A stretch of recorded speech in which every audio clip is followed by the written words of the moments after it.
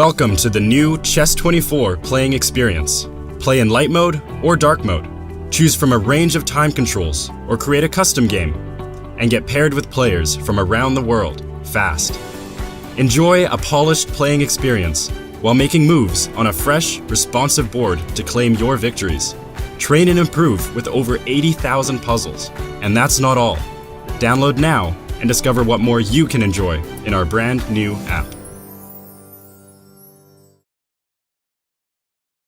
It's time to take control of your journey towards chess mastery. Magnus Carlsen introduces Chessable, the definitive solution for studying chess. Move Trainer uses the science of spaced repetition to identify your strengths and eliminate your weaknesses. There's no need to set up a board, remember which page you're on, or keep track of all the moves you miss. Move Trainer empowers you to go from the opening to the end game with confidence. It's a seamless, effective, and fun way to study chess. Choose from one of the largest online chess libraries in the world, with hundreds of titles ranging from classic books through to our exclusive Chessable courses, including over 100 free courses. Get expert insights from International Master John Bartholomew, Grandmaster Sam Shankland, International Master Christoph Sielecki, Grandmaster Simon Williams, World Champion Magnus Carlsen, and hundreds of other instructors. Get started now and join our growing community of over 100,000 chess enthusiasts at chessable.com. Chessable, take control of your journey towards chess mastery. Welcome everybody! My name is Jan Nepomniachtchi, former world chess champion. Are starting a new course here for Chessable. A very special Chessable course. Master your chess with Judith Bolgar. You know what? I learned a lot.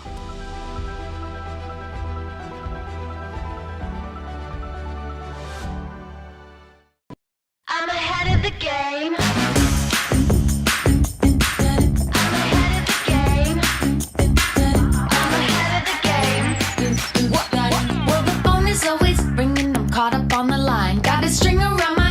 Remember who am I? I'm a boss and I'm honestly off my rocker, but follow me, I'm ahead of the game. I'm ahead of the game. I'm only ever slinging, I'm working overtime. Got a song and I'm the singer, the melody, the vibe. I'm a prodigy, logically, I'm impossibly wanted, and they'll remember my name. They'll remember my name.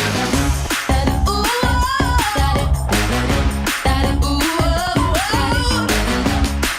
I'm ahead now. I'm ahead of the game.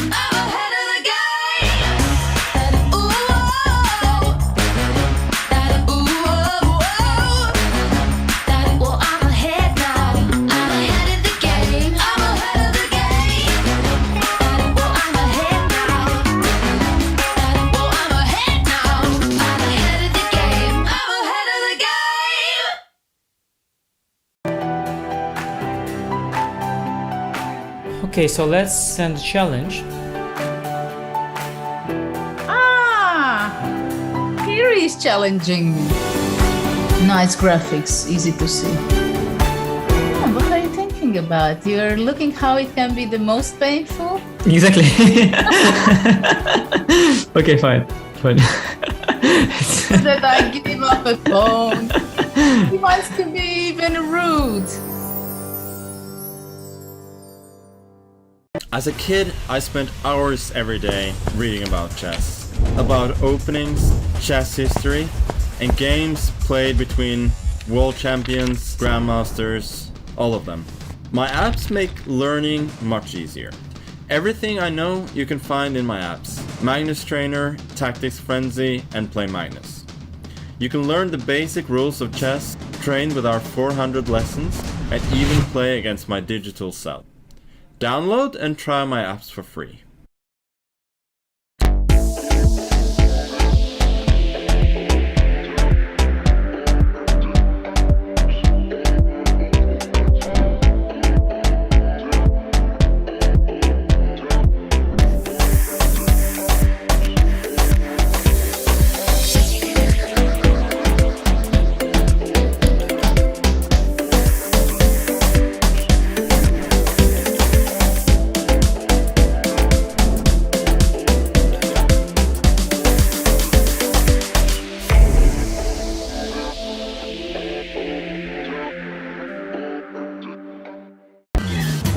John. John loves to study chess. This is David. David loves to study chess as well, but efficiently. John spends more time setting up the board and figuring out what's on the page of his book than he gets to study. David likes to take it easy and use his time wisely.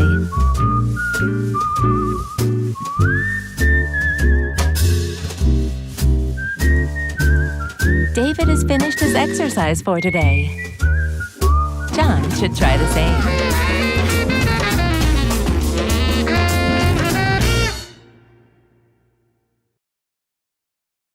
Hi there, it's me, John Chess, inventor of chess. And are you sick of sucking at chess? Well, lucky for you, I have also invented aim chess. Look at this chess puzzle. Did you solve it? Of course not, that's because you're not using aim chess. Aim chess is a digital chess trainer that helps you improve by creating unique lessons based on your recent games. Just link your chess.com or VChess account and feel that brain wrinkle. Yeah, see, you shouldn't have blundered your queen just there. Now I know! Thanks, Aim Chess! Now all that's left to figure out is how that funny horse moves. They even got acquired by that one chess player other than Hikaru, so you know it's good. Hi, it's me, that guy I just mentioned, and I am the best chess man in the world. But thanks to Aim Chess, I also have a girlfriend now as well. This could be you! Personalized training, game reports and analysis disease, study plans, thick, luscious hair, intuition builder, all this and more available on Aim Chess. Hello? Courtney, did you know that Aim Chess users improve their ratings 43% faster than average? What? So what are you waiting for? Join Aim Chess today. Links will be somewhere, probably. I don't know, I just made the video. Aim Chess. Sign up now and get 50k silver and 2 free months off your VPN. Now that's what I call a Queen's Gambit. That's so fucking dumb. Aim Chess, for when you aim to chess. That's their slogan. It's what they say. Ready, aim, chess. That's another. Look, just sign up for Aim Chess, okay? Just, come on, literally, why not? Alright, just stop being a dick for like 5 seconds and just go, alright? Jesus Christ. Chessable, the definitive solution for studying chess. Choose from one of the largest online chess libraries in the world, with hundreds of titles ranging from classic books through to our exclusive Chessable courses.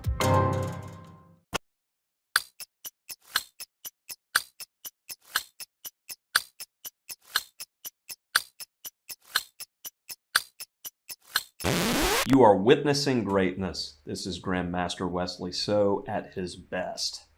Rook takes e4, and this did not happen in the main game, d takes e4, but we have ourselves a sick forced checkmate here.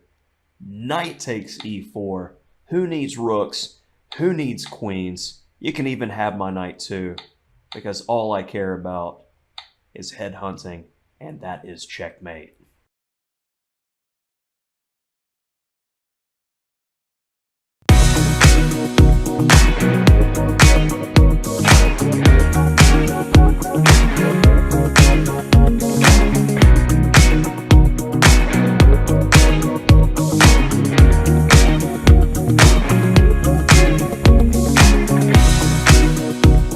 The Grunfeld is a very good opening for those of you who are striving to get a double edge. In this video we're going to look at the latest developments in the 6 bishop g5 knight off. I'm gonna start with sort of my first official Stonewall game. The idea is not to fight against any opponent move, prevent everything, defend and so on. It's just to know.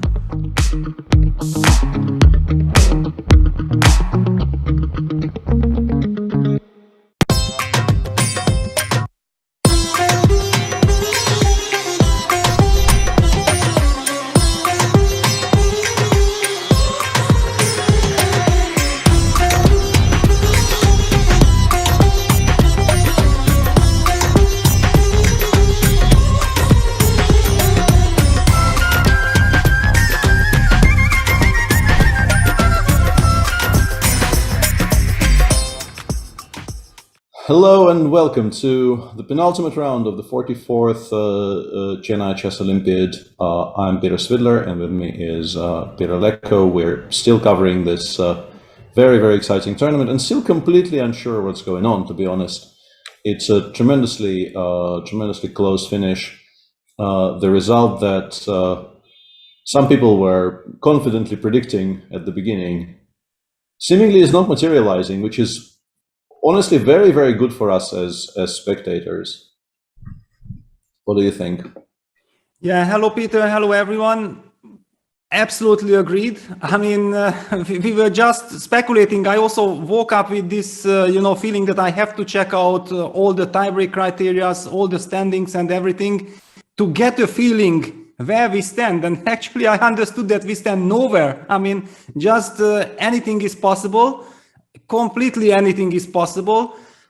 But okay, we have to basically focus on the matches. It's just unbelievable what we are having here today between the youngsters of India, the Indian B team versus the youngsters of Uzbekistan. It's just unbelievable what these two teams have produced so far in the Olympiad. Absolutely, yeah. This is clearly the match that we've been sort of waiting for and expecting, and it's finally here. And, it could have happened at any point in the earlier rounds, but it's good that it's happening now when, there's, well, good for us, less good for them maybe, because I can only imagine what kind of pressure must be on both of those teams, considering that, I mean, for the Uzbeki youngsters, this will not be, I would guess, their first Olympiad. At least for many of them, they will already have played. Although 2020 being what it was, many of them would have played in 2020, but there was no over-the-board Olympiad in 2020, so that actually changes the math there a little bit. But for many of them, it will be their first ever foray into this field, and likely one of them, as things stand right now, one of those teams could very, very easily just win the Olympiad outright, which would be an absolute stunning result.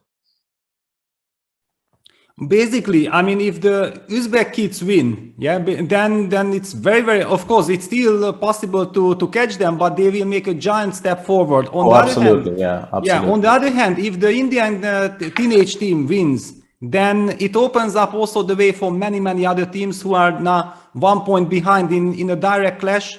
If they manage to beat the Indian youngsters on demand, then that team who does that actually will have also all the chances. So very, very exciting finish here. Yeah, should be a lot to watch for. But just to get some things out of the way, I saw a picture. I don't know if you've seen it. It was very widely shared, but I think of the two of us, I am the definition of the very online person. I spend most of my time scrolling, and you have a much healthier lifestyle. Yeah, that picture that Satiris has already brought up. This is the team that is currently leading in the Olympiad. And this is honestly probably a reasonably recent picture. I don't know exactly when it was taken, but it's, I would say maybe, 5 to 7 years ago, not more than that. And I also have this feeling that you also played, I think we played together in the Tashkent FIDE Grand Prix in 2012, yeah, which is exactly 10 years ago. Yeah. And I have the feeling that actually we might have also had a big impact. I mean, of course, basically Rustam Kasimjanov's success brought that Grand Prix there to Tashkent. And maybe this guy, I mean, for example, Abdusatulov he was like 7 years old at that time. Yeah, maybe it was the moment when he started. It's very possible, yeah. But of course, it's difficult to credit us. I mean, the fact that there were some very strong tournaments held in Tashkent, that is very relevant. But you have to sort of draw the line back to Rustam winning the world championship in 2004. Yeah, 2004. Yeah, I wanted to say 4, but I always get slightly confused. Everything kind of shifts in my head. And that produced a huge burst of interest in chess in the country. Of course, I mean there's always been.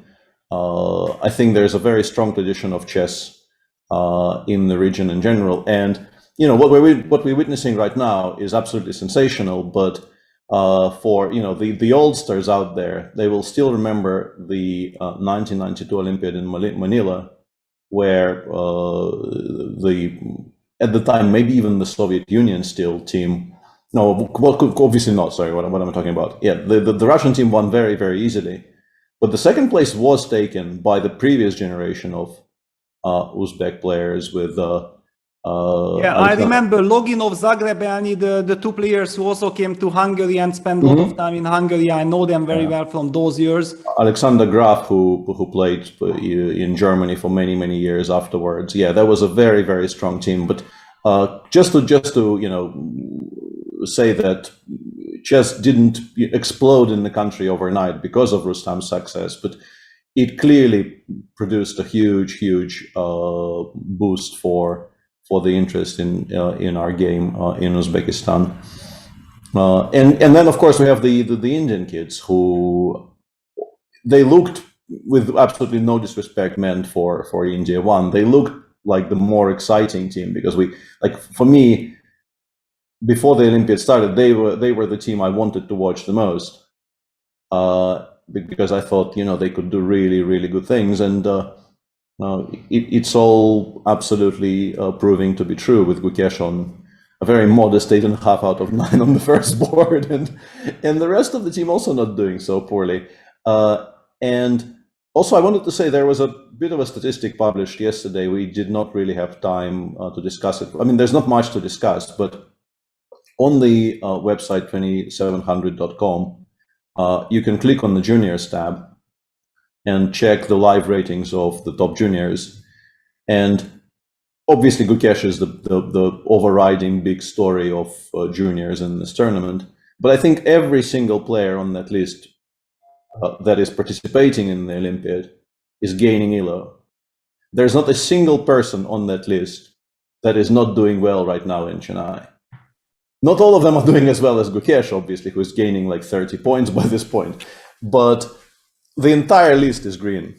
There are some people who are just not playing, but those who are playing, they're all in the green. So yeah, there's just going to be an avalanche of new players coming into the top 50, top 30, top 20. Gukesh is already in the top 20 on the live rating list. It's exciting times. Absolutely. I mean, he's now 2730. Abdusattorov is very, very close to 2700. I think he's 2692.5 or something like this. And also Sindarov and Yakuboev had made huge step forward. Yeah, I mean, they both gained, I think, like 15 rating points so far. And I would like to mention something, because it's a little bit confusing. We see that, yes, Abdusattorov, Yakuboev, and Sindarov are the top 3 players.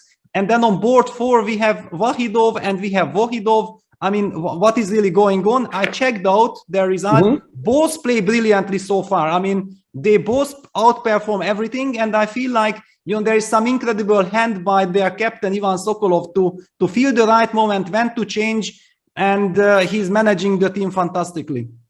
Yeah, I think Ivan is doing a very, very good job. And in general, I think the switch from being a kind of a, firebrand, a very attacking, exciting player in his youth, towards he became a very established chess author. He wrote some very, very interesting books on, and also, like, as someone who has never really tried anything in terms of like book or video writing apart from openings, really, outside of one short series I did on my favorite player, Mikhail Tal, for Chess24 some years ago.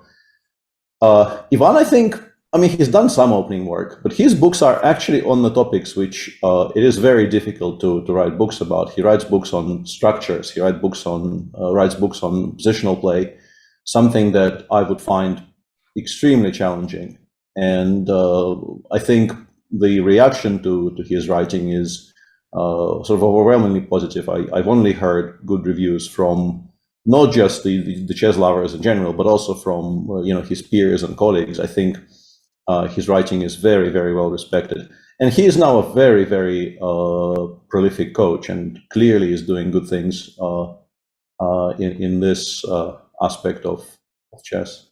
Yeah, and we also have liftoff of this incredible dramatic penultimate round of the 44th Chennai Olympiad. Wow.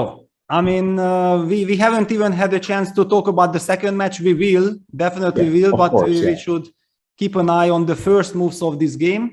And while there is, because there's only the first moves coming in and there's really not very much to talk about, let's mention briefly, or maybe not even all that briefly, the unbelievable situation in the women's section after Poland have beaten India yesterday. We have a four-way tie at the top there, as you can see on your screen. India, Kazakhstan, Georgia, and Poland all on 15 out of 18. And then we have 5 teams on 14 in hot pursuit. And most of them playing against each other. There are still unplayed pairings there, so all the teams on 15 are playing against each other. So the last 2 rounds in the women's section are always also going to be extremely interesting to watch and very suspenseful and exciting. Yeah, it's also completely out of control after Poland beat India yesterday. And look at the tie-break system. Yeah, I mean, for example, when I took a look at it, also in the women and also in the open section, it was kind of shocking to see that actually those teams who are playing non-stop on the first board and playing against the strongest opposition, so they are actually playing very tight matches with incredible nerves and everything involved, and you can never be sure of how the matches end. They are heavily in some kind of trouble with the tie breaks because they just cannot win with such a clear score than the teams who are coming from behind getting much easier pairing. So I feel like in a tournament which would be a round robin, yeah, where everybody plays against everyone, then the tiebreak system of getting as many board points as possible, it's very understandable. But I mean, here where the pairings and the opposite team opposition makes such an important role, I feel like this system does not exactly suit so well to get the best winner actually. Possibly, yeah. I mean, it's very difficult to find a good tiebreak for such a massive team event, and you also can't really. Okay, I kind of need to stop talking because I just noticed what the position is in the Vahid Adiban game. Exactly. Okay, and Adiban hasn't played for a few rounds, and then they ask him to play, and he's a pawn down by move 4. Yeah, but it's a voluntary sacrifice. Yeah. He hasn't blundered anything. I'm obviously being facetious here. Yeah, this is not a blunder.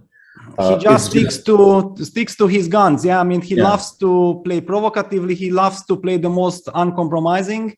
And yeah, knight fc e4. This is some kind of a new development. You know, it's very interesting that I talked with a couple of people, and it turned out that recently everybody started analyzing this move e4. There were some people who told me, yeah, I analyzed it in the last couple of months. Somebody told me even that already for a couple of years I have been analyzing. In any case, it's a shocking new development. E4, knight g5, c6 on the board. Yeah, it's and they're just continuing to blitz. Clearly, Vahidov also is not shocked by this development. You don't play as quickly as he is playing if you've never seen this before. I think you would definitely pause and take a bit of time to sort of acclimatize yourself to what's going on your board, because this is a very striking line. You still have to question just how. Yeah, I think we will even come back to a little bit make sense of it move per move. Yeah, I just wanted very quickly to get to the current position, because this is the moment till the players blitzed out, and one could argue that what are they doing? Well, I would like to mention one thing, that if we are already talking about the team captain of Uzbekistan, Ivan Sokolov, then it's very much in Ivan's spirit from the black side, for example, to look at such gambit lines. Yeah, so I think so. Yeah. I'm wondering if the reason why the Uzbek player is so well prepared, because he had looked at it from the black side. Yeah, that's possible. It's possible for sure. So let's go move per move to make sense of all of this. Yeah. So, okay, these are all very traditional moves. Here, of course, for centuries, for decades, we have been seeing the move knight c6, and then white decides what to do, g3 or e3 or whatever. But here black opts for e4 and basically a very, very forced play starts, kicking the knight away. The knight, of course, goes to g5, and the reason why e4 was never played, because this pawn on e4 can't be protected. It's gone, yeah, it's just gone. But then Adiban goes c6, not even trying to defend it. But now d7, d5, if allowed, would create a big problem for white, because the knight on g5 will get stuck, and you will not be very happy with your knight on g5 if you don't take. So white picks up the gauntlet here, takes on e4, the trade happens, and then the knight starts getting chased around. You go d5, cd, cd is very natural here. If you go back to c3, d5, d4 will happen again, and the knight will have to continue its ramblings across the board, like, I don't know, maybe even have to go knight b1, and then you're not that happy.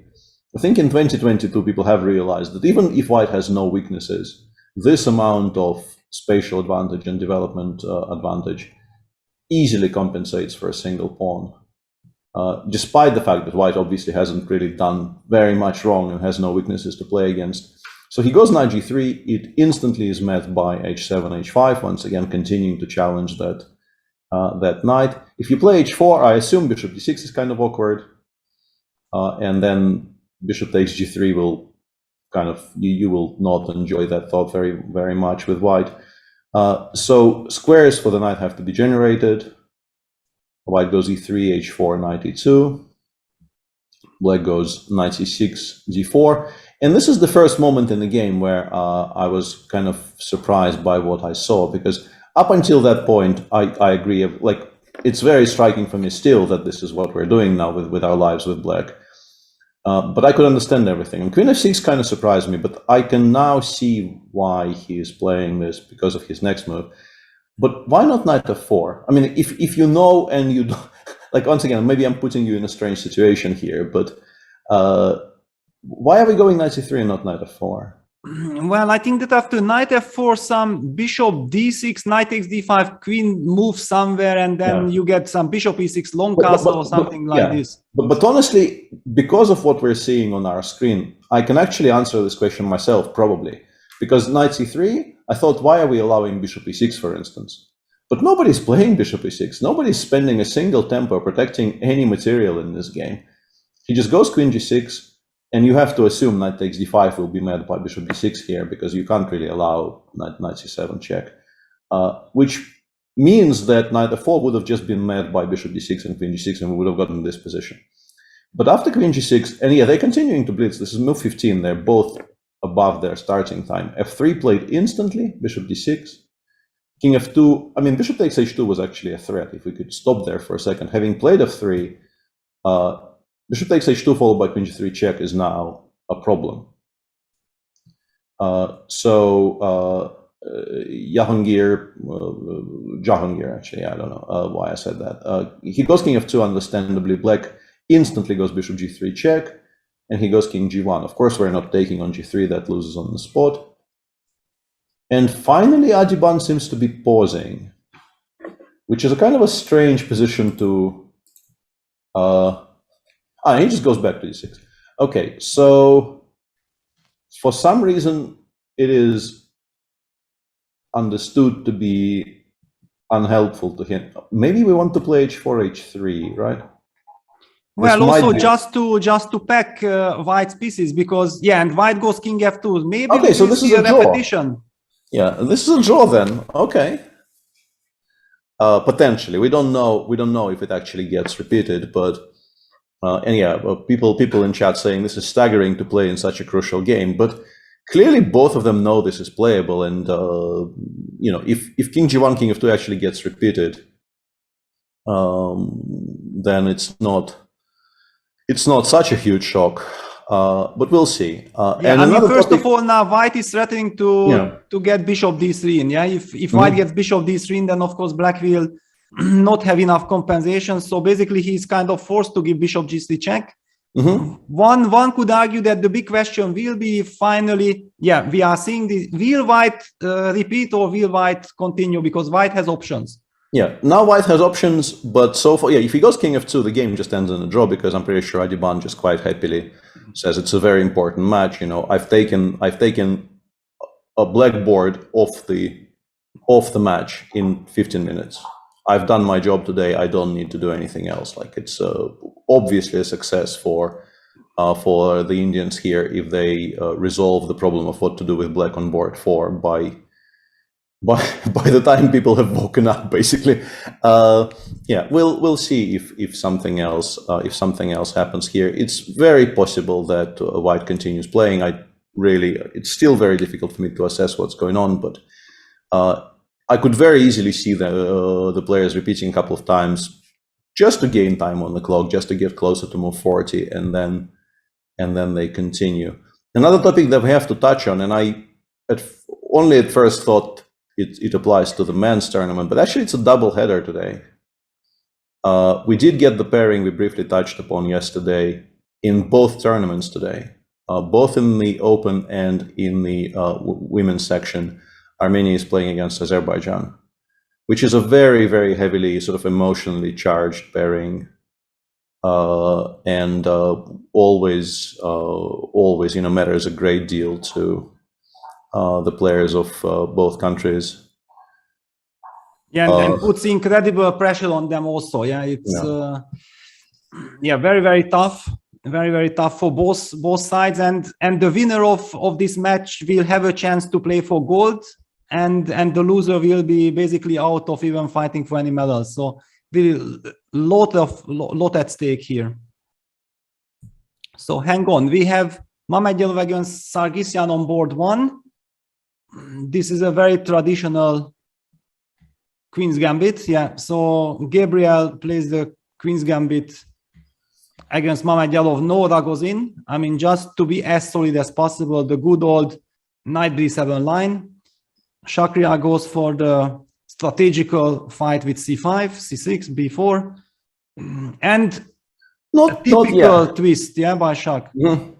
Well, I think even I, by this point, know this exists because I think I've seen somebody else do this, and I'm sure you can deliver a lecture on this point. And I think I once did a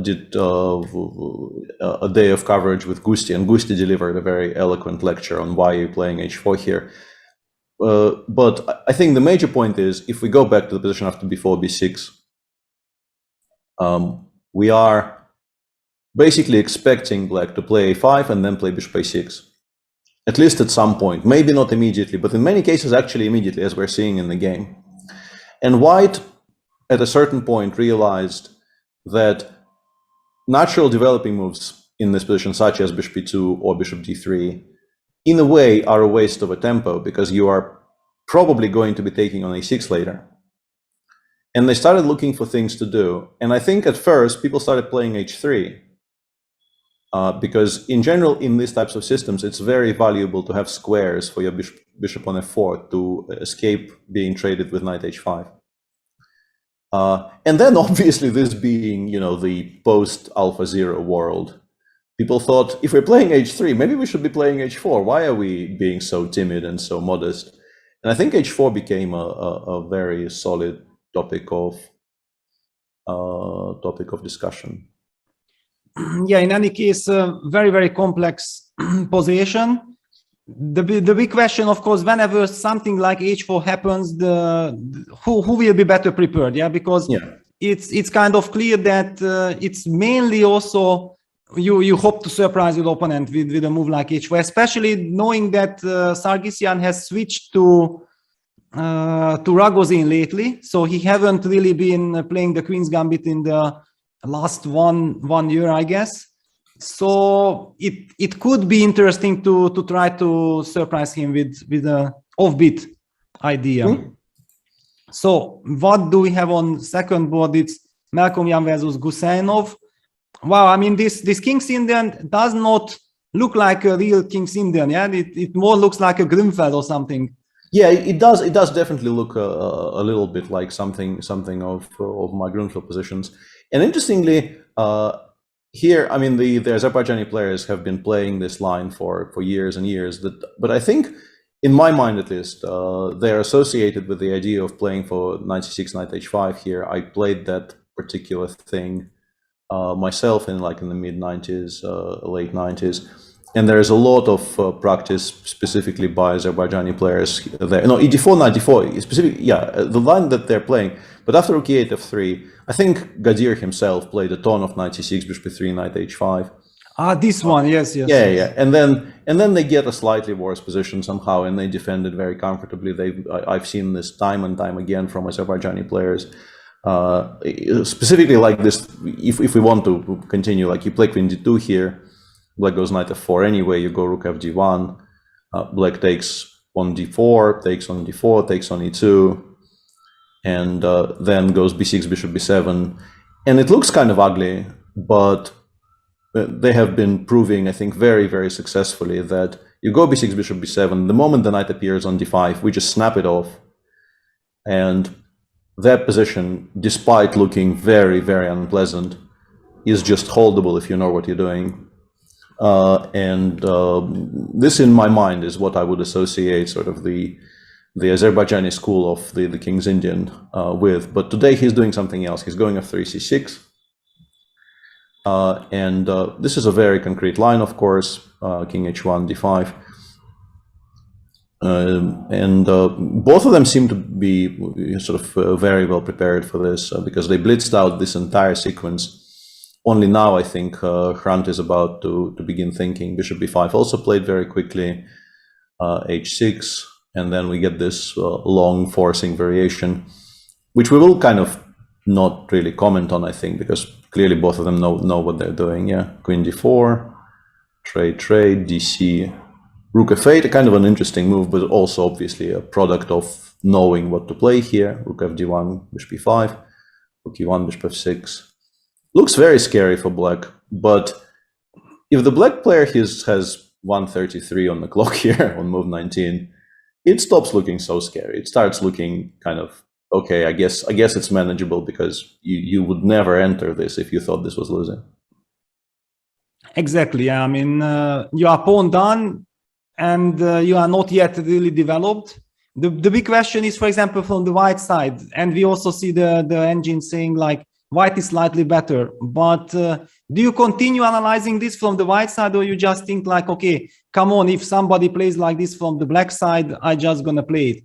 I do understand what black is intending here, because we are martial players with Peter, and we know exactly that, yes, all those positions with pawn up, but black having the pair of bishops, I mean, usually they are very, very easily manageable. I mean, just without too much problems. Yeah, and honestly, like I call everything martial compensation, but here I will, for the first time in my life, somebody else will call this a martial compensation, and I will object, because for me, this looks like my, quote unquote, my Grunfeld, the only Grunfeld variation I can sort of claim as my own, which is bishop g5, bishop g7. You get positions exactly like this in the bishop g5, bishop g7 line very often, and yeah, black is just always fine. If white doesn't get somewhere immediately, if there is no way to prove some kind of a forced large advantage here with, I don't know, with c7 or knight d5 followed by c7, something like that, black is pretty much always okay. You're not better because you're still a pawn down, but your bishop pair on a completely open board pretty much always guarantees reasonably easy equality, actually, not even all that difficult. But I mean, here it feels like white has potential. Yeah, white is so much ahead of development. It's not about just the pawn, but for example, if I just play a move like rook ac1, what do you do?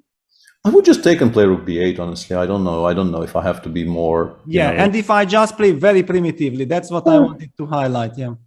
b3. Yeah, you still have to be a little bit precise, because if I could, let's say, make two moves in a row here and play, I don't know, bishop b6 and rook fd8, I would argue I'm already completely fine, but I'm a little bit worried after bishop b6 you might have some knight d5, and exactly. I mean, you will have to be on the defensive side. Yeah, you might be making your draw, maybe even comfortably, but you will have to suffer a bit for sure. I mean, that's the reason I think I looked at this. I mean, I kind of know this position, and because it's not so important for me, I just out of curiosity, I saw that Magnus was doing something like this with e4, knight d4, rook e8, f3, c6, and I thought like, okay, what's the big fun? Let me, I think he had a game against Dingley then or something. in the Magnus tour, in the very first Magnus tour.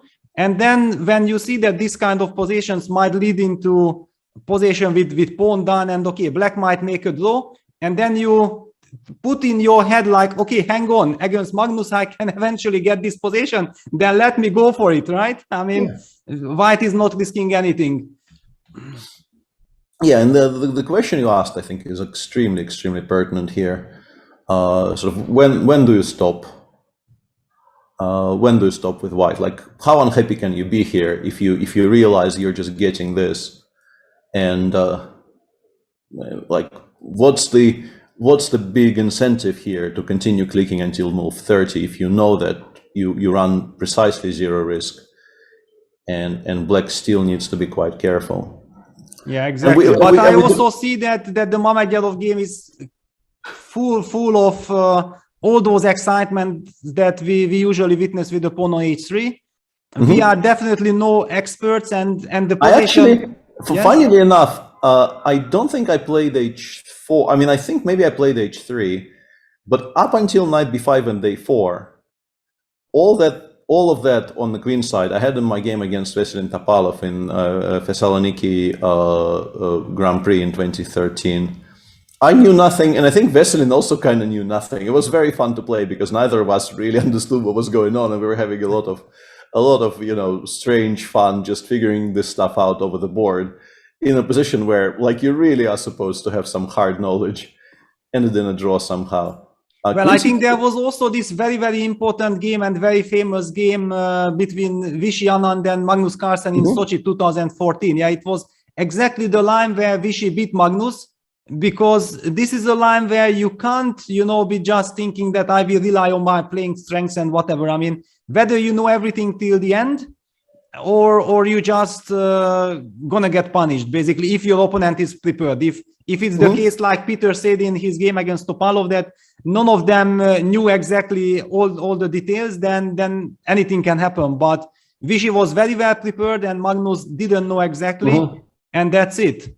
Yeah, and chat is really blowing up here, saying that queen c2 is a major blunder, and simply before b3 here is -3, which, I mean, it is possible to mix things up, but he played it so quickly that I would still struggle to believe that maybe the machine's just kind of, the horizon of Shach's idea is too far from, once again, I don't know which engine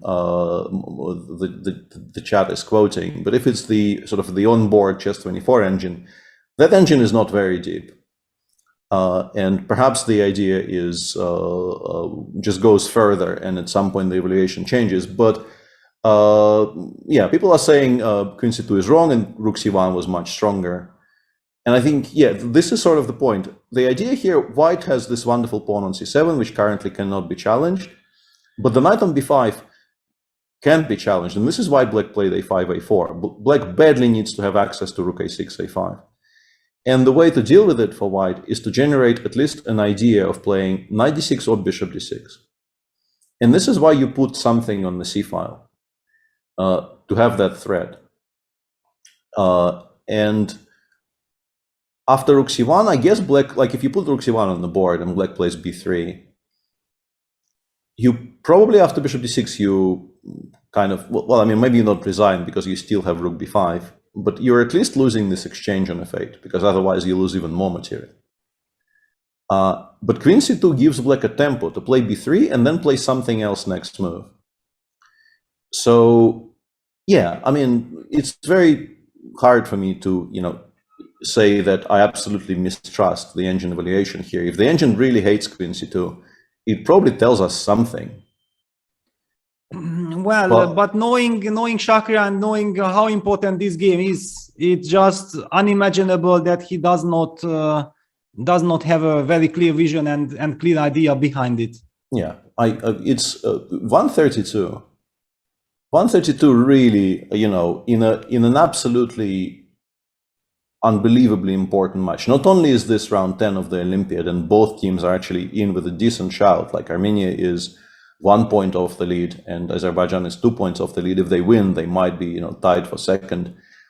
and who knows what happens after. It's difficult for me to imagine Shah just randomly, blitzing a wrong move and immediately being worse. It could happen, but I'd be surprised. Yeah, very, very interesting developments also on the second board, because we have seen some very, very quick developments. I mean, very forced developments with c7. Bishop takes c3 immediately, as you pointed out. Yeah, that white has all these dynamic ideas with c7, but of course black will be sure to have analyzed it at home. Takes bishop e6 played, trying to get rook c8 and rook takes c7. Oops. Rook a8 and rook takes c7, of course. So white will use his momentum with rook a d1, rook a8, bishop d7 played. Now black has to take on c7, but his pawn structure gets damaged and he loses a pawn. I mean, he loses back the pawn. Takes, and king h7. All had been kind of blitzed pretty much blitzed out, yeah. And even Hrant with his 124 on the clock, I suspect, also is just kind of reminding himself what the line is. And yeah, we get this rook ending where at first glance I think you are very easily sort of permitted to wonder why is Gadir entering this so willingly, but clearly they have looked at this and they came to the conclusion that the weaknesses on the queen side eventually allow you, I guess the aim here for black is to just trade off the entire queen side and then quite easily hold the resulting 3 against 2 on the king side. Yeah, I guess that if black's pawn would be on h7 and king on g7, we would be saying that, okay, that's total draw, because black has a very solid structure with the pawn on a6 and g6 slightly vulnerable, and feeling that white might be able just to keep a pawn. Maybe he will not be able to win the game. But black will have to play some ugly move, for example, an ugly decision. You can even maybe go rook d6 immediately, because rook takes c3, I will go h4. I think I'm maybe... Yes, this is what I meant. I believe black needs to play rook g8. Exactly. I'm expecting the pawn on c3 not to be touched yet, because first we need to make sure we don't lose any of the king side. If the king side actually falls apart for black, even if you win both c3 and a2, but your king side gets taken apart, you probably lose. So you need to play rook g8, and you're probably always responding to h4 with h5 to stop white from getting h4, h5 in. And then, having secured that side of the board, you put the rook on g7 to make sure there are no checks. And then you start threatening rook takes c3. And once that happens, I guess they came to the conclusion that they have enough counterplay. Yeah, but let's move on. Yeah, we will have plenty of time. First of all, the big news is that, of course, Vahidov did not repeat.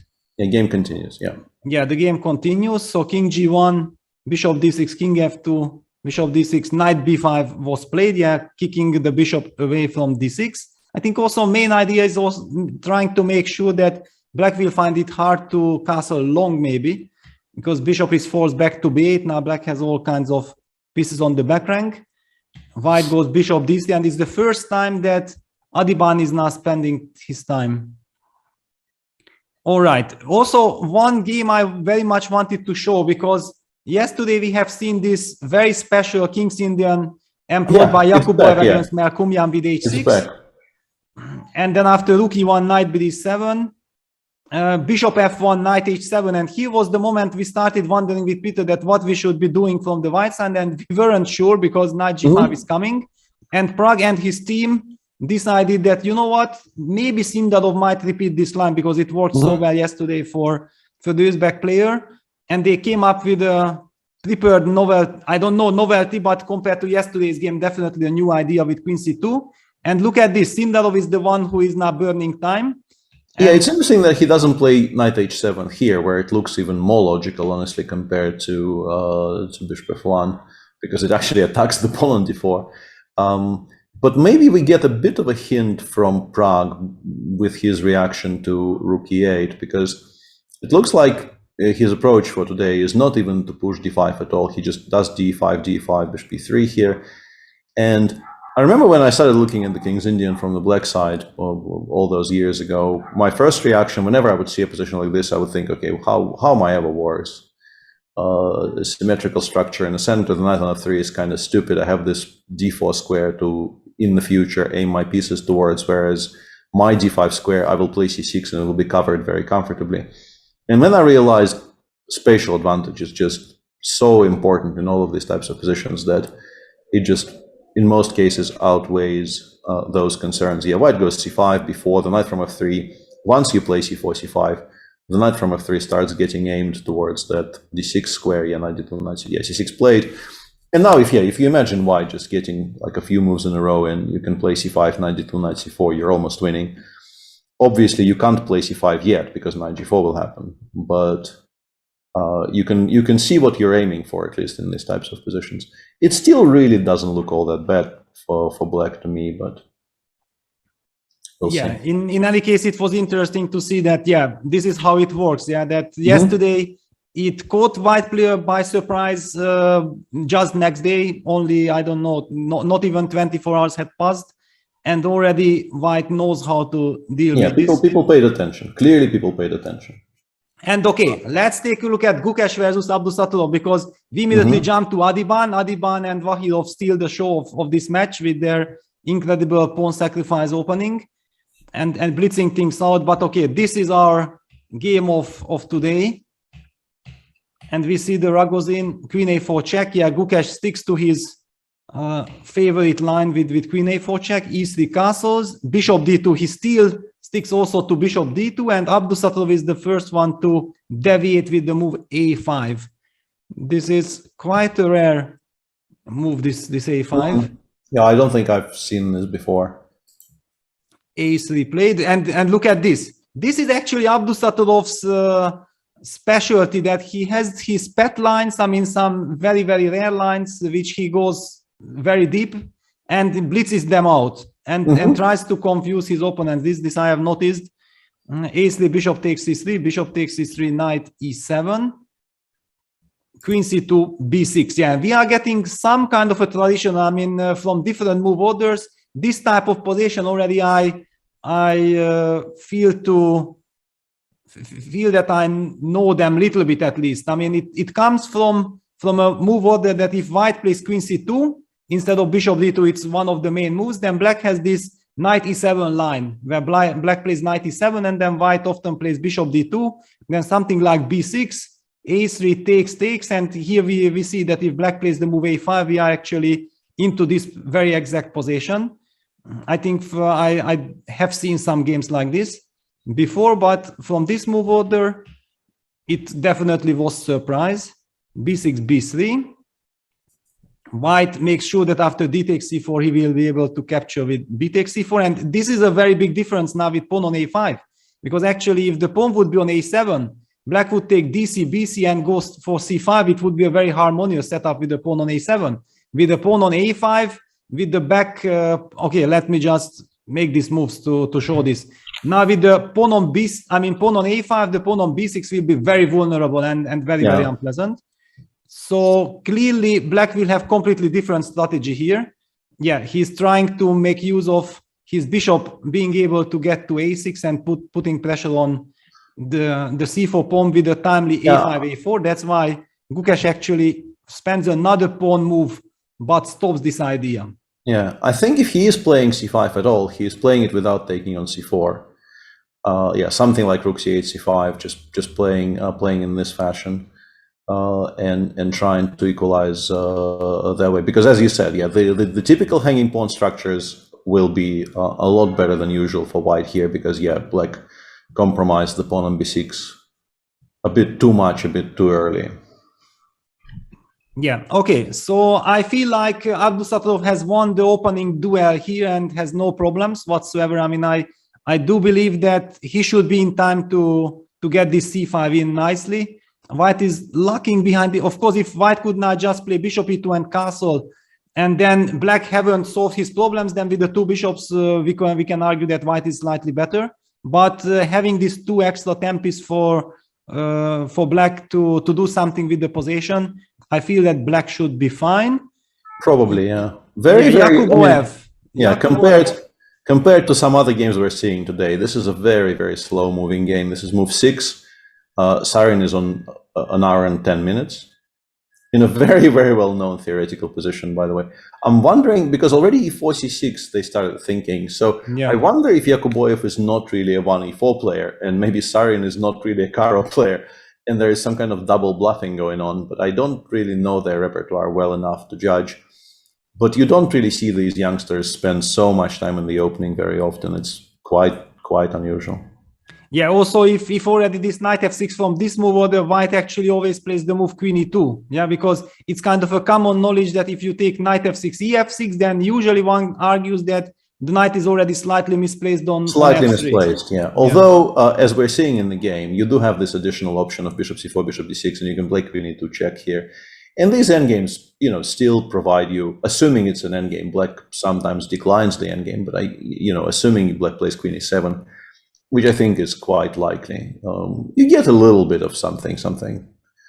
Not very much, though. And once again, this is just such a shift in the way people understand chess, because this is like a Berlin with the pawn structure mirrored from left to right, and white did not give up the bishop pair, and black still will not be able to castle, and white did not sort of overreach. Like, one of the problems for white in the Berlin is that there is a pawn on e5, which would be much, much stronger on e4 in a lot of positions. You'd much rather play e5, e4 in a lot of Berlins, not to have it weak on e5. Here, the white pawns are not overextended. And yet, I think the current understanding is that all of these endgames are perfectly playable, when, you know, we were brought up thinking that, like, the exchange Spanish, if not for the fact that there's a couple of bishops for black and maybe tactically it works out, is like strategically lost. And now you see this, where white, you know, quote unquote, has an extra pawn for all the endgames, and nobody is worried very much. Yes. People just think, yeah, fine, I can play, I don't care. Yeah, because somehow black has squares and black has very quick development, and there is always some, and it turns out that these pawns are actually very, very good, limiting whites. For example, here the white's knight's mobility. Exactly, yeah. They provide a very useful service, just taking away squares. That's what they're doing, and the structure is very sturdy, very, very solid, takes away a lot of jumps.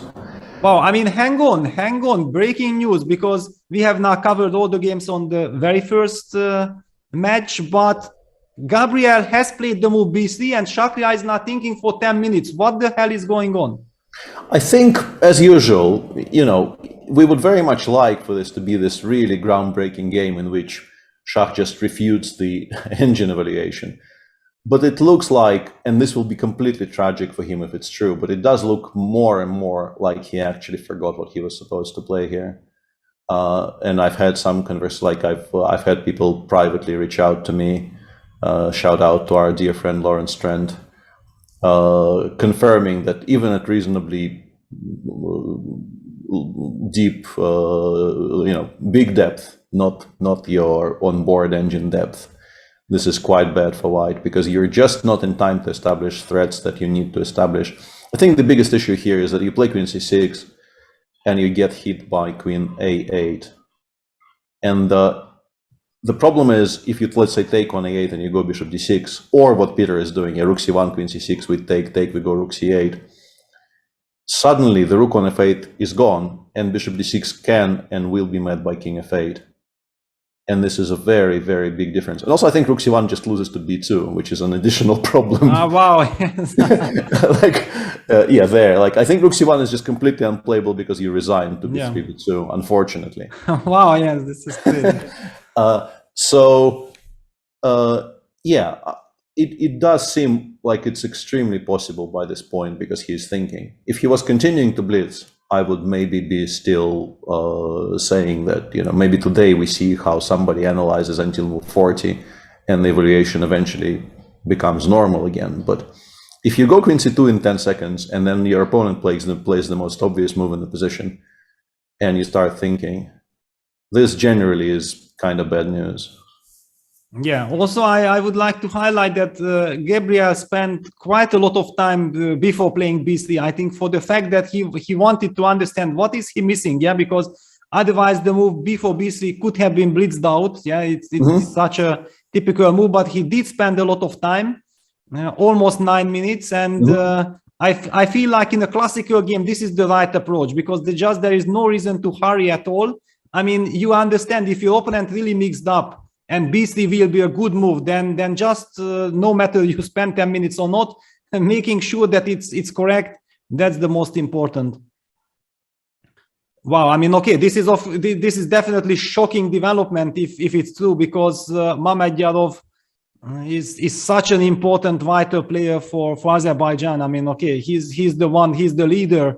He puts, he gives the confidence for the teammates, and if this really backfires and he ends up in a lot of trouble, that can have a big impact on the match. Not only, like, even if I mean, what you're saying is absolutely true, but even if it wasn't, even if he's standing in the Azerbaijani chess, even if we don't take this into the equation, just being 0-1 on the whiteboard in such a central match is just incredibly damaging to the team spirit and everything. So yeah, it's going to be difficult. If it is indeed very bad for white, it's going to be very difficult for Shah to, and for the Azerbaijani team in general, to come back from that. And yeah, Gabi just he lost that game to Gukesh, and then yeah, he beats Fabi, he beats Hari. Yesterday he drew. He drew a very difficult. I mean, he defended. He played wonderfully. He drew against Abdusattorov yesterday, and today, on this evidence, he might actually beat Shah. So as runs of form, and the moment to go supernova hot was chosen quite nicely by Gabi. Like just when the Olympiad really becomes, the crunch rounds come and you just start winning every game. Meanwhile, on board 3, we have an important kind of a little subplot there. For a week we were speaking about Manuel Petrosyan not playing. He is playing today after, I think he played the first 3 games and then did not play until round 10, which is 6 rounds and a rest day, a full week. Yeah, he was getting ready for this game, for this very important decisive game. And we see that it's a classical Italian. I mean, this is an opening that keeps on surprising me, and I think the whole chess world, that how on earth is it possible that for the last 6 years, almost in every super tournament and every other tournament, there are hundreds of games for it. And still always new move orders are appearing. You still don't have the feeling that you know what's going on.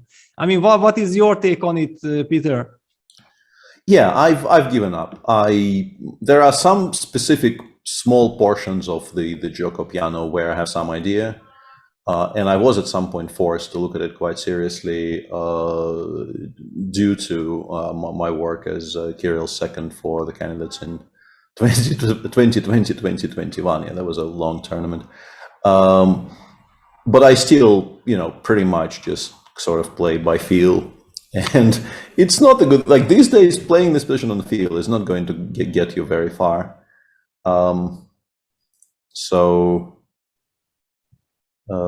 Yeah, a bit confusing, because black generally, if you play a5, in particular in these lines, black often goes for this queen b8, queen a7 plan, but currently there is a bishop on a7, so I have to do something else. So I assume, having played bishop a7, we are now going to go knight e7, knight g6.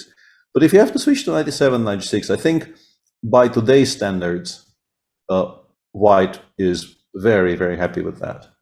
I think the worry for white in all of these lines these days is that against a very well prepared opponent, you might just not get a game.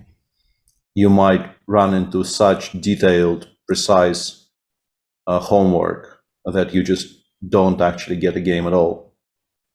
But knight e7, knight g6, we go d3, d4, black goes knight g6, we go bishop f1, maybe immediately, maybe we wait for a tempo, like bishop f1, queen c2, we play b3, bishop b2, we try to push c3, c4.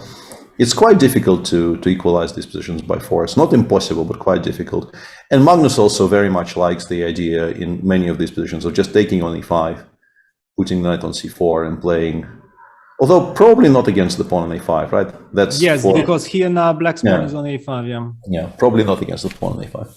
So this is going to be a slightly slower game, and then a very interesting position on board 4, because I actually, a long time ago, I think that was 2015, but I did a course on the Yurtaev, I think we're supposed to call it now, the Müller-Yurtaev. I don't know what the sort of the universally accepted name is, but I've been trying to teach myself to call it the Yurtaev, because it's not really the Archangelsk.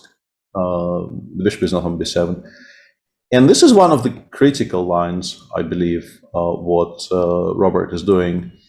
After d6, they have started playing things like f3 and bishop f4, all those slower moves. But what Robert is doing is sort of the old, very, very straightforward line, which I think needs to be treated with a lot of respect. And I think the move order that he chose, and there's a very, very important difference here between playing knight c3 immediately and knight c3 after AB, because there will be positions, interestingly, where the pawn on e6 will hang. So you don't actually want to go a takes b5, a takes b5, and knight b3, because there is definitely some positions where the pawn on e6, it's useful for us as white to have the pawn on e6 still on the board. I'm trying to figure out exactly where. I think it's some of the...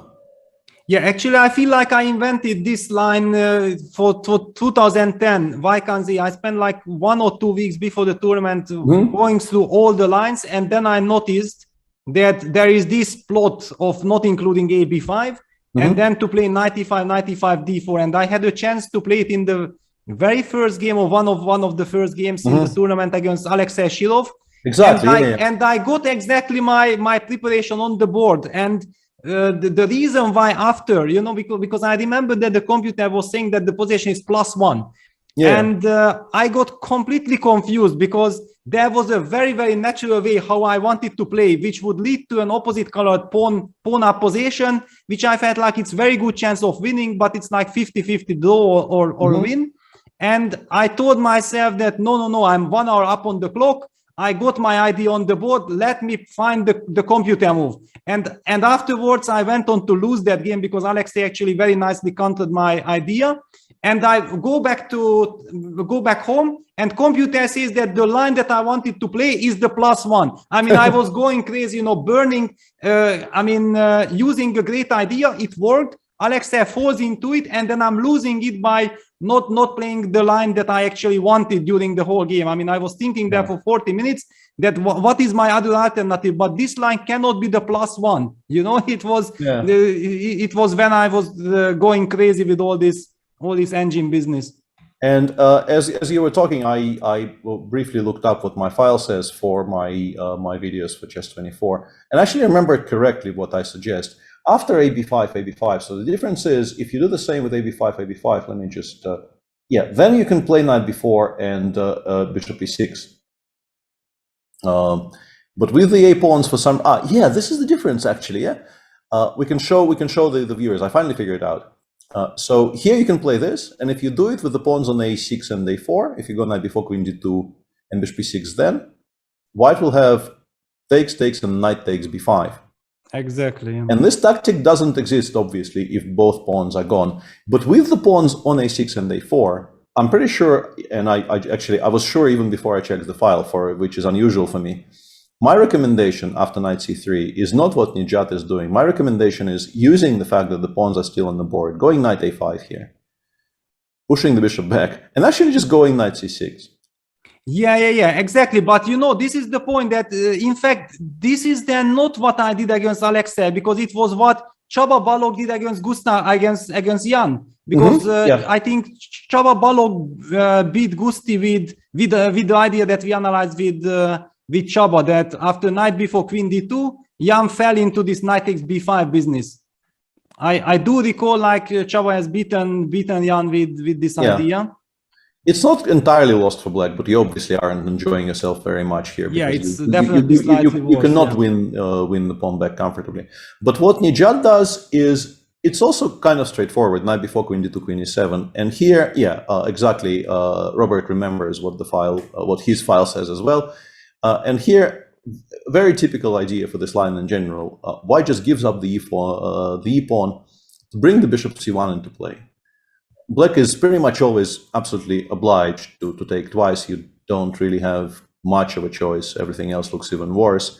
And after queen takes e5, I thought it was queen f4, but it's actually, I think, queen f2 here, or at least my file says queen f2. And bishop f4 is a very strong threat, which probably means you have to play knight bd5, and then white, tactically, you can take, play queen c5, follow it up with bishop f4. There's definitely some pressure. Black is maybe not doing so horribly, but white always has at least some pull in these types of positions. I'm also now getting completely confused. How was Jan's game last year in Stavanger against Firuza? It also featured something very, very similar. I think it did feature this e4, e5. Yeah, there was something very adjacent. Yeah, because these are so confusing. If you haven't repeated exactly before the game, then you can just mix up everything. Those small nuances, it looks like, like I was thinking that, hang on, this is exactly what I played against Alex said, and it turns out that no, that was somehow slightly different. Very, very confusing always. Yeah, let me check, because I feel like I should remember. Well, I should also remember because I was the second of Jan, but okay, everything is nowadays, if you haven't repeated something for the last 1 week, then you just don't remember it. Yeah, that game that you're referring to, that was with the inclusion of AB, and Jan went queen d3, castles, knight c3. Mm-hmm.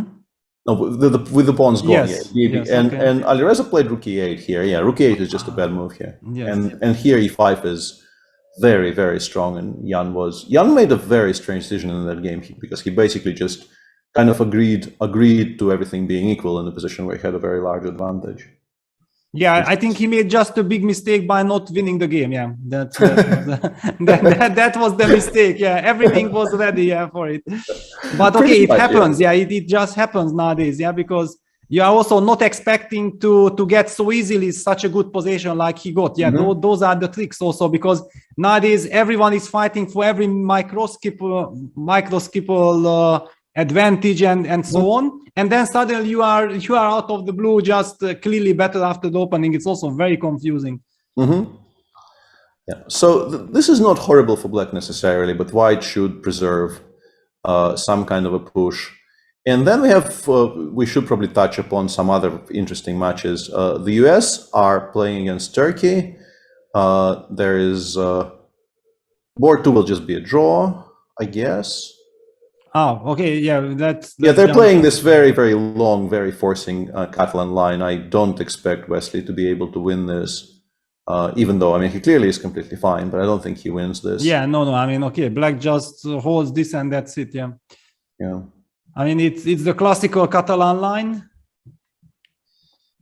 A6, A4, basically, I mean, when you play this with the black pieces, you know exactly that you're not going to win, no matter against whom. I mean, against any grandmaster, basically, you just don't win if the opponent does not want. Of course, if the opponent gives you the chance, he is very ambitious, then you might get counter chances with black. But against a good theoretician, and I think Emre Can is also famous for being a great theoretician, as many others, like Yilmaz Mustafa also is a great theoretician. Yeah, this is a very, very forced line.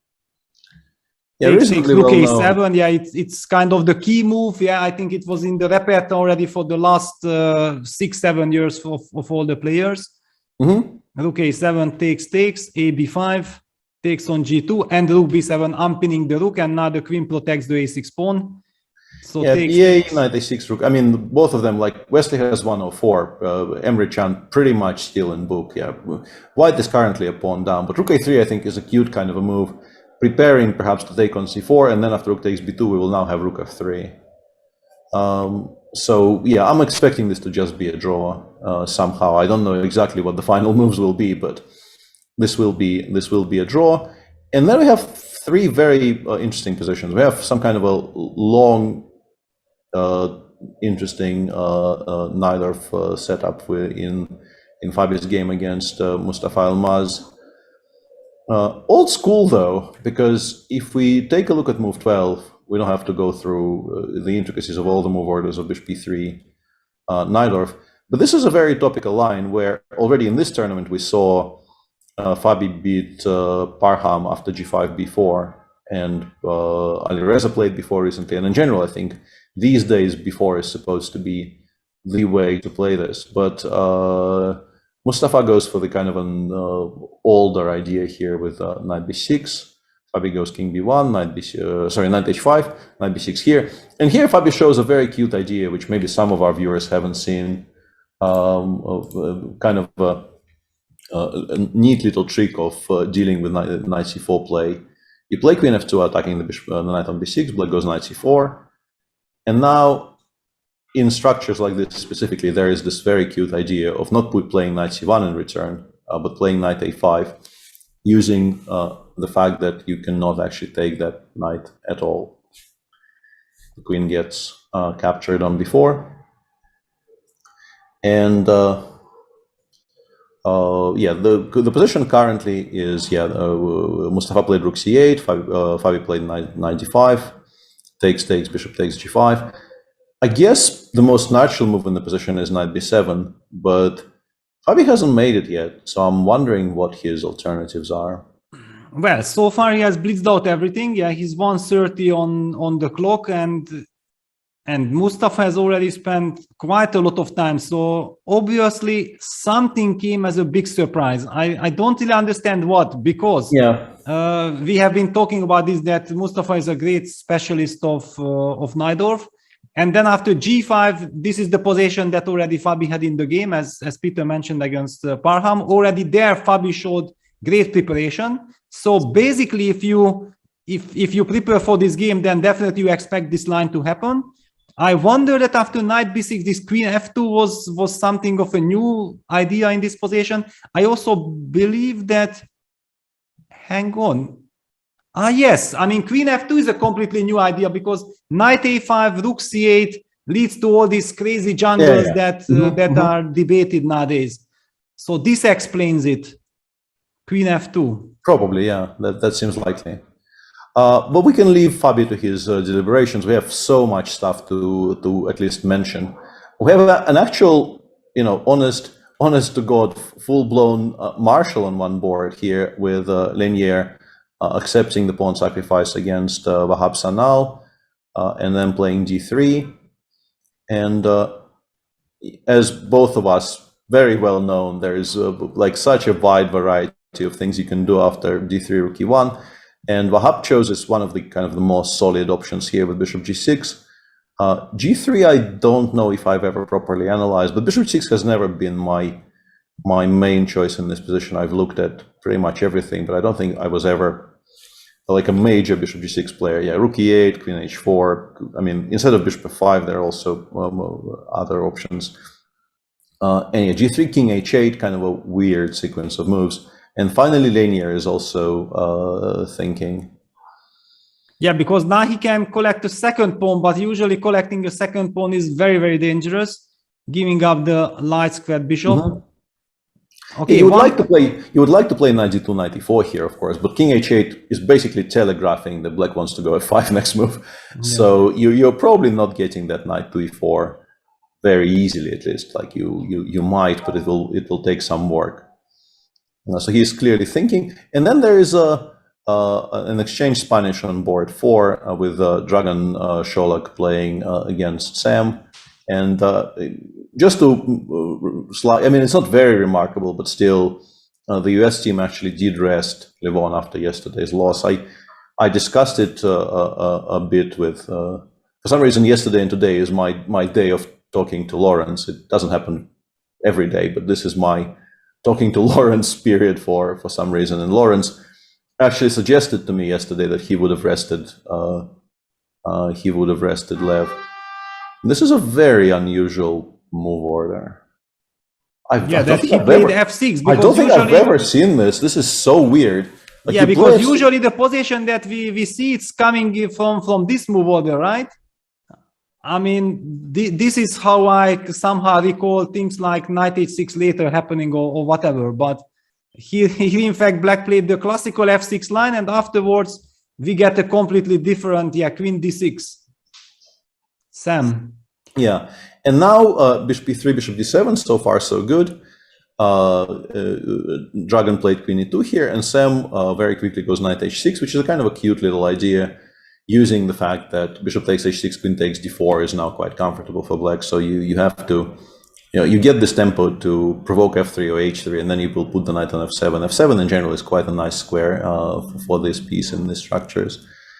I think Sam is getting, about as good an outcome out of the opening here as possible, because he will get a very fighting position.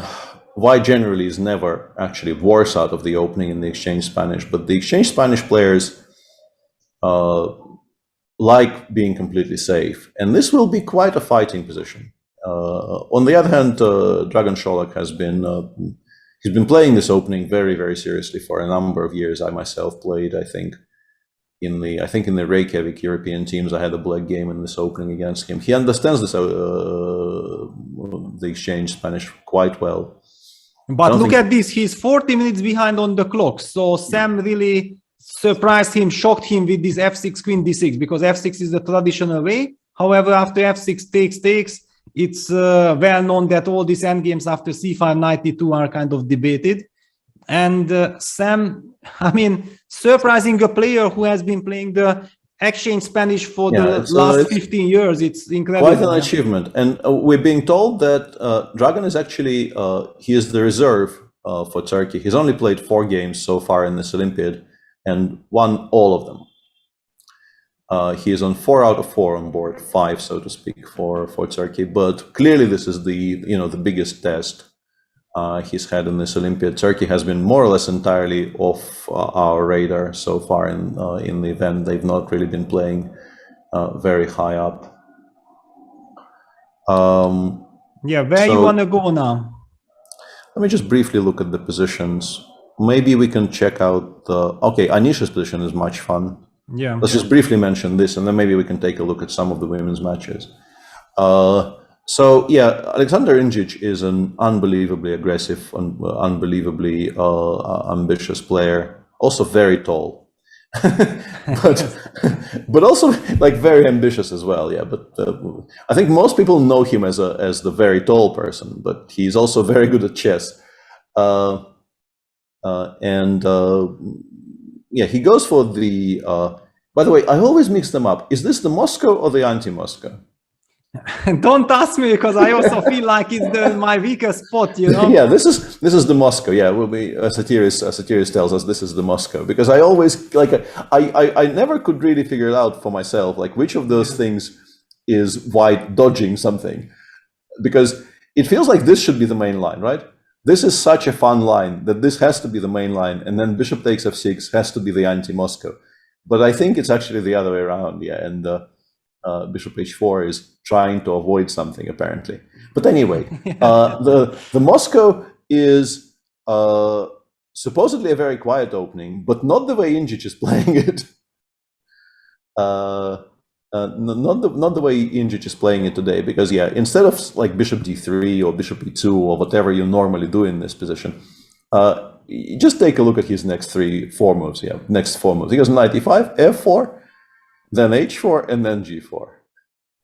Yeah, but I think that this is not the right strategy against Anish. I mean, Anish is so experienced, and I think he's so much happy and looking forward to this kind of aggression from his opponents, because Anish simply believes in objective chess, and I don't believe that you can, scare him like this. He will just enjoy.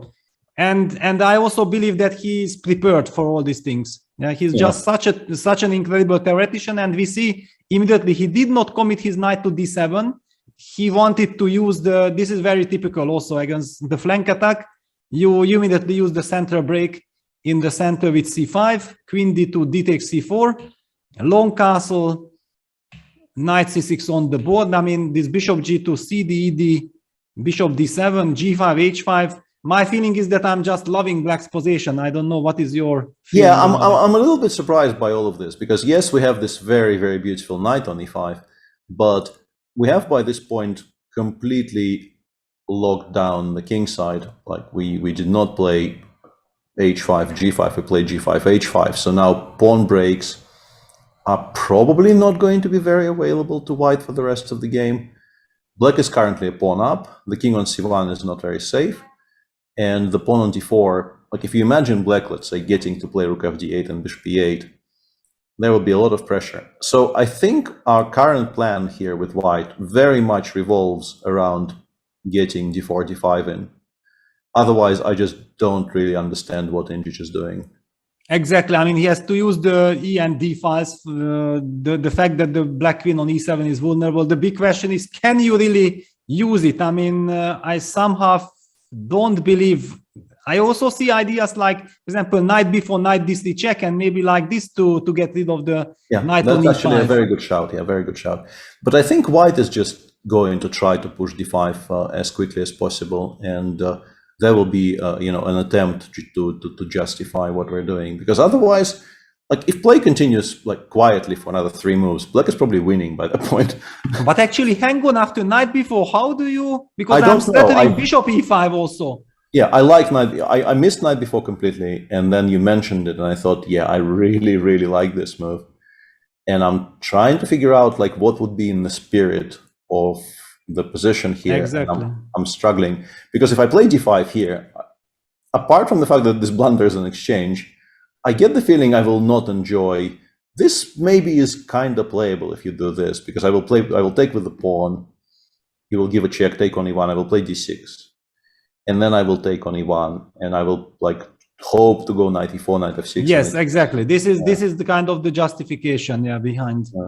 But I think my bigger problem would be d5, knight d3 check without taking on because here I don't believe I can do it if you don't take. I mean, actually, maybe we can. Yeah, maybe we can do the same even here. Shockingly, king b1, knight e1, d6. Yeah, it's basically the same spirit. Yeah, but yeah, we'll see. But this is a very, very crazy game, which definitely deserves keeping an eye on. The rest of that match is quite sane, much less maddening compared to some positional maneuvering in Jordan Van Forest, Velimir Ilic. White is slightly better. I mean, okay, but black is very solid. Yeah, board Benjamin three. Kind of a Also classic. very, very traditional hanging pawns position. Absolutely normal. And Varmerdam, Perunovic.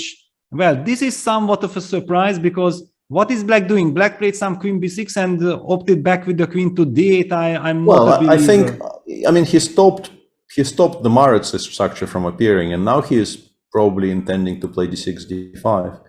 I think e3 is just not the main move here. I think knight b3 here is a much bigger problem. I've looked at this with black. It's playable, but it's not very enjoyable, sadly. Like knight b3, e6, e4, you're kind of struggling to equalize. I think e3, I would, if people actually play e3 in this position, I would be playing queen b6 every single time, I think.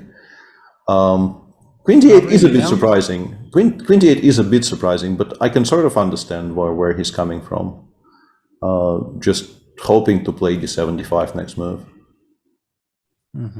And you cannot play e4 here, of course, because knight takes e4 will work. Now that the bishop is on g7. So this is board 4, and then we have, but this is already, I think, as low down as we need to go. Like exactly, the Czech Republic match is interesting, but they don't have enough points for us. Because I was speculating before the broadcast started. I asked Peter and also asked Sotiris what they think about my kind of confusion. That I feel like if, for example, the Dutch team wins today, which is by no means a given because Serbian team is a very, very fighting team. But I mean, if they win and they get to 16 points, they might have a shot at the title tomorrow without having played against any of the top guys. Yeah, I just want to highlight this very specific way of how the Swiss system works. I mean, and the Dutch team, I thought from the beginning that I believe they are very, very strong and very dangerous. I love their lineup, so I wouldn't be ruling out. But in order to get into that fight, they need to win today. Yeah, they absolutely need to win today. And yeah, let's take a look at the women's matches, because I think we're told that there is something very exciting potentially happening at the very, very top game of the women's Olympiad today. Oh, yeah, this looks like things have gone wrong. What on earth had happened? I mean, okay, this Things bishop have BC gone- line is tricky, but I mean, you are not supposed to Yeah. fall into everything. Yeah, this looks like some kind of a really nightmare scenario, Meron. Yeah, like what happened there? Yeah, well, it comes from this bishop b3. Yeah, bishop takes c4, b5, and then bishop b3. It has its own rules, and the trick is that you have to forget about everything that you otherwise know about the Meron, because bishop b3 is a very specific line, completely different than the usual bishop d3 business. Bishop b3, bishop b7, castles a6, and black plays the traditional way, but here we will see the difference between the bishop being on b3. You are not supposed to. Yeah, something, I'm not sure of what, but you have to do something else. Like this cannot possibly be the way. Yeah, rook e1 just going back after knight g5. Like if the game is still going on in 10 moves time, it's already a huge achievement for black. It feels like you're just kind of getting just destroyed on the king side. Yeah, absolutely shocking. Yeah, in such a decisive match, and also Abdul Malik is incredibly a strong player. Yeah, it's the main. I mean, rook takes e6. So what? I mean, isn't rook e6 just winning, or then we can castle at least? Yeah. Oh my god. Yeah, bishop e6 or rook e6. Rook e6 looks very strong, right? Even stronger than bishop e6. But then at least black can castle instead of. Yeah, you can castle and pretend you're still alive somehow. Yeah, but yeah, I don't know how convinced you yourself are. You're actually. I mean, no, I'm happy that I don't have to design on the spot. Yeah, that's my only happiness. Yeah. Yeah. Unbelievable. Bishop e7 played, and there's also a very, very interesting position on board too. Bibisara Asubaeva is currently a rook up for Kazakhstan, but the queen on e8 is about to get picked up. Yeah, I think she also she got hit by an opening idea which has become very, very kind of topical and fashionable, and she was not utterly, as prepared as she should have been. Bishop d2 is a very, very main line here, and it's kind of unlucky the way the timing went for this line, because I finished my Grunfeld course. I found something I liked against bishop d2. I recorded everything, like I prepared and recorded everything, and somehow at that moment, when everything was already packaged and we couldn't really change things because all the beta tasting and testing and everything was already done, I realized c5 exists, and it would be much quite interesting to provide it as at least a kind of a backup option. Even dc already is not really as critical. I think the main line here is rook c1. After which you are supposed to play. How does this go? Why can't I remember anything at all? This is just. We are too exhausted already, yeah. Yeah, I think we're a little bit. Yeah, it goes. Yeah, you play knight takes c3 here. The point being that if white goes bishop takes c3, you go bishop h6. Oh wow. Yeah, this is the point. I'm pretty sure this is the point. And now if white goes e3. But we can't take d5, bishop takes c1 is fine. You can take. Okay. I can take, and this works out okay because queen c1 I just castle. There is no mate. If you take on d8 and on h8, I can play f6, and if you take on h8, this also works out okay because with your king on d1, I will always have counterplay. And the bigger problem for white is that and the reason bishop h6 is so important is that if you play e3 here. We can take on d4, and if you take with the queen, I take, and now I'm in time to castle and protect my bishop on c8, which is why you need to include bishop h3, bishop h6, e3. I think there was a recent game where, I think maybe David Howell won this position with white, because he played like bishop b5 here, followed by very quick h2, h4. This still needs to be cleaned up, like it's not an immediate draw, you still have to work, but this is that was the game between David Havel and Niels Grandelius in the I think so, yeah, I think so. But this, I believe, is the main line. And dc5, bishop g7, you play rook c1 here, but your advantage is, not there's no advantage as far as I can tell. And Bibisara went for queen a4 check, queen b3, and she got hit with bishop e6, and she basically kind of accepted the challenge and played queen b8, queen b7, queen a8. But now she's in trouble, I think, because the queen will not come back. And white has some extra pawns for it. Like the moment, if we go to the current position, bishop b5, I'm assuming knight 8 c6 happens here. I don't really see why it wouldn't.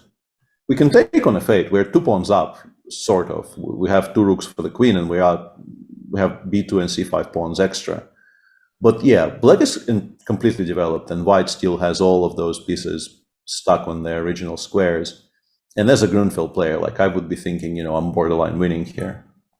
Exactly. I mean, I feel like it's incredibly naive to fall into a preparation like this. I also have to say one thing that, I mean, I'm completely stunned by the lineup of the Indian team, because they dropped out Harika from board 2, and they have given black to Vaisali, who has yesterday lost that look-end game against Olivia Kiobasa. So this is some kind of an incredible surprise and shock for the Kazakh team. I don't believe they could have ever dreamed of facing this lineup. Yeah, I think it's probably part of the problem here for Team Kazakhstan, because Harika and also, I mean, what an incredible idea from the team captain. I mean, giving this incredible belief, signaling to Vaishali that you lost that game yesterday, but I trust you, I believe you that you can take care of the black game today. I mean, unbelievable, to be honest. Yeah, and she so far entirely justified, but also perhaps like we don't know, and it's really kind of not my place to mention it, but it's obviously plays a big role there in decision making. Harika is very, very pregnant by this point, and perhaps simply, she played a bunch of games in a row, which must be, exhausting and difficult for her. And perhaps the decision was sort of taken out of their hands. But yeah, clearly Harika, as far as I can remember, she was playing basically every day. So you would expect her to continue playing. Yeah, and yesterday she had this very, very tough game against Monika Sochko, when it looked like she might be winning in the beginning, but then it was very messy. Yeah, maybe the nerves and everything. And now Tanya on board 3, again with the white pieces like yesterday, and she goes for, what is it exactly? Some kind of a Botvinnik with a6, which I think probably is good. Like, I would assume it's better for black because the long diagonal is more open. For the bishop, like the bishop on b7 will immediately be free to put pressure on the white. Yeah, I'm also kind of surprised because I don't think that you are supposed to play like this with white. I don't. Yeah, I don't like this. I don't know exactly why this shouldn't work, but even simply bishop b7, I don't think we will have time to take on b5. Yeah, it's looking like something went wrong. Yeah, I've never seen this position before, but my immediate instinct, even if I didn't see that the bar also doesn't like it for white, would be that we are not supposed to react to a6 in this fashion. And on board 4, we have some kind of a very closed King's Indian, which I'm actually a bit surprised just how much the engine dislikes this for black, because it seems like, we're getting f7, f5 in, and why are we doing so poorly? Well, engines just don't like the King's Indian by definition. Yes, I think that must be it. Yeah, that must be it. And by the way, while I was scrolling, if we can return to board 1 for a second, knight f7 apparently just works because of how poor the piece is. Like, slowly, it doesn't win on the spot, but you can do this, rook e6, for some reason king f8, not knight d5, and just queen f3 here, and it says white is kind of winning. Sort of very much in the spirit of that.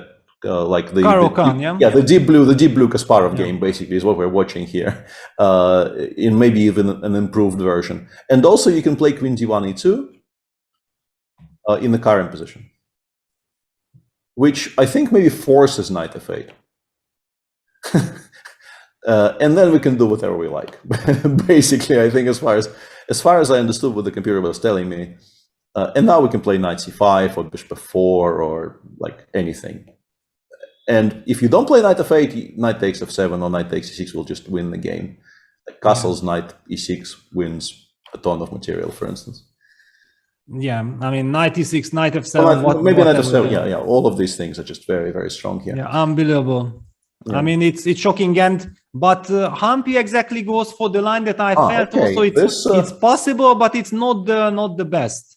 Yeah, this is still very strong. There is no way you can take, but you can and should castle and hope to somehow survive. The position remains very, very bad, but at least according to the engines, it's a bit of an improvement over some of the other options Hampi had there. Yeah, just don't take on e6. If you take on e6, it kind of never goes well for you.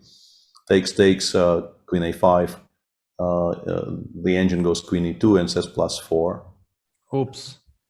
Yeah, once again, maybe not the most obvious thing in the world, but with my reading capabilities, I've become very, very strong in these types of positions. Nothing can stop me. But basically, we can see that white targets the v7 bishop, black king can't escape. So knight d5 is basically maybe the only move. And then bishop h6 for some reason. Oh, yeah. I mean, okay, the reason is obvious that it's checkmate. There is a reason, yeah. I mean, and because I know that it's queen e2, knight d5, knight h6, I'm wondering if in practical terms, f takes e6 is maybe a playable move. Yeah, you definitely think about that. Why am I losing? How I'm losing? And there is no direct way of winning, but this silent winning move queen e2 is brutal, of course. Yeah, because how easy is it to find it over the board for white? I don't even mean in the sense that black can make this mistake and get immediately punished. I mean it in a sense that black can make this mistake and actually not get punished. Because the sequence of queen e2, bishop h6, I don't think we absolutely need to check if it's the only thing that's winning. But if, for instance, it turns out that that's the only thing that clearly wins for white there, those are not very easy moves to make. Yeah, but I would give the argument that because Hampi has chosen bishop takes e6 from all the other very tempting options, I believe that she has spotted queen e2, and maybe that's the reason why she opted for bishop e6. Yeah, it's possible, yeah. Because otherwise there was just, I mean, she is also not a player who likes to gamble or likes to bluff. Yeah, so if it would be a speculative sacrifice in her opinion, then she would definitely have not opted for it. And let's check out the second match, and then perhaps we need to go elsewhere, because this is another match between two teams on 15 points. And on board one, Alina Kashlinska is already clearly better with the black pieces in some kind of a weird Ragozin where Nana Zagnidze went for seemingly a very kind of a bluffy line with bishop d7, queen c2. I'm not sure exactly what the theory says here, but after d takes c4, a4, knight a5, already it looks like, as far as these types of positions go with the extra pawn on c4, this is an absolutely fantastic version for black, because you immediately get a lot of counterplay against the white center. All of your pieces are very well positioned. Knight d2, knight b3, also very logical, very strong, and yeah, basically black is just better here. Yeah, knight takes c4. You're just a pawn up. Yeah, I mean there is bishop b5. Luckily for Nana, she can play bishop b5, and it's a bit awkward because I don't think f6 is that great. Even though, seriously, you could maybe consider f6, right? You can even consider f6. Yeah, queen e6, king f8. I mean, even queen e7 might be just... Yeah, queen e7 we're better, but I want more. Let's just, for a second, king f8, you play bishop g3, I assume. And no, I bishop want to... c4? Okay, I missed bishop c4. I thought bishop g3, rook h7, and then rook e7, but even there, bishop c4. I just keep on missing bishop c4 in this position. But also, it's completely unnecessary. After bishop b5, you can make.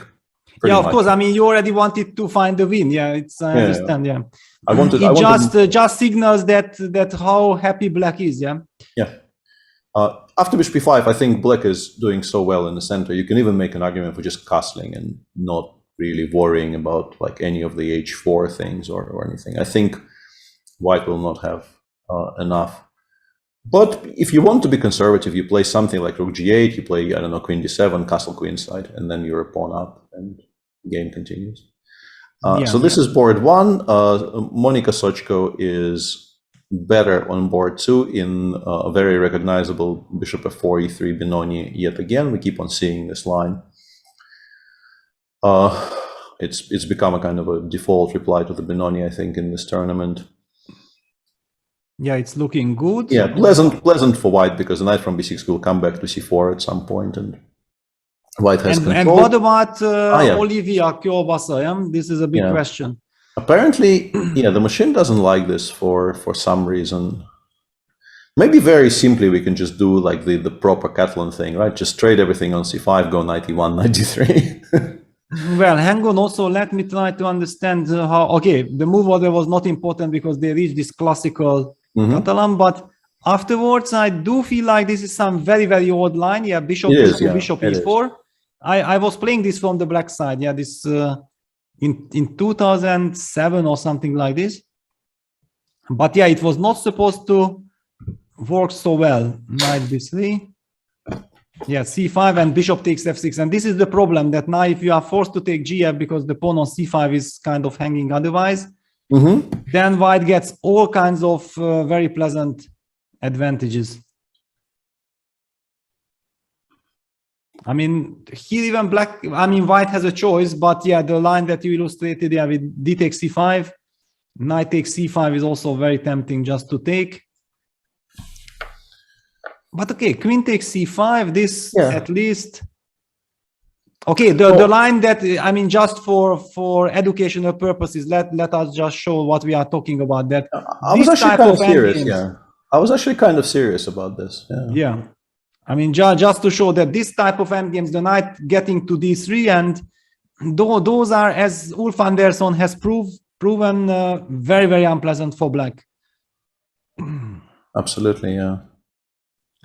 But maybe even white has something else, but this is a definite plus, equals very, very comfortable age with very good winning chances, and especially if you are a Catalan player, you are very happy with something like this. And on board 4, we have this very, very sharp, crazy opening.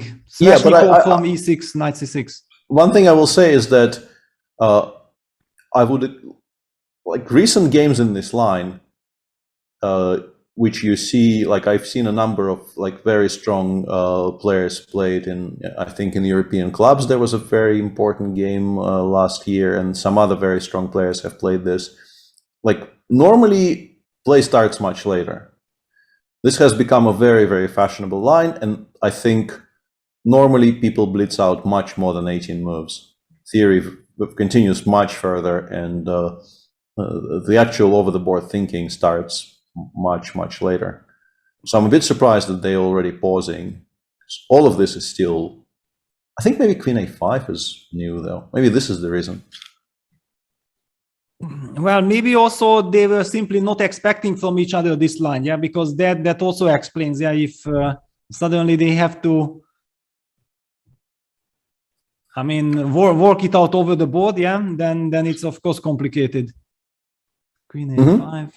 Yeah, I think h4, typical move, yeah, typical move h4, because otherwise black has this idea of going g5 and breaking the pawn structure.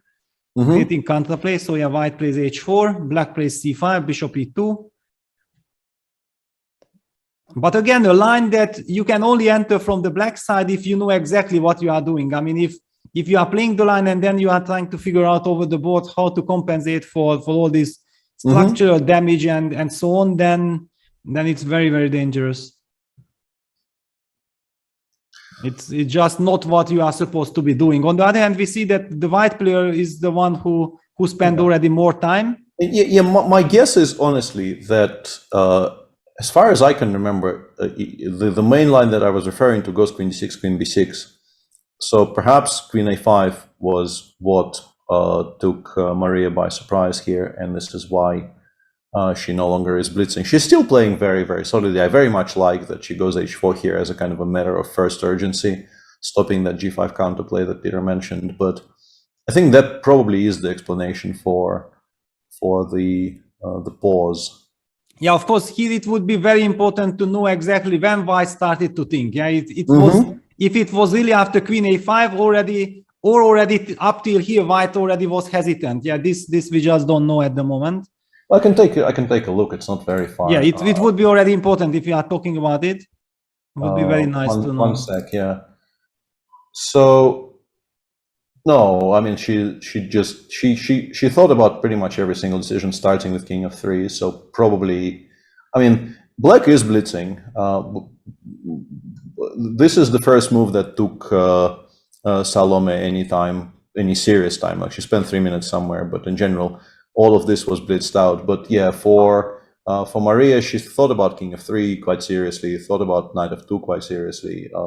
Many of her decisions already took her a bit of time. But hang on, I mean, what is it? Isn't it that f5 is the... No, it's not. No, I'm pretty sure this is the right move, or f5, and then yeah, knight of 2. I mean, suddenly now seeing the game, I got confused. Yeah, that why white suddenly was thinking before king f3. I'm completely surprised because of this, and suddenly I don't remember anything anymore. Yeah. All right, let's move on. We don't. And probably let's go back up, because there are 3 matches between teams on 14 points in the women's competition, and just briefly, let's take a look if something is like striking, but positions seem normal. Yeah, Germany playing Ukraine. Yeah, very normal position, board 1, kind of a normal position in Anna Muzichuk's game against Josephine Heinemann. Probably white is a bit better, but black is extremely solid in these structures. Grunfeld on board 3, but kind of very, very slow developing Grunfeld, both players taking time on decisions here. And actually started as a Schlechter, which is why I don't like this for black here. Black actually played c5. Yeah, black played c6 and then c5, while white is sort of playing a kind of a normal looking Grunfeld. So c5, yeah, you probably shouldn't be doing this, I get the feeling, but on the other hand, white also would love to play bishop g5 here, no? It's yeah. But white opted for bishop e3. Okay, anyway, it's very nice for white, but I think white didn't use the maximum, yeah, with bishop g5. And a very normal looking position in a game between Natalia Buksa and Jana Schneider on board 4. I mean, Jana Schneider is the player who has 8.5 out of 9 for Germany. Yeah, that's clearly the major driving FE. And look at this. This is breaking news. I mean, okay, if something like this happens, okay, with black, I think that I'm slowly technically winning already. Yeah, I had to blink twice to convince myself this is happening. And yeah, I was going to say even shockingly the engine doesn't hate it, but the engine does hate it. Like, don't do this. Why? Like, you're opening the F file, but there's never going to be any play on the F file. Black will just play g6, king g7. You're never getting a knight to f5. Why are you doing this to yourself? And the structure is just hopelessly lost long terms. I mean, basically, this is just so difficult to understand, honestly. And we do have to mention that according to engines, Shah is now just straight up completely lost.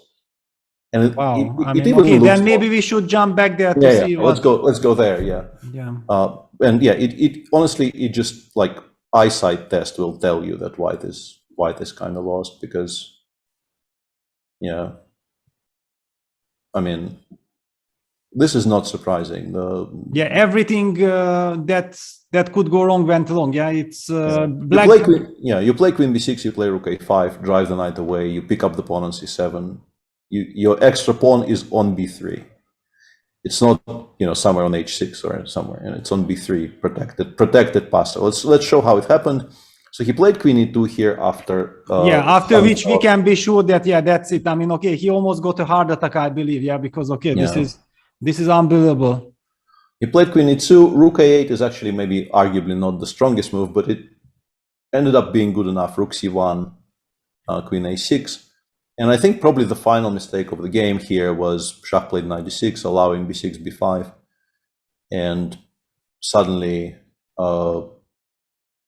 you're just like, if you play c8, your position is just completely lost because your queen side collapses. And those pawns will just queen. You can't. Maybe we can even take. Maybe even bishop takes a3. Okay. Maybe then it's better to take with the rook. Okay, But it doesn't change the evaluation. Because queen c1 is also a threat, so you can't even take on b5. You're just completely lost here. There's nothing to discuss. And if queen takes b5, I guess okay. Maybe this is what he missed. Maybe he thought he will play queen takes b5, which looks bad, but maybe he thought it was playable. But queen takes b5 immediately loses to b3, b2, and you lose a piece. But I'm even arguing if Shakhriyar knows what is happening. I think he is in such an incredible shock. I'm not sure that you can even think with normal head anymore after something like this. I think this is right. Yeah, so he took knight takes b5 back, but now Black has full control over the d6 square. Goes rook fc8, and as I mentioned, knight d2 played. You just push away the knight from b5, and then the position kind of wins itself. You no longer really need to even make any semi-difficult decisions. So yeah, a very, very kind of a shocking, unexpected development there with Shakhriyar seemingly after an hour and a half of play, just dead lost on board one with the white pieces. Not what I expected to see. Absolutely. Let's go to the top match though. Top match seems important. I mean, Gukesh Abdusattorov. This is all right. Okay, now at least what do we have? I mean, I feel like White is in some kind of control because where we left, it's very pleasant. Yeah, because where we left, I felt that, I mean, we had the feeling that Black will be able to use his lead in development to create real counterplay, but what finally Black got is not that impressive. No. Okay, he probably got over ambitious. Yeah, that the temptation of getting another extra tempo and everything was too high. Well, and I mean, he wins some tempi and then he starts losing them back because bishop d3 hits his knight on e4, probably semi-forcing him to go knight f6. And perhaps he thought he was fine here with like castle c5, but I very much like Gukesh's reaction. He takes on c5 and then immediately pushes e3, e4, breaking apart, using the fact that right this moment, Black cannot really play d5, d4, which is maybe would have been first choice because you lose the h7 pawn there. Yeah, and then e4 just stabilizes a very nice advantage. Yeah, and apparently knight c3 instead of knight a6. Knight f6 was very strong. Yeah, we're doing this engine lesson, kind of assuming that Nodibek will not make many mistakes. But our chat is telling us that knight c3, just giving up on h7 with check, but generating a lot of play against the white center was quite strong. Difficult decision to make though. Yeah, very difficult. For example, okay, White gets back with the bishop to d3. One sees that the knight on c3 is wonderful, but okay, you lost the pawn and the king. You lost a very important pawn, and yeah, giving up on h7 in these types of positions is not an easy decision. But yeah, if anyone could have done it, these kids are very capable of playing like that. Wow! But we have to go to board 4. Adiban. Yeah, we have to go to board 4. Adiban, knight takes d4. Wow. I mean, okay, we have seen that White did not repeat. White was ambitious, went knight b5, bishop b8, bishop d3, queen f6, knight c3 happened, bishop e6, king f2, so slowly crawling out, castles f4. Yeah, and we can stop after castles and talk about this position a little bit because in more like it might look to the viewers that White is just a pawn up, but the bishop on c1 is still very difficult to include in the game, and mainly the king on f2 and the rook on h1. Yeah, the bishop on b8 creates so much pressure against your structure that even without direct threats, and I don't believe Black has direct threats and probably will not have direct threats for a while, I think it's kind of obvious that there is a lot of pressure against the white setup here, which is why he played f4. He wants to play f4, queen f3, kind of stabilize, perhaps, lock down the bishop on b8 a little bit, maybe put some pressure on the black center with queen f3 attacking d5. But yeah, he got countered by a very concrete idea by Adiban. Yeah, so ed4, bishop g4 is the point, right? This is what I thought, yeah, but I'm trying to calculate. I'm getting completely lost there. Like bishop g4, this clearly is the major point here, but the easiest move to calculate here is queen takes g4. Black is probably winning. I mean, there is an immediate perpetual, but you probably win. You have to go like king f1, queen d3, king f2. And I feel like something like a7, a6, or bishop c7 or something. Yeah, like, you even don't want to calculate this any longer. Yeah, like you never go here. But there are two moves here which are kind of more difficult. One is queen d5, but after bishop takes f4, once again, it looks like it works for black, right? Yes. It looks like it should be at least playable and probably just very, very good. And the main move was knight takes d5. Knight d5, I guess we go queen takes d4, because what else? Bishop e3. But then we have queen b2. Queen b2, I missed queen b2. Okay, I'm being stupid. Okay, then we have to maybe play knight d5 now, in the current position. Yeah, after knight d4. Yeah, here. Maybe we are simply not able to take ed. Yeah. Seems like we might not. Yeah, I mean, ed bishop g4, and this is, unless there is some incredible move which we are not seeing, then it might okay. be trouble. Okay. ed4 bishop g4 rook e1. Rook e1. Thank you, chat. I appreciate you. That's shocking. Yeah, I appreciate you, chat. You're good people. Very good. Too good. Yeah. Yeah. And this is somehow a draw after maybe bishop d6 or something. Yeah, just to highlight that, yeah, if you take the rook on e1, then we take on g4. Yeah, now we take on g4 and queen c8 is a threat and the rook is hanging after queen takes d4, yeah. Yes. Wow, I mean, okay, rook e1 is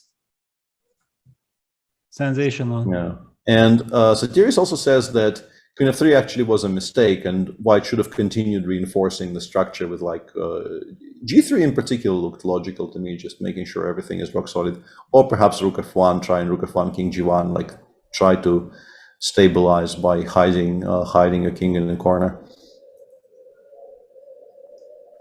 Yeah, so yeah, chat says ed4 bishop g4 rook e1.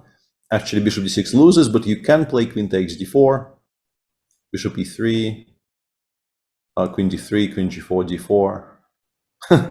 And this is somehow so easy, yeah. When you know the lines, it's so easy. Yeah. They're mocking us in chat, saying that we're missing completely obvious stuff. And yes, we are. Yes, we are, chat. We're definitely, yeah. Yeah, we're obsolete. You know also that there is this kind of way of commenting games. Like afterwards, people are asking what spoke against this or that decision, right? Yeah. I mean, well, I know for myself that you just did not spot it as a candidate move. That was the reason, yeah. Yeah. The reason we didn't play it is that we didn't see the first thing about it. Yeah, like. Yeah, I mean, and it even felt like maybe if it's a correspondence game, we would have maybe eventually a chance of finding it. Even then, it's not sure. Yeah.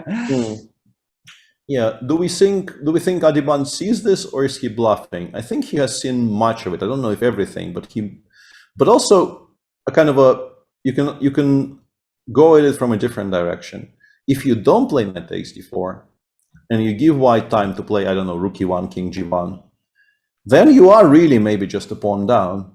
So I think from black's perspective here, you feel like as long as you feel that you're not losing by playing knight takes d4, as long as you have looked at some variations and you've convinced yourself that sort of play continues, you more or less just make this move because it just feels intuitively that if you don't do something like this quickly, you will not have enough. Well, to me, actually, the move rook e8 kind of highlights that this has all been planned, yeah, because ed4 bishop g4 played, by the way. ed4 bishop g4 played. So yeah, Vahidov has to play rook e1 here, or he is in trouble. In a lot of I mean, I think this is good news for him that basically, since every other move seems to lose, I mean, not lose, but lead to very unpleasant positions, you might spot rook e1 because you just have no other choice. Yeah, and I mean, clearly, the question is, has he seen rook e1? He clearly, like, you play knight d4 with the intention of playing e4 bishop g4. He, of course, knows he will play bishop g4. The big and interesting question is, how well did he calculate rook e1? Did he see rook e1 exists? Did he calculate what to do against rook e1? All of those things we will see probably by the speed with which he replies. But yeah, you never play knight takes d4 without, you know, spotting bishop g4. Yeah, actually, do we have camera on it? Yeah. Yeah, I think this is the camera. I think this is the camera. Yeah, there we are. Yeah, he blitzed out bishop g4 and left the board. Well, I mean, definitely white player does not look like he's about to blitz out rook e1. I mean, looking at the body language, because if you have spotted rook e1 in advance, you would be already now very excited that, I have rook e1. Of course, you know that you have to check it. It's a team competition. I will check 1, 2, 3 times. But I mean, he's like sitting there as if he doesn't intend to make any move yet. Yeah. I don't these are very, very kind of new and unfamiliar players for me, so I don't know his mannerisms. I don't really, you know, I wouldn't be ready to like read too much into his body language, but you know. Yeah, old school would be like this. Yeah, of course. Yeah, we don't know. They are these young kids. Maybe they are just, you know what? I have seen something like this 1,000 times. I played online and I can handle these things even with few seconds on the clock. Definitely, it does not work like this for us. Yeah, it really does seem like maybe he missed bishop g4, which is a bit surprising, honestly, because if not bishop g4, the sacrifice just doesn't seem to work at all. Like queen takes d4, queen e3 would just not work for Adiban at all. And yeah, people are saying Gukesh is winning. We know we already already touched on this, sort of, not the current position, but yeah, Gukesh is definitely doing really, really well. If we just go there for a second. Yeah, it's just so important to keep also the camera on this board, yeah, because I think if you give black time to play f6 and rook d7, it becomes unclear. But I think we go like either queen f3 or queen e2. I don't know which one I like. Like, which one would you prefer, queen f3 or queen e2? But I mean, why exactly do I have to move the queen? I want to play rook d1 next move. Ah, okay. That explains, yeah, because I'm still so much in the Adiban craziness that. I feel like if I get to play rook d1 next move, the black position becomes, you know, very, very difficult to manage. Yeah, also, I mean, also especially because there are all kinds of forking issues. Yeah, because okay, let's just show that we can't fork yet the rooks because bishop b7. Yeah, here bishop b7 is very strong. Yeah. And I really don't like the idea. Even let's say if I had the pawn on h3, I would generally really dislike the idea of trading my rooks for the queen. We might still be doing very well there, but I want to not even give those types of potential counterplay to my opponent here. I want to play rook d1 safely. Yeah, but then actually, because you asked me which one I prefer more, now that you explained me what is in store, then queen f3 maybe, because it also keeps an eye on f7. Yeah. And yeah, chat says both are quite strong, so I wasn't wrong about that. Yeah, looks like Gukesh is in charge today. Yeah, and just to highlight, yeah, that for example after f6, then rook d1, queen moves away, takes knight c6. And I have rook d1 in the end even. Yeah, queen d2, rook d1 again.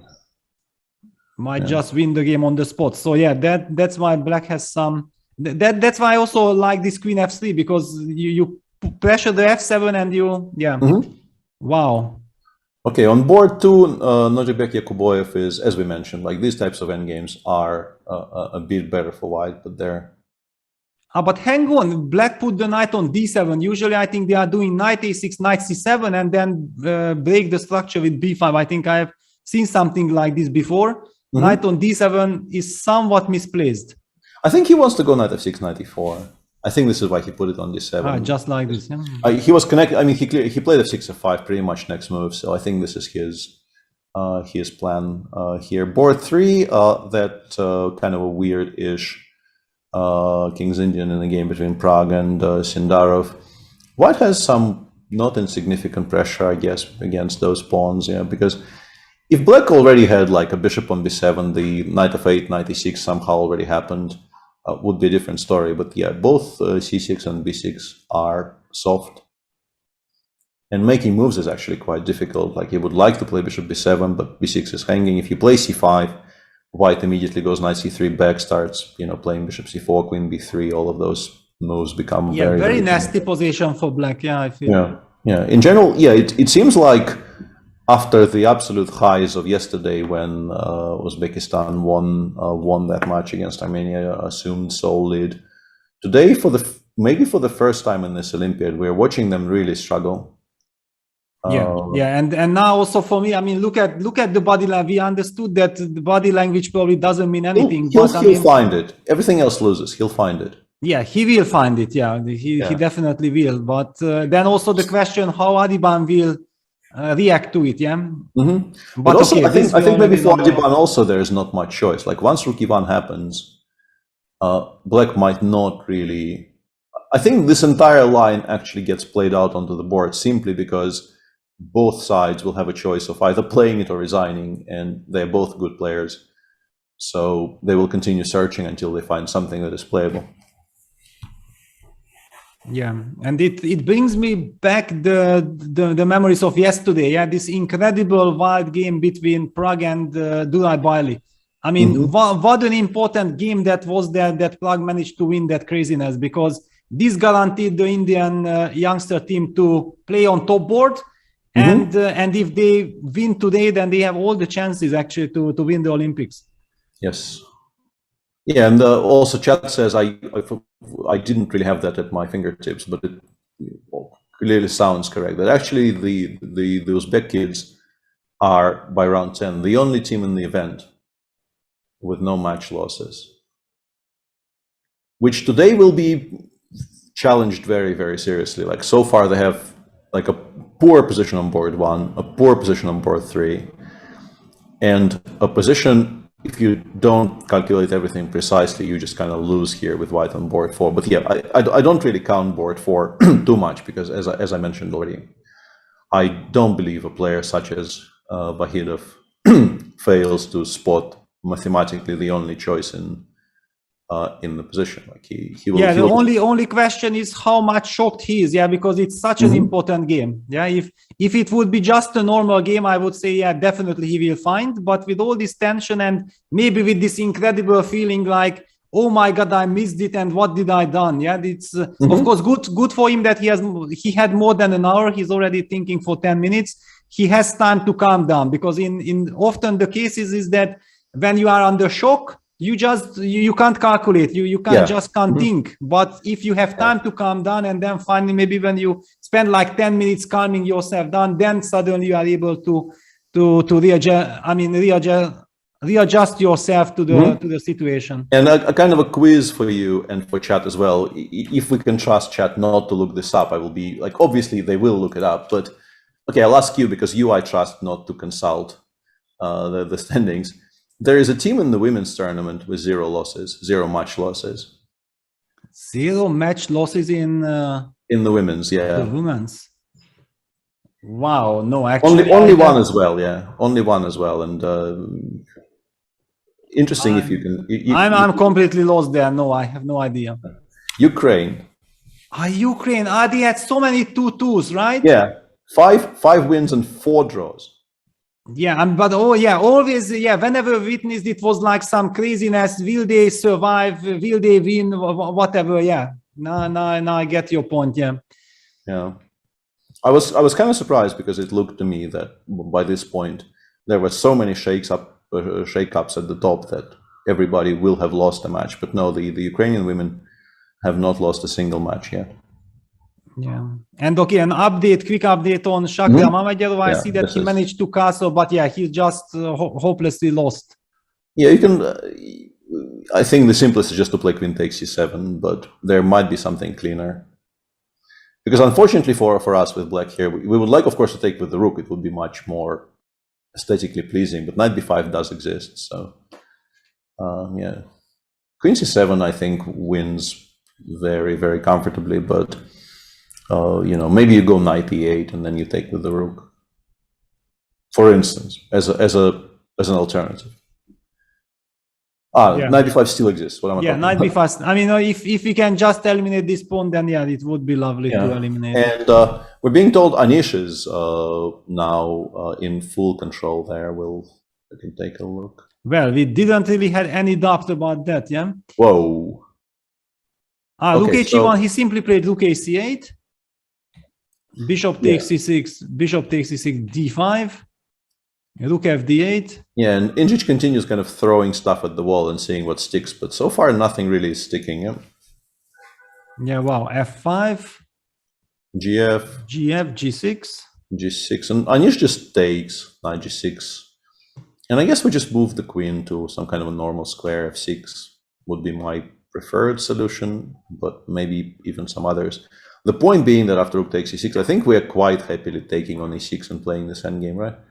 Queen e6, d6, we take on d2, rook takes d2, we go rook e8. And then bishop h6 is also... And then bishop h6 as well, yeah.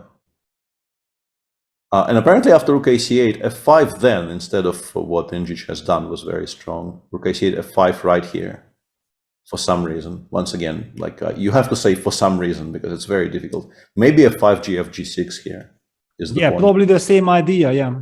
Yeah. Yeah. In any case, we somehow felt intuitively that knight b4 was kind of an interesting alternative. Yeah, queen f6 on the board. Yep. Yep. Already, by the way, in the match between in India 1 versus Iran, there's already a draw board 3. Erigaishi very comfortably drew against Idani Puya. That match we didn't even touch, but there are some sharp positions there, by the way.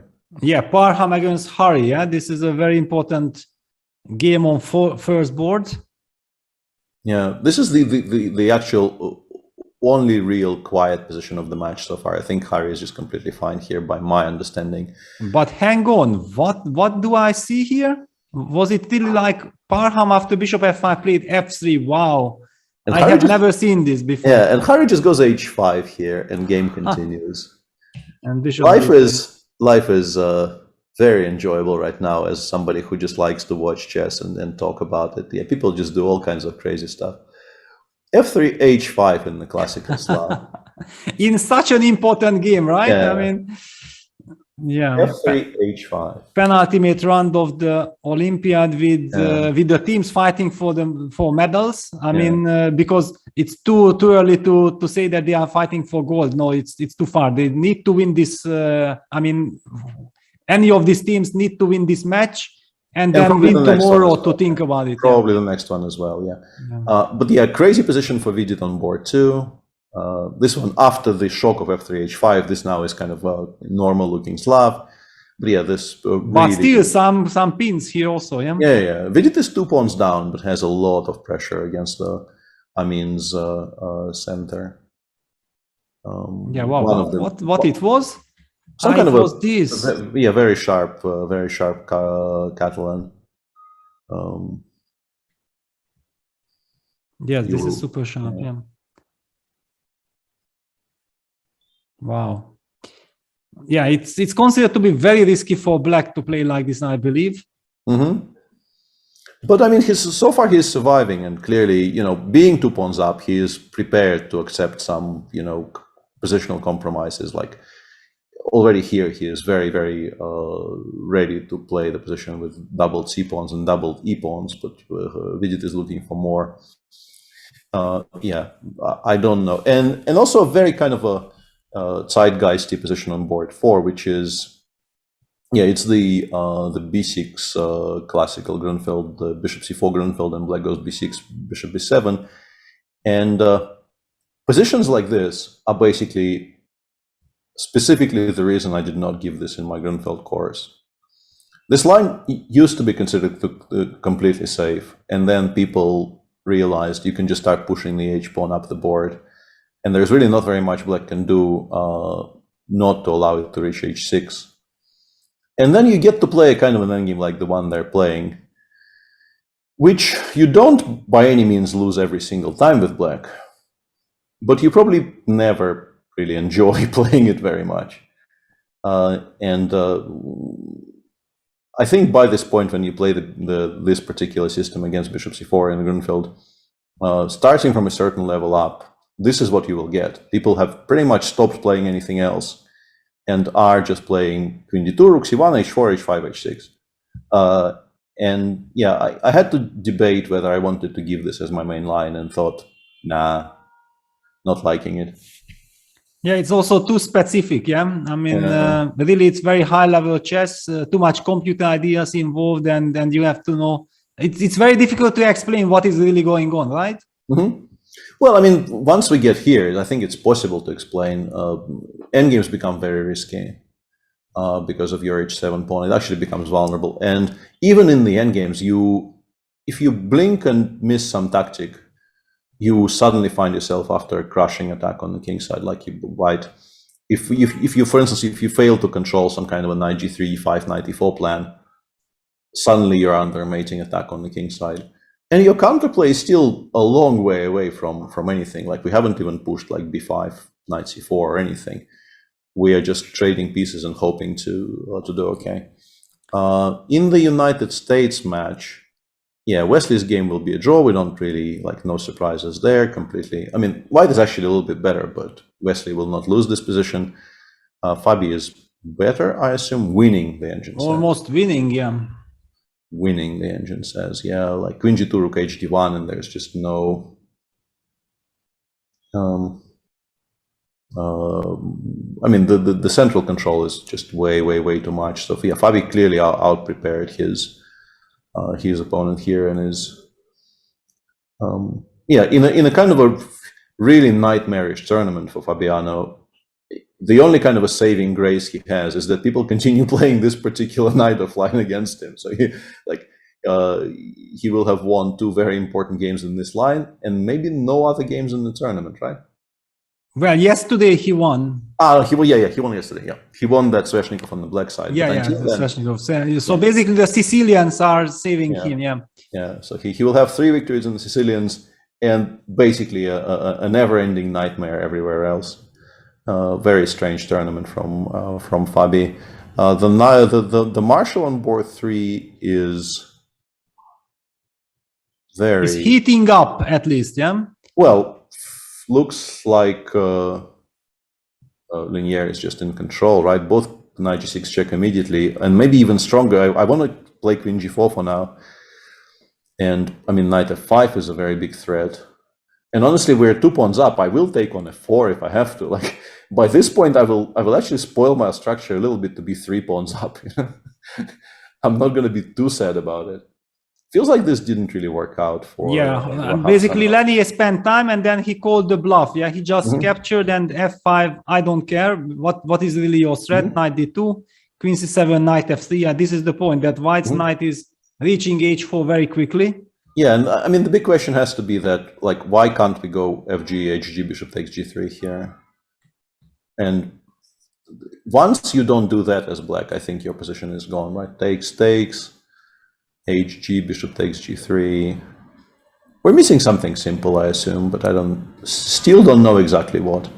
But I mean, also you are not really setting anything. I can just develop. Maybe bishop e3, yeah, but yeah, maybe just bishop e3, and then eventually I will play king g2, and I will just give mate of my own on on the king side. But yeah, the current position looks kind of bad. And in Dragan Sholak against Sam, it's a sharp position, but it's a position which the engine very much likes for white.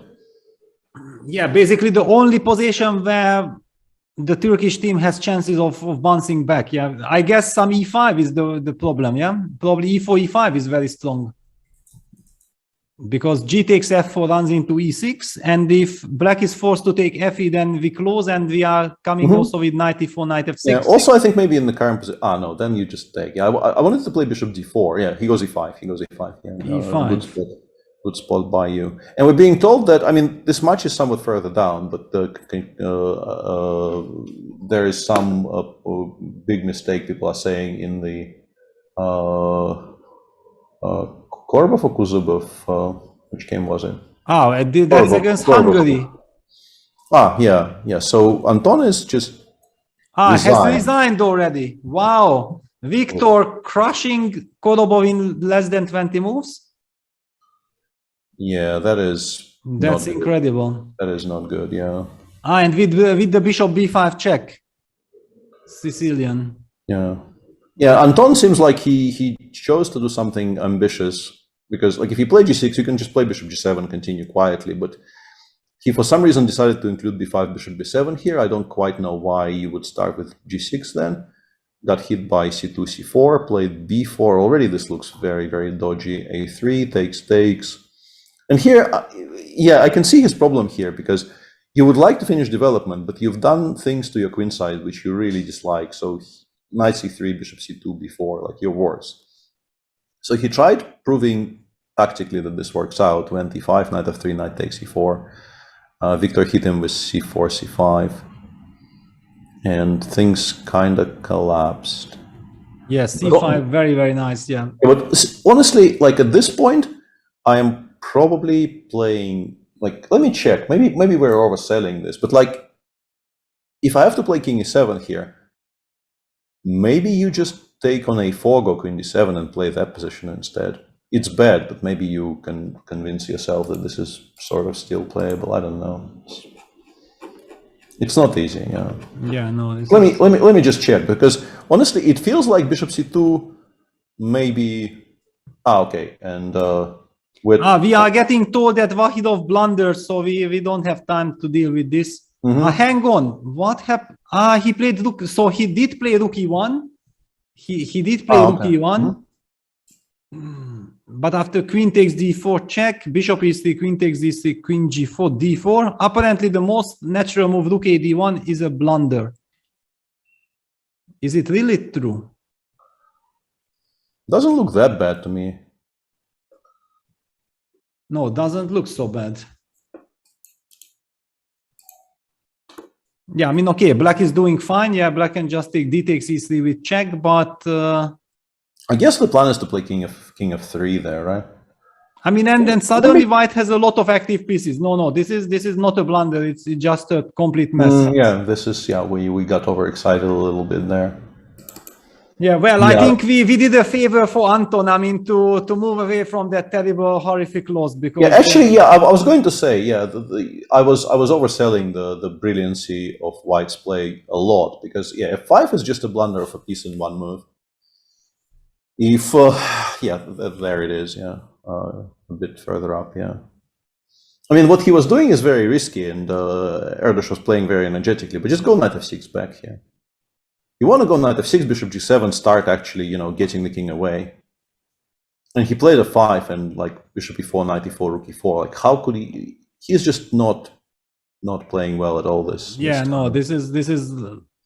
Yeah, these are nerves or loss of content. I mean, okay, this is not chess. Yeah, definitely, it has nothing to do with chess. Really, nothing. It's not chess related, and yeah, I think. But a hugely important win for Victor, because I mean, okay, Hungary plays against the very strong Ukrainians. Also, I feel like Berkes has no problem on the second board against Volokitin. Yeah, completely fine. Yeah, completely fine with this incredible bishop on d5. Tamas Banush is a bit better even on board 4 against Kirill Shevchenko, and a very, very messy open Spanish on board 4, which looks to me like it should be good for white, but maybe not. Wow, I mean, also black is down to 20 minutes. Yeah, so okay, the match is looking good for Hungary after winning on first board and pressing on the third board. Banus will be very, very happy with this risk-free advantage, and Shevchenko is very famous for being very energetic, very dangerous with the initiative. So it's kind of nice, but Onischuk seems to have all the chances to bounce back on board. Yeah, possibly. And one thing we haven't touched at all, and something that, you know, whenever Magnus is playing in a tournament, you kind of want to show his game. Which match is? Hang on, just because it's next to this Hungarian match is the Germany versus Israel. Yeah, let's take a look at this. And Vincent is playing against Boruchovsky, against Avital Boruchovsky, who so far has been unbeaten on board 1. And okay, it's kind of a solid position, definitely very interesting for me, but maybe not so interesting for all the other audience. No, looks promising for white, right? We want to play knight d2 and just pick the pawn on c4 up. So yeah, Germany doing well on board 1. I think Blue Baum is at least completely fine on board 2, by my understanding. With the active rooks on B and C files, I don't think black can be doing too poorly. Board 3 seems like it's already some kind of a theoretical endgame. Yeah. Draw a bit better for white, but draw. Yeah, should be draw and Postny colors. I mean, it feels like black. I think Rook DC8 is a draw for right now. They repeated this position twice already, so probably also a draw. I mean, looking at the match situation, also it's kind of logical for black to repeat. Yeah, I think after yesterday, I don't think Dmitry needs to try to be a hero today. Just make a solid draw with the black pieces. The match stands comfortably enough. And Magnus is a bit further down. Magnus is match 11.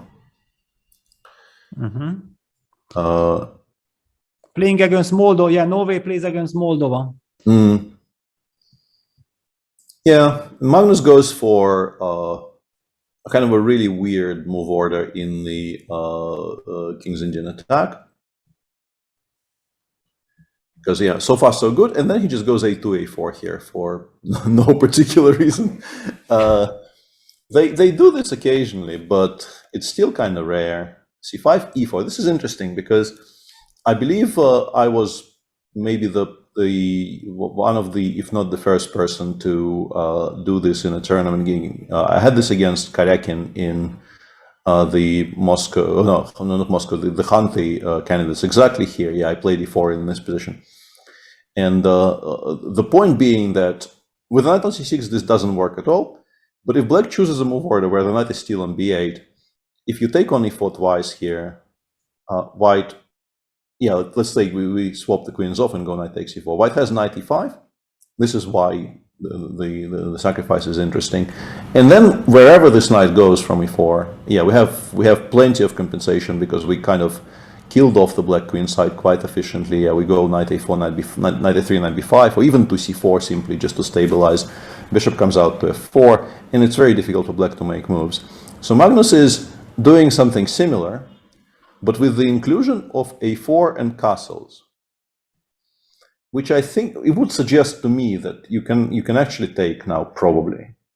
But as a kind of a bluff, this works really, really well, because if black doesn't really know, I think you kind of get scared of, you know, picking up this type of a sacrifice from the world champion. So knight c6, bishop f4, he continues offering the pawn, and black just continues developing.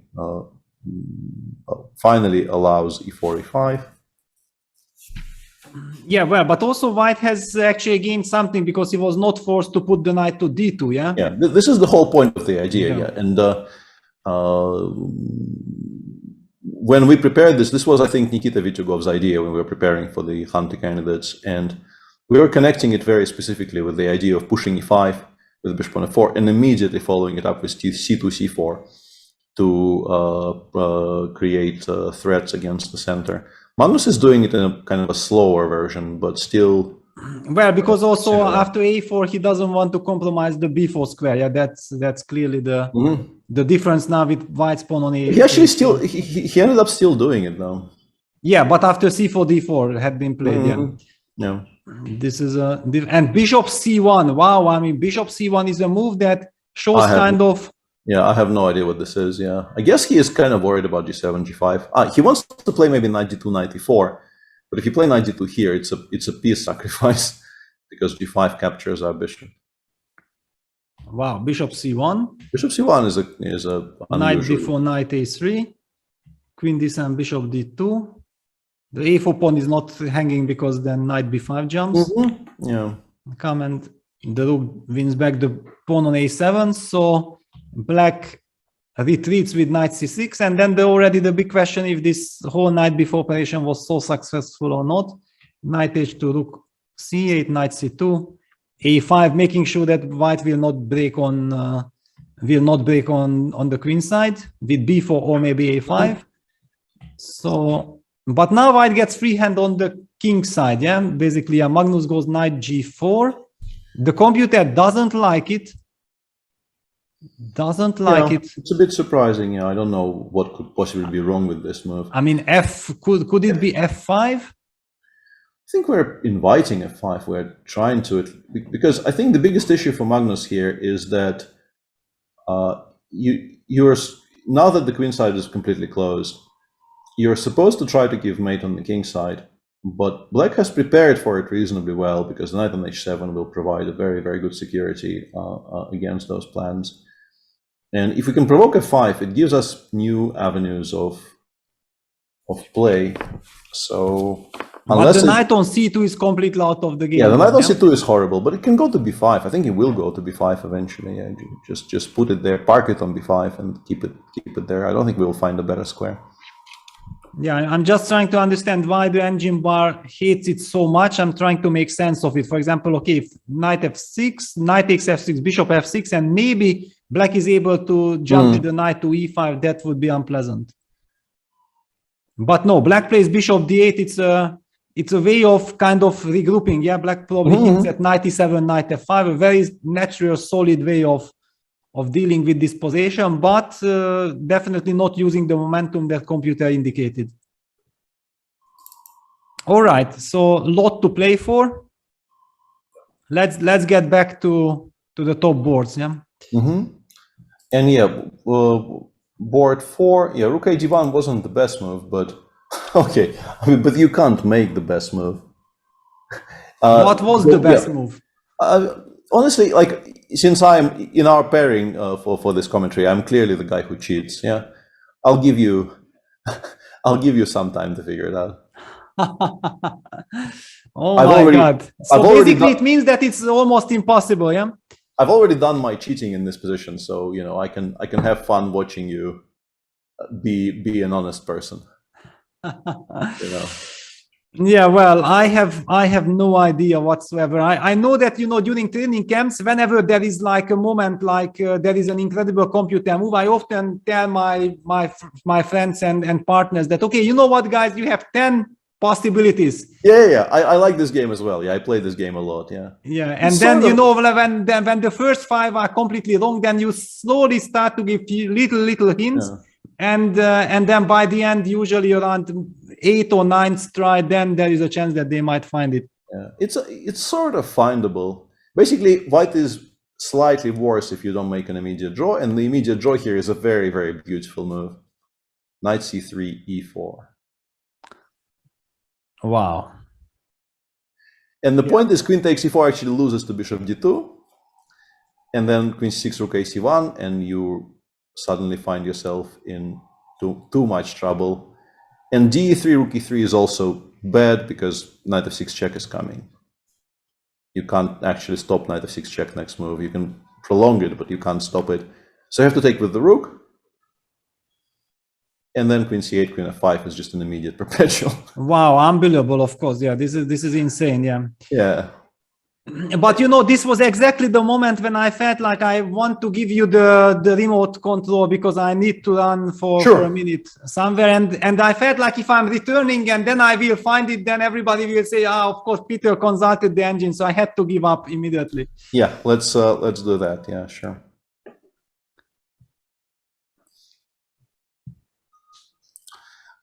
Yeah, and if we look at this, yeah, he played rook a d1. Adiban, of course, took the bishop with check. King g1, queen c4, and yeah, this still looks kind of fine for white. You play knight d5, you create threats.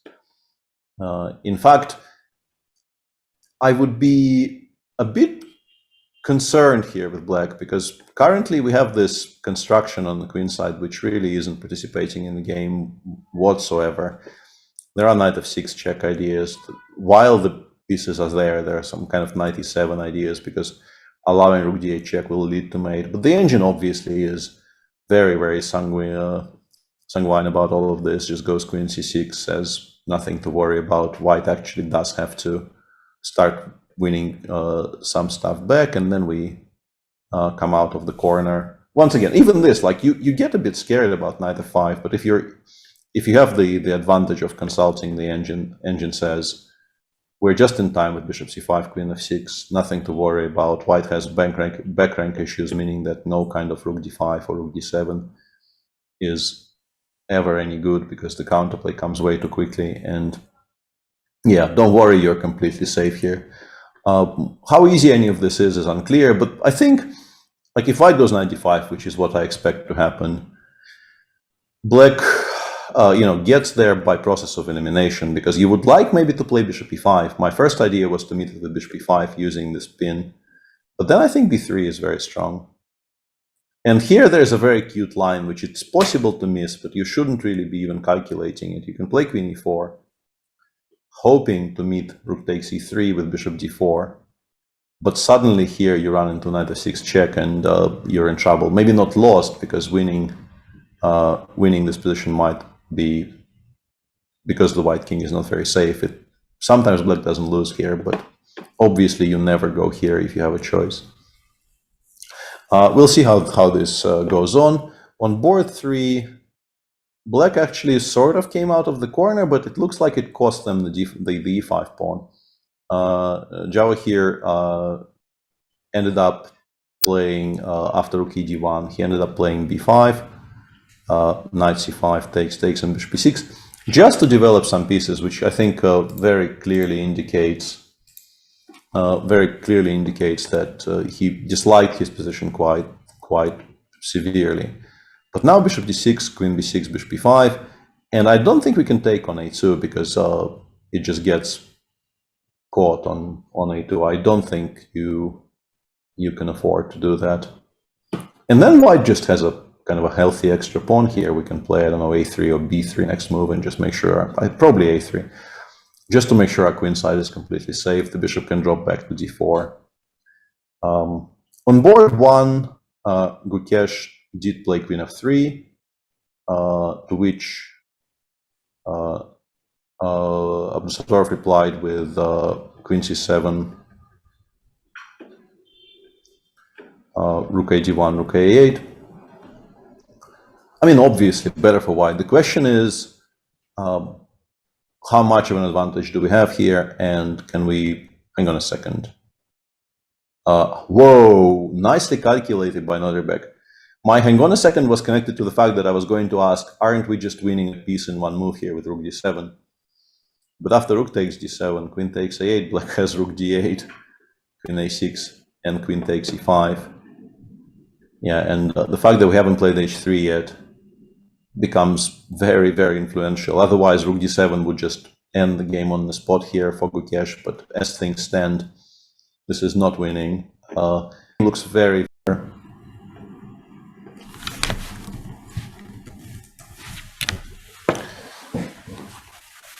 I'm seeing a lot of Fs in chat. I don't know if we're completely out or... Okay, looks like we're back. Excellent. I was very worried looking at all the people pressing F to pay respects. So yeah, Uzbekistan currently in trouble in this match. On board 2, Yakuboyev is clearly pressing, but it's not, you know, the end of the world for Nihal Sarin. In the Armenia-Azerbaijan match, in the meantime, Gabriel did not win on the spot, which means that now it will take some time, but basically no matter what you do, you still have a protected passer on b3, so I'm assuming Shah doesn't save this, but I feel that there was probably something that was cleaner for Gabriel. What do you think? Yeah, I'm back also. Yeah, let me give you the wheel. Yeah, I already have it. Yeah, so yeah, it's a technical position. Of course, I believe that Shakra is happy that he reached all the way here. Yeah, that it's not a complete massacre. He gives some hope for his teammates that yes, it's bad, but Shakra is fighting. Maybe there is a hope for some save. Of course, it's very hard to believe how do you save it, but I mean, if you treat queens and white's king is coming closer to the action, one could argue that black's king is still far away on g8. So yes, it's very bad, but I see some scenarios how maybe white can eventually hope for some miracle. Yeah, it obviously is still horrible, but you see now the a4 pawn coming under some pressure. Trade on e6 happened. If you trade on c3 here, white will have one knight on c3, the other one on c5, meaning that a4 is already hanging. And I think I've seen on my screen that the engine quite calmly just plays b3, b2 in these types of positions and wins anyway. But wow, feels... But then, exactly, then white's king is also coming, yeah? Yeah, yeah. This is not something you want to do. Yeah, this needs to be very, very carefully calculated, because you would very much like to win this game without really, breaking apart your pair of pawns on a4 and b3 until it wins immediately. But it seems like maybe Gabriel will now have to do some accurate calculation. Hrant on board 2 against Gadir. This is what we're describing. Basically, black finally stabilized on the king side and is now putting a lot of pressure on the white pawns on the queen side. Feels like this should be a draw. Yeah, this is very drawish. Board 3, very important. Dulai Bailey versus Manuel Petrosyan, and we see some incredible tactical skirmish appearing here. What happened? So everything went along the norm. Okay, one could argue that maybe bishop f1, that was your kind of instinct to put the bishop all the way back. Yeah, it's always very difficult to choose d3 or f1, yeah. We are seeing these traditional positions usually. White's supposed to be a little bit better here because he has the pawns on d4 and e4 against d6, e5, but black is always threatening eventually to go d6, d5. Bishop b8 hinting on things, rook a d1, queen c8, eventually also hinting at some bishop takes h3 idea connected with d5. Kind of strange though, because he played queen c8 and then white played b3 and he put it back on c7, so some kind of weird slow dances, and white goes b4. Very, very curious sequence of like three ply. But now finally d5 happens, the breakthrough in the center did happen. And ed5, bishop d5, bishop c6, bishop takes f3. Yeah, looks like black is actually coming out of this very, very healthy, because feels like you will have to take gf. Your rook on d1 is hanging, and I don't think there's any tactics which will allow you not to take g takes f3. And then fg, and I think the critical line probably is d takes e5, trying to take on e5 and then take on g6 in the end.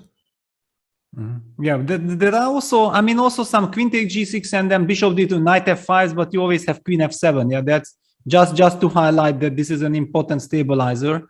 Yeah. Okay, first of all, I'm going crazy because knight f5, queen h2 check will heavily backfire, but I just wanted to illustrate that in general, black f7 is good, yeah. Stabilizing move. So d takes e5, the move Peter was mentioning here, d5. Rook d1. I don't know if we need to take on d1, maybe we don't, but like rook d1 I take with the rook, and I want to play queen e5, queen takes g6. And at least I get to claim that I'm a pawn up, and you currently don't have any particular threats as black. But if we... Well, also one rook e5 question. Actually. Yeah, go on. That does black have eventually the intermezzo with dd or not? This is clever. We have to speak about it. This is very clever. Yeah, I just didn't see it. It's also something that during the game you can easily miss, yeah, because you are calculating all kind of takes, everything, and you assume that black automatically takes back on g6. But maybe we can take ed. Yeah. So this is that position, and chat tells us that Robert Ovanesyan is just much better on the last board. When I saw that being mentioned in chat, I tried figuring out why. Did not really get very far. I don't really understand why this is. Clearly white can never be worse with such bishops, but why is this so great? But I have never seen this type of this setup. This is just some insane setup at all. Yeah, maybe we just play like bishop c4 somewhere and start putting pressure on the pieces. I don't know. It does look promising for white, clearly, but I don't know. It looks very promising, yeah. So Armenia doing very well. Like overall, we're probably just winning on board 1, doing fine on 3, doing very well on 4, and Hrant will probably not win, but Hrant will definitely not lose. So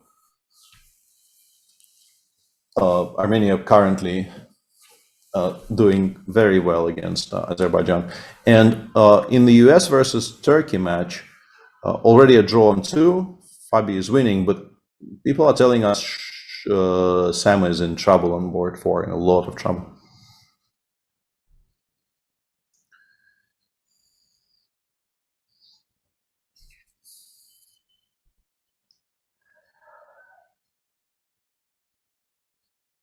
I think we may have lost Peter. let me try if I can. Okay. Yeah, we'll get my friend back. He is currently having some connectivity issues. But yeah, we can watch the overall view of that Armenia-Azerbaijan match. As you can see, Gabriel decided not to trade the rooks. He went rook b7. The first board, I think, is quite clearly visible there. Everybody deep in thought there. Lots of pressure, as we keep on mentioning, lots of pressure on both these teams whenever they play each other. This is a lot at stake, considering the heightened tension between the two countries.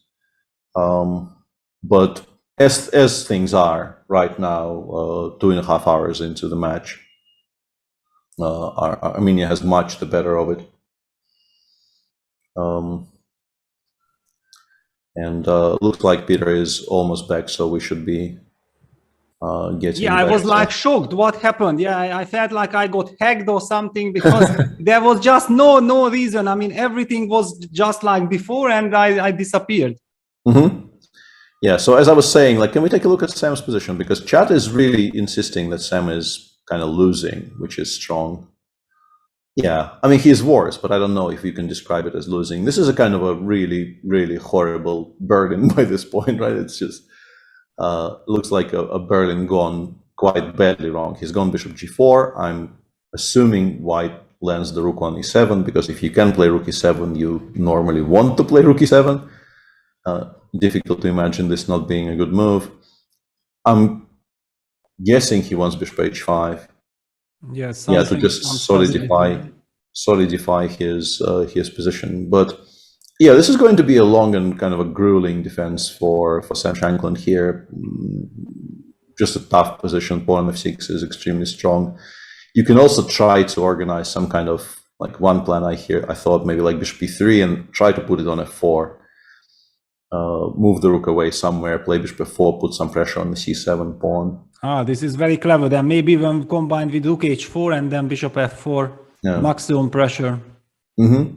Yeah. So yeah, Sam clearly is under tremendous pressure in this match.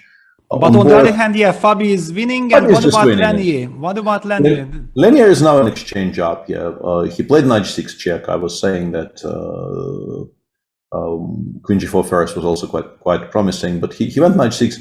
And interestingly, instead of king g8, which looks like it might be a playable move, Wahab chose to actually force that knight off the board to at least preserve the activity of his pieces. But I don't believe this can work. Like, we're too far away from actually generating any significant threats for this to work for black. Just queen g4, and then we will come out slowly. Maybe not. Yeah, he's also done on time. Yeah, he's done to 4 minutes. So it's like some desperate measures. I'm not seeing Turkey having enough. I mean, yeah, the game between Sholak reached this position after bishop h5. So the big question will be if Dragan will spot this very, very powerful bishop e3, bishop f4. I'm not sure it's that great. It's just something that occurred to me. I'm not. And so it was not coming from chat. No. Okay. No, you know, as Sasha was asking in the press conference. Yeah, is it your idea or computers? Yeah, this is how it works nowadays. Yeah, that if you know that it's computers' idea, we immediately know that that's then the final truth. Otherwise, we are never sure. And what about Fabi? So black opted for knight e4. He's going for some desperate counterplay, but it shouldn't work. Yeah, this shouldn't work. Rook e6 here. I was looking for something like that. Yeah, rook e6 and rook e6, queen c8. Yeah, queen c8, and that will be made. So he'll have to take on c5 and play h6 if he wants to continue from here. But then we just go knight e6 check, knight takes c5, and just safely winning for Fabi. So despite the fact that Sam is in some trouble, I think the US will win quite comfortably with Fabi winning on 1, and I think Lenier pretty much winning on 3. So Sam's board becomes somewhat irrelevant with the white boards just having a dominant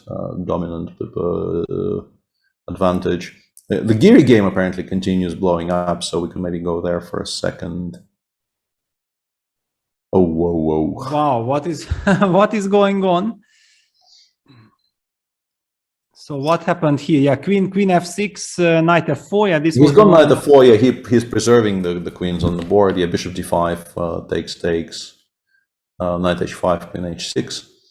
If white just had one more pawn somewhere, you know, endgames would become maybe a bit playable because of how broken up everything is. But yeah, bishop takes b2 check, of course. Very nice tactic because king b2 runs into c3 check. So white has to sidestep. King b1 takes. King f8. King f8 and rook d2. Interestingly, he doesn't take on b7 because he wants to, I guess, stop the counterplay along the b file. Try to play knight f4. Yeah, but doesn't seem to. I mean, okay, that doesn't seem to be enough from white side. It shouldn't be. It shouldn't be. And I mean, there will always be the defense with rook c6 along the 6th rank. I mean, I feel like Anish should confidently convert this advantage.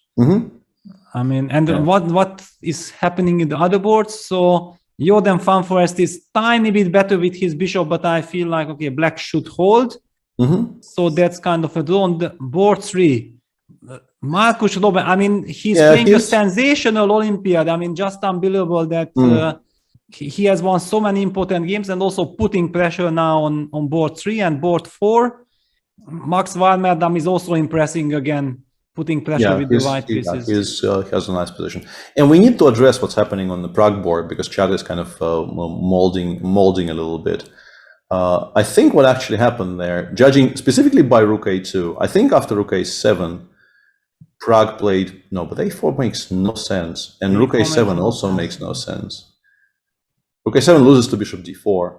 I thought maybe they played like a4, rook a4, ba, but yeah, none of that makes any sense. So yeah, this board we basically just disregard because we don't know what's happening, and until it gets corrected from the server side, there is no point in us even talking about it. Like we have no idea what's going on there. Yeah, I was suddenly also trying to make a sense if black could have captured on a2, but it doesn't seem to work. The bishop is kind of trapped there. I think b3 is just the but already rook a7 is slightly mysterious move. Yeah, it might slightly not have happened. Yeah, not very rook slightly. a4. Did he maybe play rook a4 instead? Yeah, but what happened after? Yeah, rook a4. Okay, what's the next move? Yeah, that's the big question because at least the sequence just doesn't work from any level because I work can't at all. Yeah, maybe we can get the if we have a good camera for board 3. That's what we need. Yeah, good camera we need. Then we could maybe get some info. And on board 4, I know that queen g5 wasn't what the machine was saying. Queen c6 was played by Ajiban. Queen g5 was not the suggested reply for some reason. Maybe e2. But in general, this is a very sharp position. Yeah, it's so hard to. I mean, if I would not see the computer evaluation that which states that black is probably better, then I would really be worried for black. Yes, I discussed it a little bit with chat while you were away, and this is exactly what I was saying. Yeah, that you don't feel safe here. You feel like it's very, very easy to lose control here, and things could go pear-shaped with black. But yeah, the machines just say it's fine. It's maybe even ever so slightly better for black, but strictly speaking, just a draw. Yeah, bishop c7 with the idea of bishop b6, I guess. Yeah. But doesn't it run into rook c1?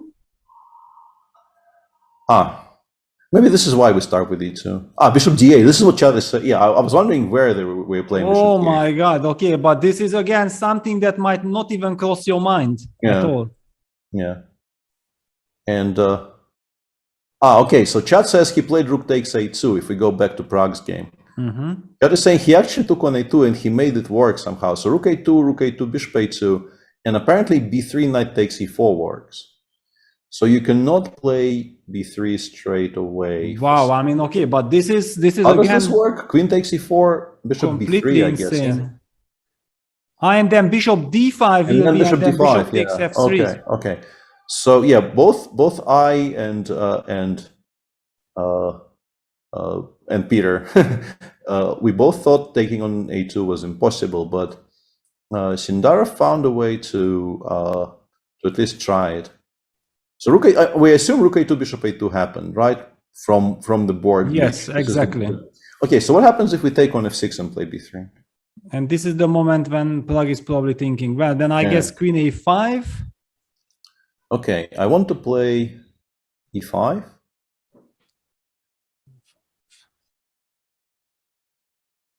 You probably have to take, because allowing rook a1 doesn't seem like it's a recipe for success. Although rook a1 always bishop takes b3, yeah? I mean... Yeah, but somehow it's so hard to imagine that black is not losing something. I don't know. Yeah, and chat once again, if the position is correct, Gukesh is apparently now just winning.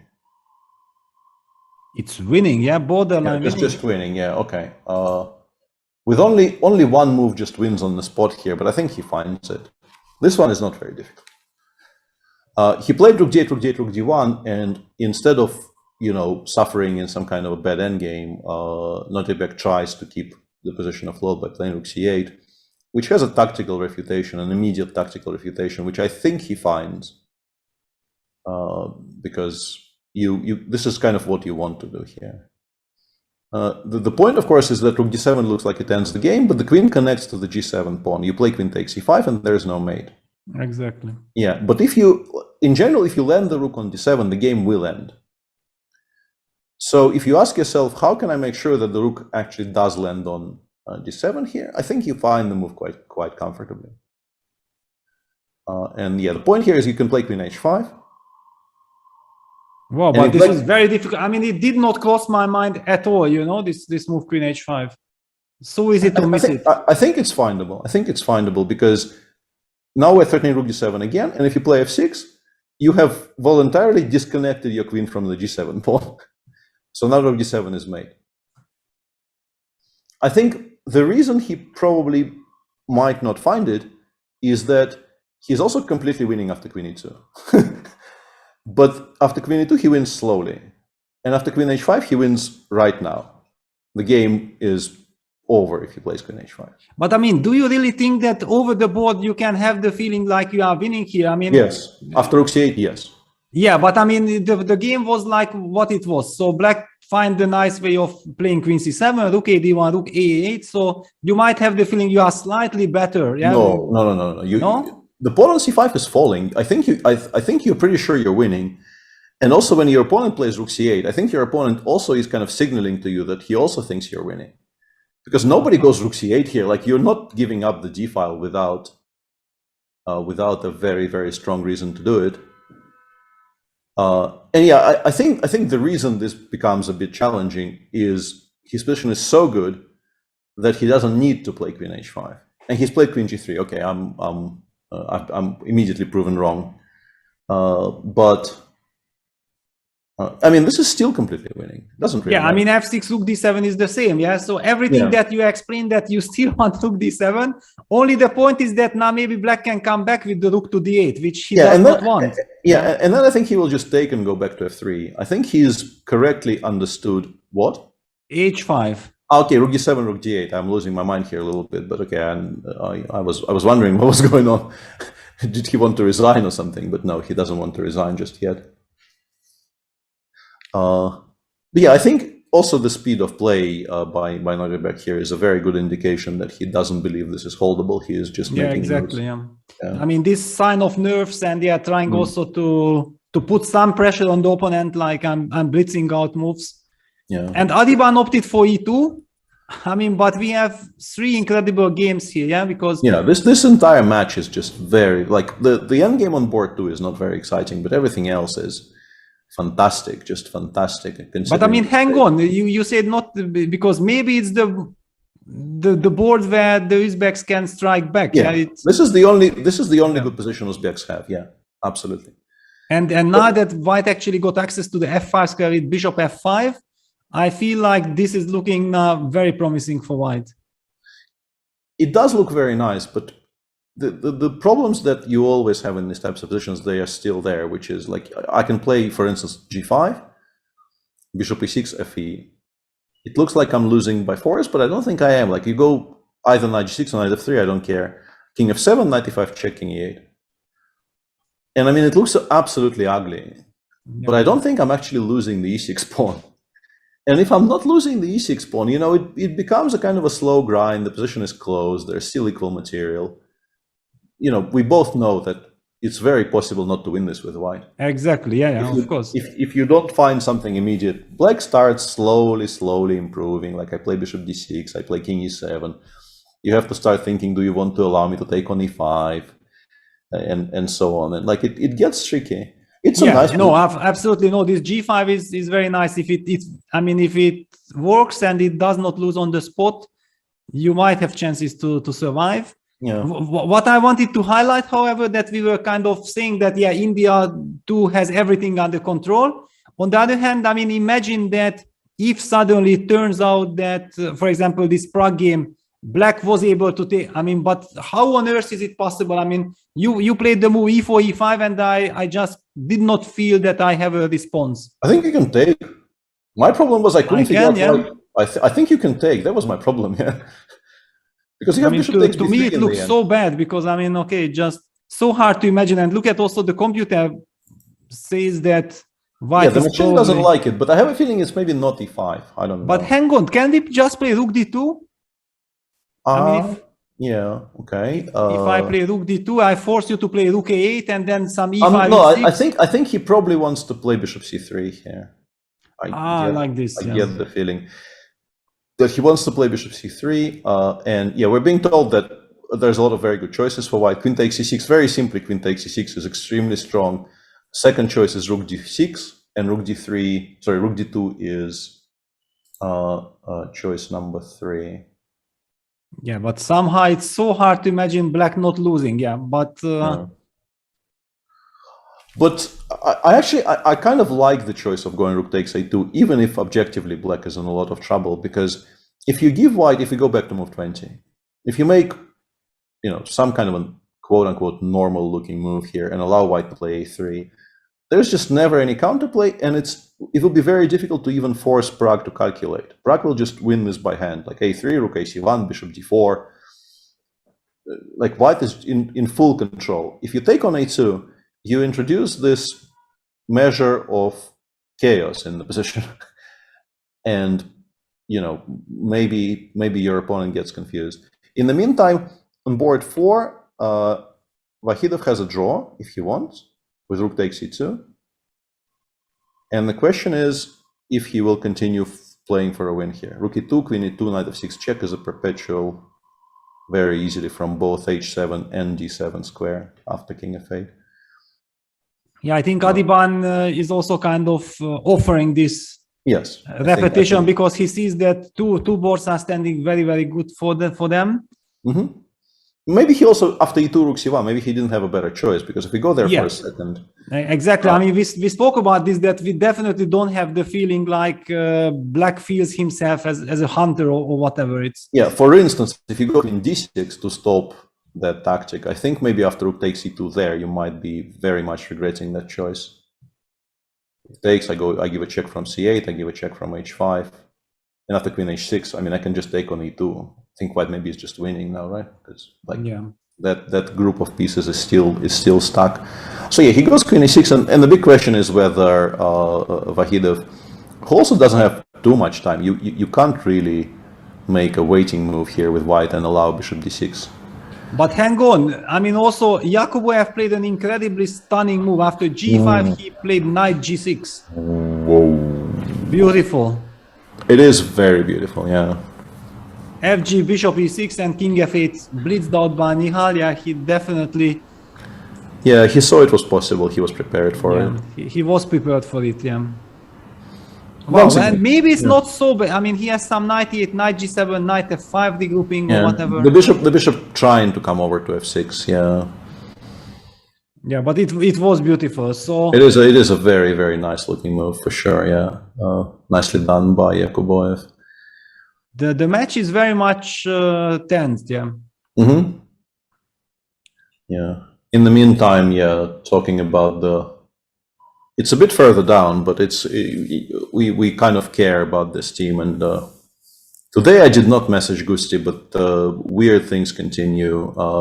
Vincent is doing fine on board 1, but there it is. Yeah, Vincent is just much better on board 1, right? Just a pawn up. But Matthias just made a very large mistake on board 2 there. And also a very uncharacteristic mistake. If you look at move 23, after knight f5 there. Tamir is actually, it looks like a kind of a slow positional opening, but Tamir is a master tactician and in general just prefers playing sharp positions to boring positions. It's just kind of striking you allow knight takes g7 here. It looks like it's the main idea White has in these types of structures. So like playing bishop f8 should be your immediate instinctive reaction.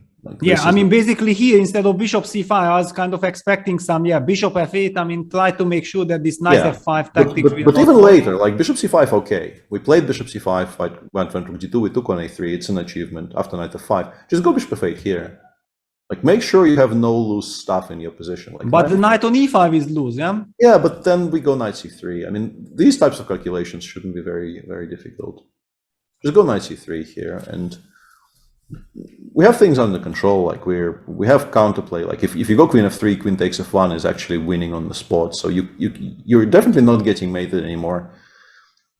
You have knight c3. Maybe he just missed knight c3. Yeah. Maybe, yeah. But now he's allowed knight g7, king g7, knight d5, and he is under severe pressure. Yeah, with this bishop. Yeah, bishop e7 played. The bishop on a1 should give checkmate. Yeah, definitely. And yeah, queen f3 is very strong, but f2, f4 is, Machine says almost winning. f4, f5 is just apparently a crushing threat here. But I'm not sure that it ever crosses your mind, no? Difficult. It's difficult to find, but white is basically better after almost any normal move. Queen f3, white better. Even knight takes e7, white is better. So yeah, we'll see. Draw already on board 3, and Dmitry Kolar's. The game continued, they did not repeat, but Dmitry is fine. So. Yeah, interesting that who did. Actually, Dmitry did not repeat. Yeah, he Dmitry played c4 and rook d8, and they continued playing. So yeah, very, very unclear standing match, which would have stood just perfectly fine for Germany if Matthias played a slightly safer move on move 23. Yeah, wow. All right, and hang on, what about Hungary? I see that both for Kantor Gergő is getting checkmated. A stunning bishop c1 to h6 move had been played.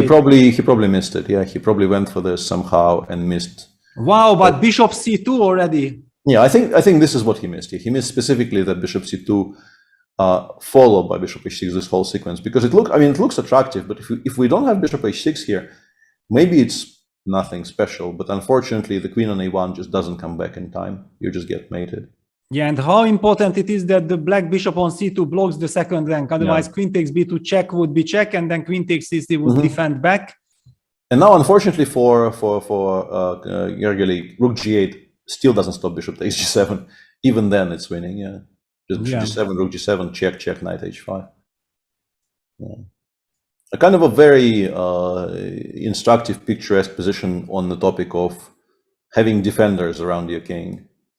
Yeah, all this material stuck on the queen side, completely away from where things are happening. Yeah, actually, the match is completely out of control because we won board 1, we lost board 4, board 2 is a draw already, and then everything will be decided if Kirill Shevchenko will manage to hold or if Bános Tamás will be able to succeed grounding down this slight advantage. Okay, very, very tough match. What about the Spanish team? Because I feel like the Spanish team is someone who could upset some of the top stars. If they win today, then they might jump in there with 15 points and still do quite some damage. Okay, for a second there I was losing my mind because I thought it was black to move and I was trying to figure out why the game is still continuing, but it's white to move. Okay, yeah. David will not lose this endgame, but yeah, rook d7, king g6. And interestingly, Alexei is actually thinking which one to take first. Yeah, he's trying to figure out if there's any mileage in taking on d4 first. I think his point is if you take on d7, hang on, king 6 is unplayable. h5 is mate in 2. Okay. Okay, that's important. Yeah, because I also thought like, rook d4 and then rook d7, king g6, h5 check. Those are the finesses here. Yeah, in any case, yeah, Alexei is putting pressure. Vallejo is defending probably, but this is a slightly awkward defense. 3 versus 2, but he has the better pawns. Yeah, f7, g7, it should hold for Paco. What about David Anton Guijarro? A very messy position. White has some initiative, but black some has... initiative, but on the other hand, every endgame is actually problematic for white. So yeah, kind of a very unclear position in. And Santos Latas are basically the bank for the Spanish team because he's just winning game after game. That's kind of my impression. Much better for black. Yeah, much doing very well. Unclear match. Yeah. Yeah, unclear match, but this game 4 actually gives clear advantage to Spain probably. Anish, hang on. Anish, we were being told Anish is completely winning, but the current position maybe doesn't look completely winning anymore. It's just equal. What happened to all those pawns? Well, okay, the knight is still kind of trapped on h5. Yeah, but I mean, material is now equal. But I mean, still pawn done. Well, we can take. If it's white to move, I can take on a7. Yes, but it will be a tempo. Yeah. You are sure that I won't be able to trap the knight, yeah?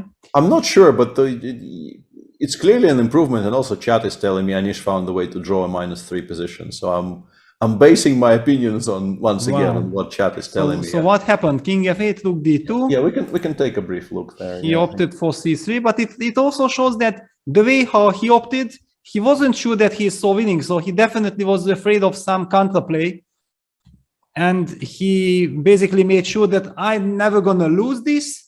And I still have chances. He's maybe hoping to get the engines are just so nasty. That position where he played c2 check. First of all, after rook d2 on move for 28, and the engine goes bishop c3 and says -4.5.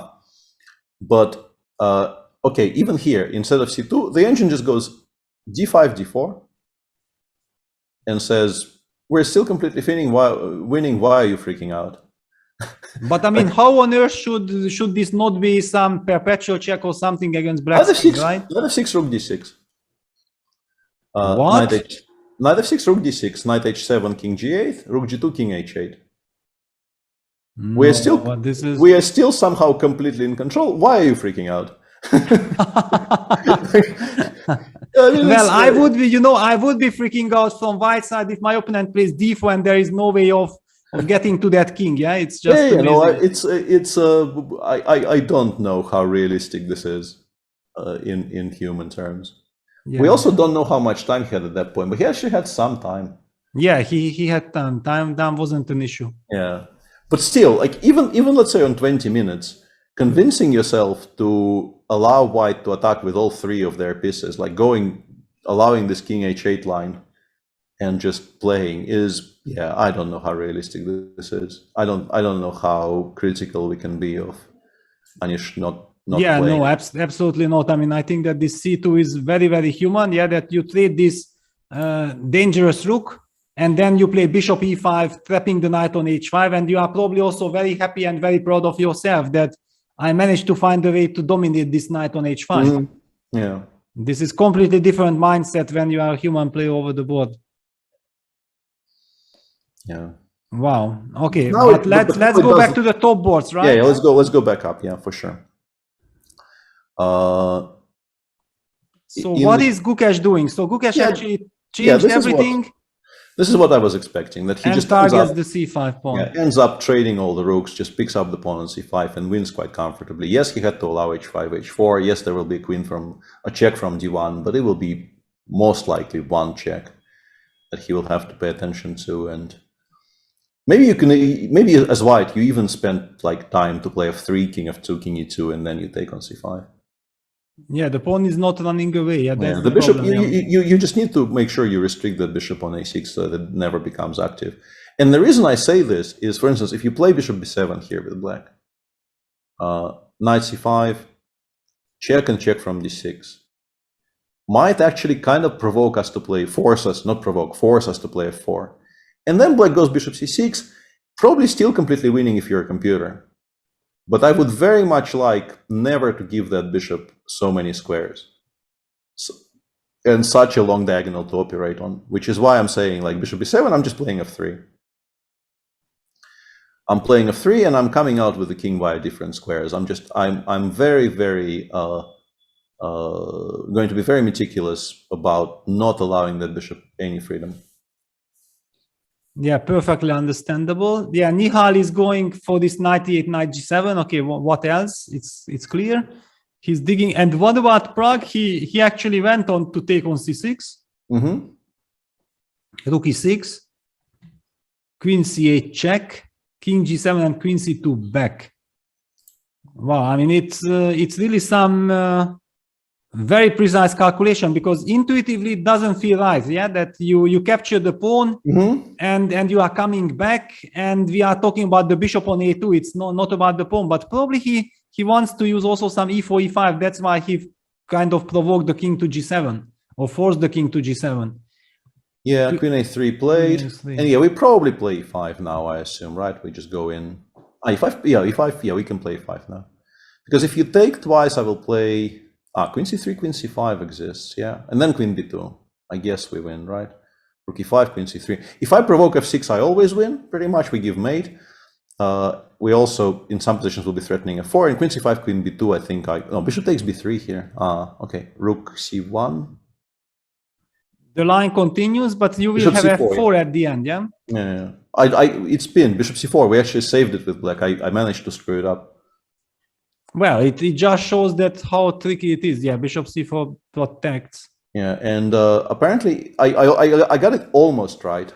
Everything is sort of correct in principle, but after rook takes e5, instead of immediate queen c3, what wins is kind of very, very sadistically. We can go rook d2 first, force you to take on b3, and then we go queen c3. Wow. And this actually wins material. Yeah, e5 on the board. I'm actually expecting Prague to find this, because he's a monster calculator. Yeah, it's extremely impressive. Yeah, he's calculating very, very cleanly, and yeah, looks like India 2 is just doing okay. Rook c2 happened in. Yeah, because actually draw is not really an option for Vahidov. Yeah, that's the point, and he goes for the maximum. Yeah, queen e6, rook c2 played, and if black has to play another weakening like f6, then I'm very happy about it. Wait up. Can I not play bishop takes f4 here? Wow. No. Rook c1 in the end. No. I was so pleased with myself. Queen e3, king h2, queen f2, and I thought like I'm breaking through, but rook c1 exists.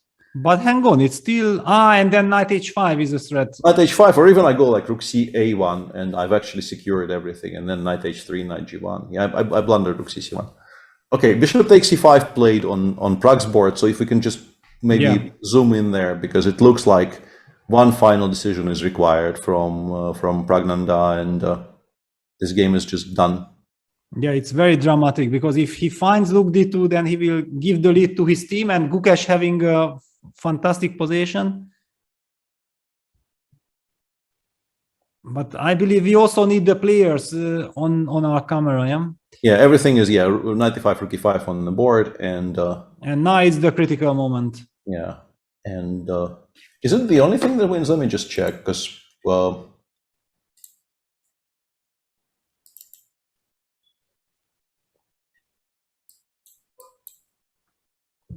queen c3 also wins, but much more trickily.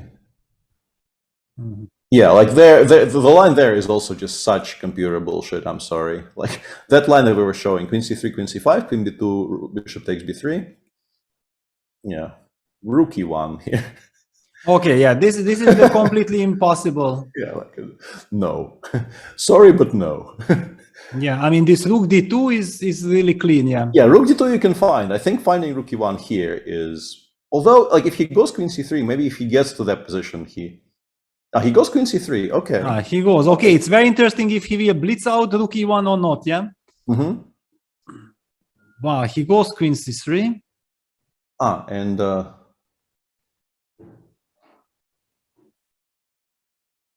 this is the first really moment in this game today where we see that he is, actually capable of making small mistakes. Because so far his play seemed like absolutely perfect.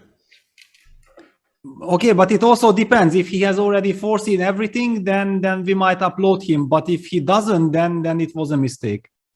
Yeah, I mean Sindarov has to play queen c5 here. Everything like you can't really play any other move in this position. Nothing else makes any sense whatsoever.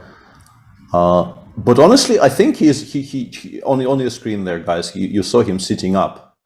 I think he is starting to realize that maybe he is not doing so poorly, because I think you expect queen c5 to be followed up with queen b2, and I think he spotted bishop takes b3, bishop c4, and yes. He's realizing, because he's definitely very excited. Yeah, look at this. Like if he's surviving. Yeah. Yeah. It looks like he might actually get away with it. I'm pretty sure he knows he's in a lot of trouble in general, and if he gets away with it, So yeah, in this position, I think you can get to rook e1 simply by process of elimination, because you realize if you allow bishop c4 and you have no good counterplay against bishop c4, you're just not better.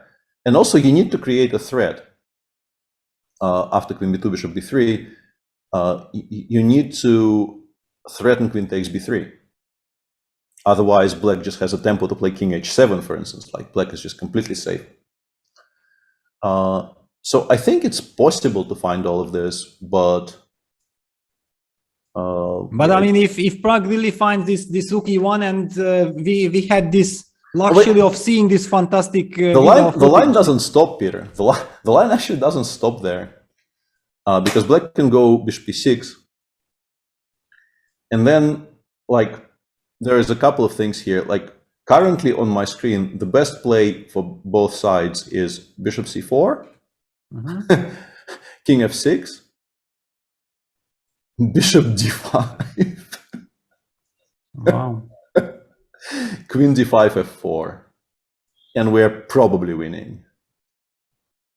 But yeah, but there were always this kind of possible, that you can sacrifice the exchange, and then it's all eyes on Prague now. And look at this. It seems like he wants to blitz out his move. Also, he's very nervous. Yeah, he wants to indicate, show the whole world that I have foreseen all this and I have my idea. Look at this. He can hardly hold himself back. Yeah, he's about to move. Yeah, and that kind of nodding generally indicates somebody who thinks he is doing well. Yeah, you don't nod here if you just play rook c1 and then take a draw. Much tension? If he finds all this and doesn't find rook d2, it's a bit weird, because rook d2, I would think that rook d2 was simpler than this, but looks like he actually sees rook e1. Yeah, there it is. There it is. It's just amazing stuff. These guys, yeah. I mean, but here he got fooled, because if he would have not been such a genius spotting rook e1, he would have spotted rook d2, queen c3. Because simply his attention was carried away to this line, calculating all these incredible lines. I'll just briefly, because this is just way too dramatic not to watch, but just briefly, in the Georgia-Poland match, Maria Malichka is completely winning against Melia Salome. Olivia Kolbasa in that Catalan endgame is actually better now somehow. So she might be on 10 out of 10 after today. This is just remarkable. Board 2, Nino Batsiashvili is completely winning, which is good news for the Georgian team. And board 1, Alina Kashlinskaya is actually a bit better, but it will be a draw. So a very sharp match there between Georgia and Poland on match 2. and India is beating Kazakhstan, I think. Yeah, Tanya has a messy position, but completely winning on board 4. Vaishali is a bit better on board 2. And Hampi is completely winning on board 1. So yeah, India will win. And Germany, oh, sorry, not Germany.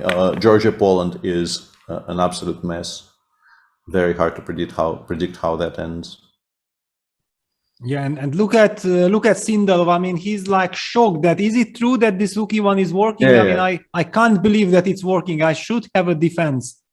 Yeah, he's trying to because I think you start here with Black by thinking I must still be able to defend this, and then the longer you think, the more you realize that no, there is no way. Okay, I mean, I don't know how lost are all those positions with exchange done and yeah, still it's true. pawn. And honestly, bishop c4 is very striking, but maybe what is stronger is after bishop e6, the choices between bishop. If you allow f6, it's a draw. So you choose between bishop c4 and bishop g4. You can play bishop g4. This forces king f6 as well, and now you can play king h2, g5, g3, and this is strong. Yeah, insisting on this f4 idea. But once again, like how easy any of this is, it's just like I'm watching these kids find it day in, day out, find all of these really, really tricky things, seemingly as if it's no challenge. It's just so impressive. And with all the tension, yeah, it will be very interesting also that which direction Prague will choose. Yeah, bishop g4, bishop c4. Yeah, to be honest, I'm liking bishop g4 more, yeah, because I'm simply worried that after bishop c4 we might get a maybe winning position, but it won't be so easy to convert it. But this one, yeah, king h2 and then gc f4 fits very much into the spirit of what we are trying to achieve, yeah? Yeah, absolutely. Yeah, by the way, Gukesh has opted for f3 against bishop b7. Very nice touch there. And look at this is what the youngsters are doing and why it's so difficult to win a game against them. Maybe now Gukesh will succeed, but immediately, I mean, Abdusattor is almost not even thinking, but coming up with counterplay, queen d6, king f1. It's not really counterplay though. We can just take on c5 with the knight, queen d1, queen e1 actually ends the game. So, I mean, Gukesh has things under control here. I think he will win. Yeah, he should win. Yeah, but I mean, simply that it's impressive that how quickly they are adjusting to the situation and trying to get the maximum defense up there. Yeah, no, I don't disagree with your point. I'm just Gukesh specifically, I think will convert this, but and all eyes on this Vahidov against Adiban because especially knowing that Uzbekistan is under some kind of a pressure on many boards. They need to create chances, and this one is at least it looks messy for Black, yeah. But on the other hand, probably very move pen movish. All zeros though, yeah. Yeah, after somehow f6. all of this is zeros. Rook c2 is a kind of a drawn endgame. Queen g6, Black can apparently just play rook f8. Nothing really is happening. So scary though, like Adiban. Yeah, this is well, it's like the good news for him. It's move 34, so he doesn't have too many more moves to make until time control. But this is so scary. And after queen h5, currently on my screen it says bishop e5. Once again, how easy is this? I don't know. Yeah, but maybe that's the point because that's why he weakened with f6 because he's counting on bishop e5. It's findable. It's not completely unfindable. It's this makes sense. Yeah, from human perspective, it makes sense. By the way, what about the Armenian match? Because I see that, for example, Gabi is nicely regrouping. On the other hand, this is what we have talked about, that it won't be so easy to convert this. No. As you can see, white sort of stabilized. The knight on the 8 got cut off from d6, c4 squares. The variation is still suggesting that Black is winning, but yeah, you can definitely imagine the Shahryar holding this. And Gabi is down to 7 minutes as well. Which move is it? Yeah, good question. No, it's already time control made, basically. Yeah. Doesn't matter. And on other boards, yeah, Hrant this will be a draw. Just very, very solidly, I think. Like, just rook f5, rook c5, you're hard to imagine how you lose, honestly.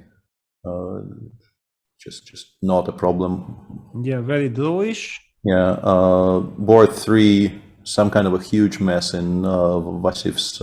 What is this? Wow. These guys. With all the tension, with all this. These guys. How did we get here? So bishop take, yes, because after ED4 was played, bishop takes h6, counter strike happened, gh6, queen c4, knight d5, takes, bishop b1. Yeah, just a very double-edged position. Okay, we don't have time to analyze it. We can't really properly analyze it. But wow, but okay, so this was a defense. Then queen h1, king d2, queen takes b1. And he didn't even go rook g4 check. Like rook g4 check looks so natural, but he goes rook d7 instead. I have no idea what's going on. The engine suggests it's somehow equal. Once again. Maybe you have to give perpetual, because after all, f7 is very vulnerable. But good news for Armenia is Robert is just completely winning on board 4, like a full piece up for nothing. So. Okay, this gives a lot of stability. Yeah, this does give you a lot of stability. Because one can argue that the game between Mamedov and Sargsyan, one cannot expect that for sure Gabi is winning. Yeah, he has good chances, but it's not easy. No. Yeah. Okay. So Armenia still says somehow that you're completely lost there. Wow, Shankland actually escaped to a draw. So basically, there is no way of US team not winning, right? Yeah, pretty much. Yeah, Sam saved yet another very suspect position. Fabi 1, draw on 2, and Lenier is 2 pawns up. There is some play left, but the assumption has to be that Lenier wins from here. Yeah, also the clock situation, and he has all these ideas with queen h3, queen f5 jumping out. Yeah, very hard to imagine not to be winning for him.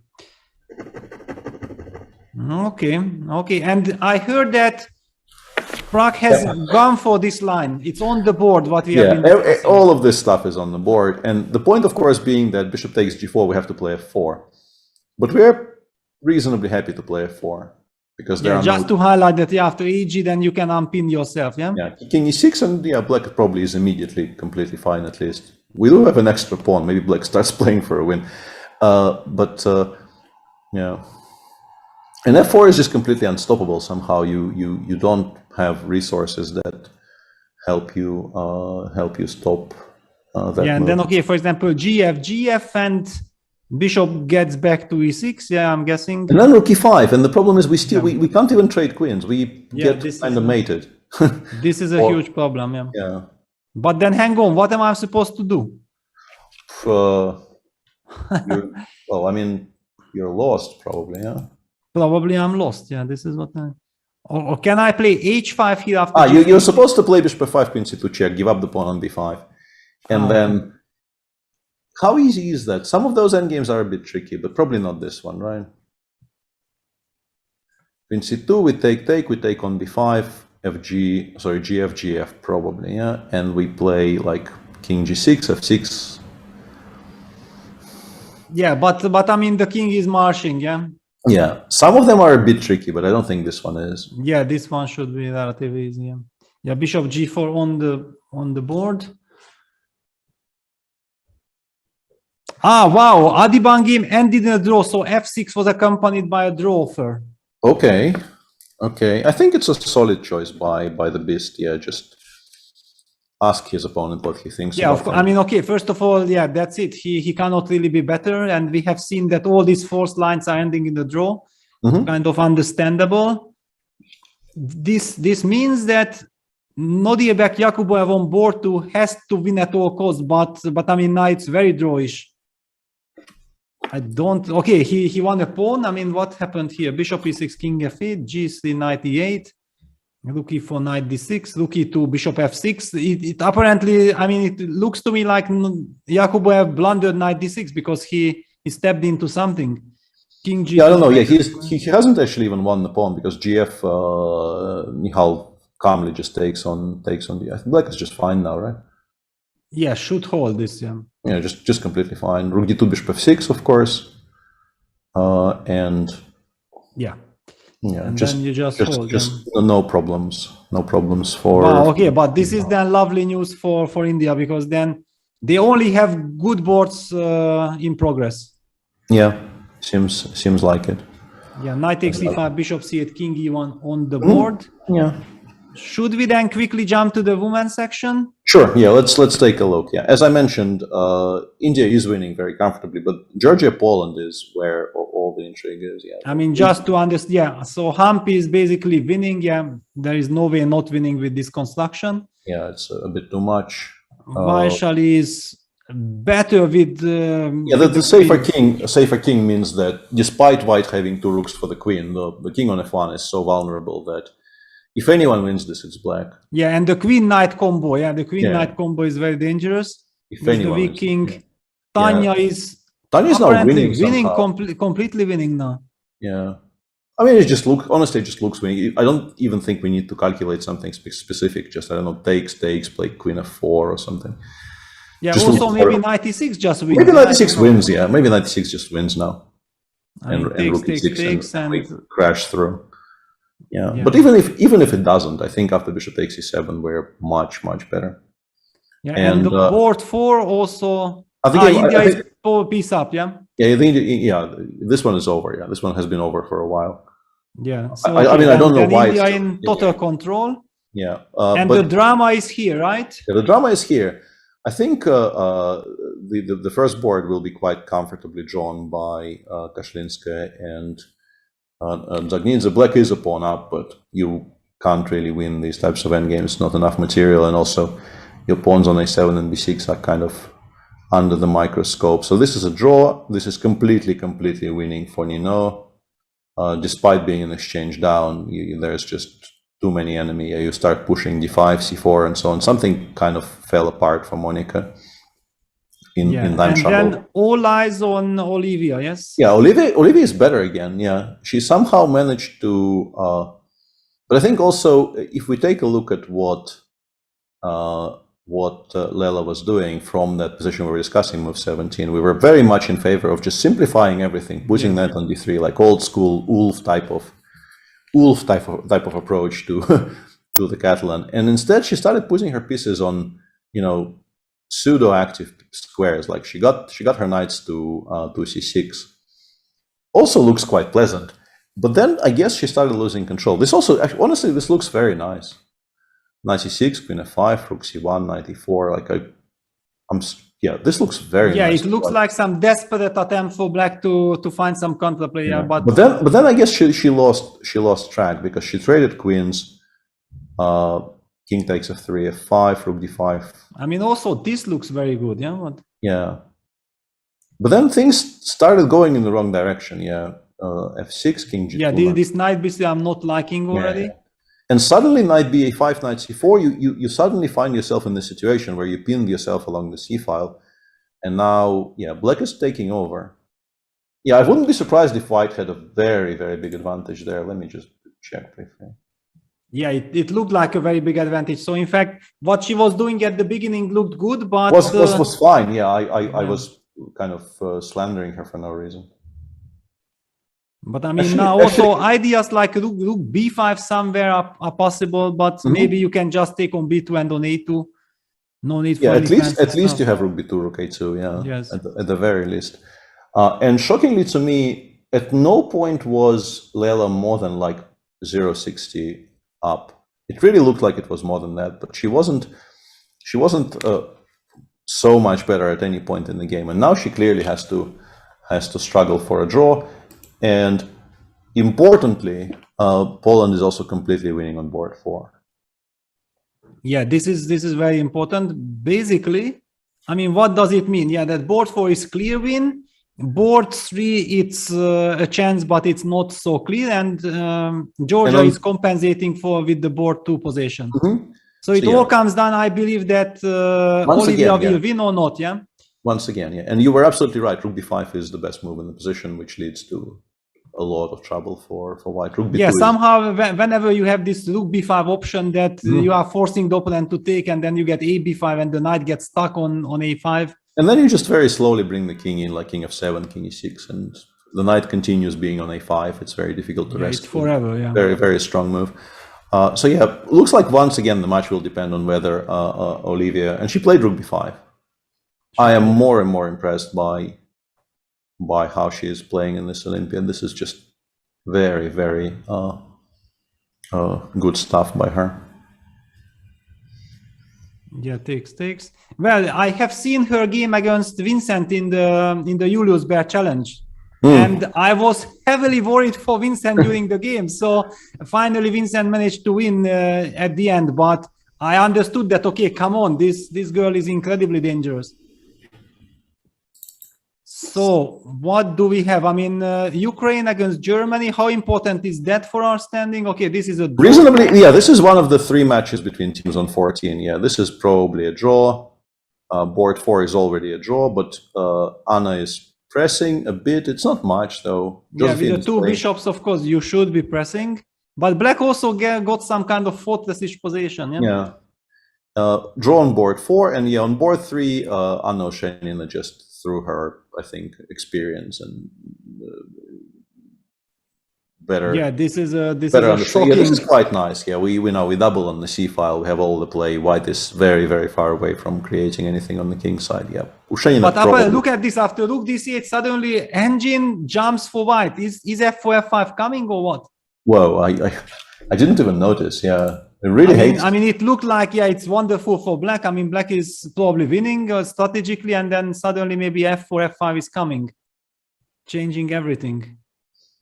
Yeah, you can either play f4, you can play knight c2, and then something. Yeah, and it actually wasn't as good for black as we thought. Yeah, it's a very unclear position. But if the clocks are right, both players are down to a minute.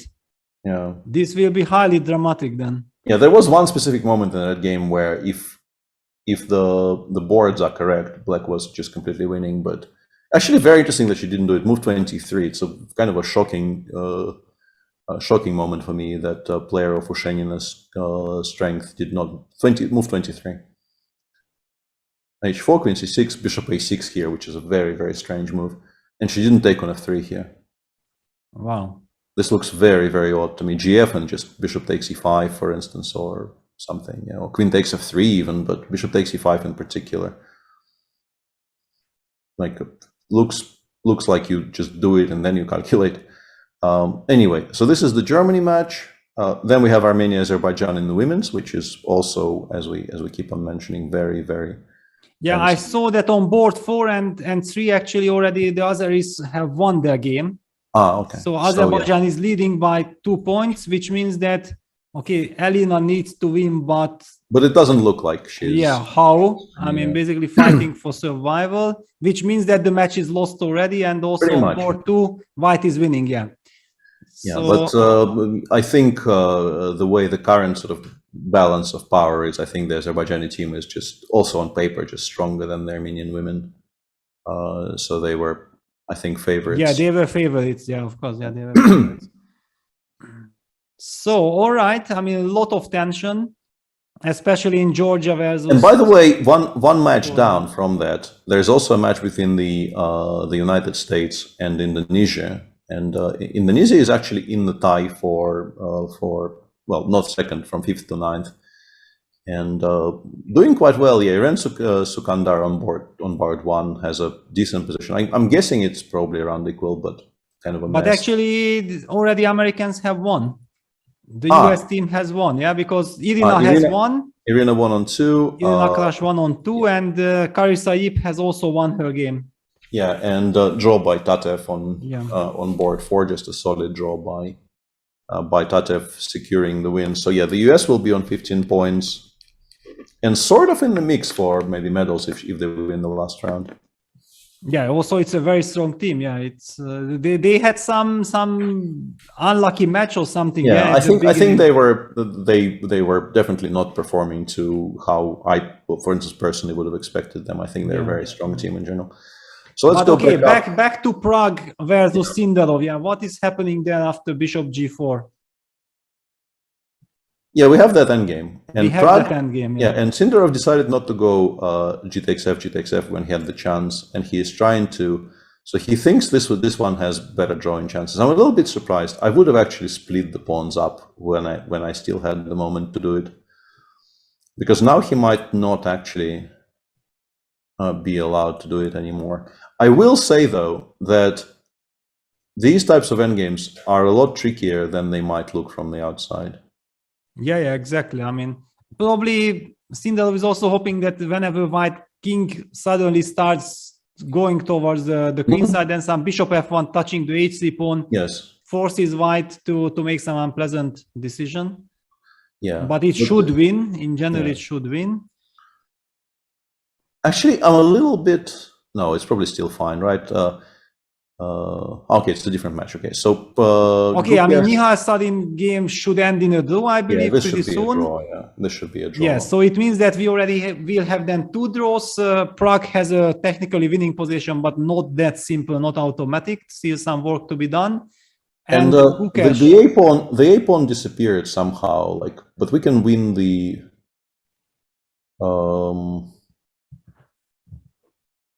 I'm a bit surprised he traded the a pawn for something, but.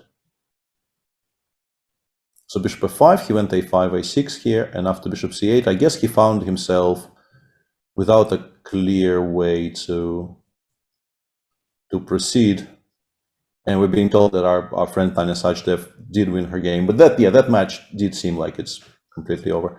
Queen e5, queen b6. Yeah, I'm looking for a way to just finish the game by force here somehow, and struggling a little bit, but on the other hand, really everything seems like it should be winning. Whatever we decide to do here with white, it feels like it should be enough. Yeah, it should, and time control has also been reached, so this is now not the most dramatic of actions. What about Mamedov against Sargsyan? We have seen that also here the time travel had been over. I feel like Shakra is making progress, but knowing that on board for probably actually not enough, yeah. Robert has already won. Yeah, Robert has won, and yeah. On board 3, Manuel Petrosyan had managed to stabilize his position, so there is no danger against his king. We are assuming a draw is very likely here. Yeah, Black can't really be worse with the outside passer on the H file, and very safe position should just be equal. Yeah, and okay, basically Melkomyan has probably a drawish position, but he's pawn up, so definitely also zero risk. Yeah, also absolutely zero risk for Armenians. So yeah, Armenia will win. Most likely, very, very likely, Armenia will win this, go to 17 points, and Azerbaijan will stay on 14.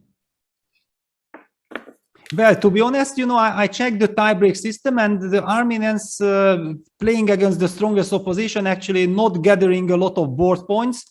So for them, any tie is very, very bad. So how does it go? It goes match points, and then also something very strange, because what I noticed that also for the United States and also for Armenia, the 2 teams who have so far played on paper against the strongest opposition, is tiebreak for good, but any other tiebreak like the tiebreak 2, which is the decisive after the match points, is not good for any of them. Okay. It's actually quite striking. Somewhat surprising, because normally it's a kind of a reliable source of info. Our information tab on Chess24, if you click on information, says match points and then board points, which I think is incorrect. I don't think it's board points immediately. Board points. No, it's board points. The second one is board points. The second one is board points. Yeah. Yeah, okay. This is exactly why the teams who have played against very strong opposition have a big handicap. Yeah. Because it's like playing in a football world championship against Italy, against Germany, Spain, Brazil, Argentina, and you are very happy that you are actually winning against these teams, and then other teams are crushed. Satiris is having a meltdown in our chat, saying this is just not true, and board points are not a tiebreak at all. Really, yeah?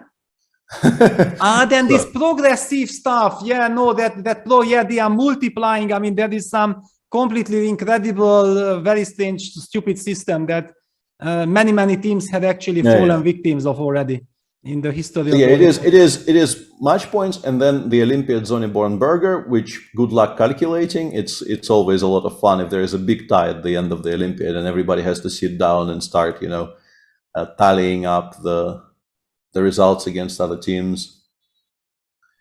And then you get to it's a third tiebreak, so it's then maybe even something else, and then board points. Yeah, thank you. Yeah, exactly. But it's completely ridiculous. I mean, it's a very, very bad tiebreak system, because simply since the Olympiad gives the chance for weaker teams, to play against weaker teams, and they are also winning the points. So the difference between the teams whom you are beating does not reflect on the final score or whatever. I mean, it just Okay, we can get back to that at some point, but Yeah. Chad is instructing us to take a look at Max Farmadarm's game, which apparently went full craziness. wow, Well, the pawns are winning, yeah, but some pawns, yeah. Who- Apparently whose Black is pawns, winning yeah? somehow, but how is Black winning here? I mean, the first instinct is that definitely white's pawns are queen, but on the other hand, black's king is safe on h7, yeah. Yeah. What is this? But what is the? I mean, how is What- black winning? What is this? Let me actually check. I can't. Like my brain no longer functions.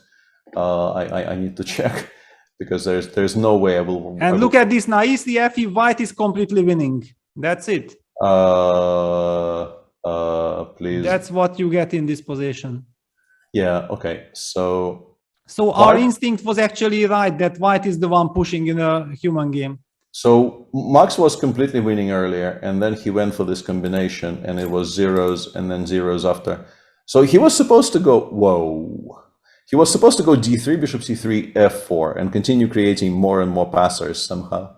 Yeah. Instead, he played something that does not cross the. I mean, d3 was the first move I looked at, and I stopped after bishop c3. That no way this is the right move. Yeah. Yeah, and yeah, now Max is back to just completely winning because he goes b7, e2, bishop c3, and he is just much faster.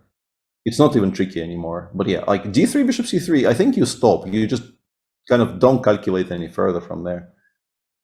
Yeah, we see. Yeah, this is just winning. So Anish drew. Jordan will draw.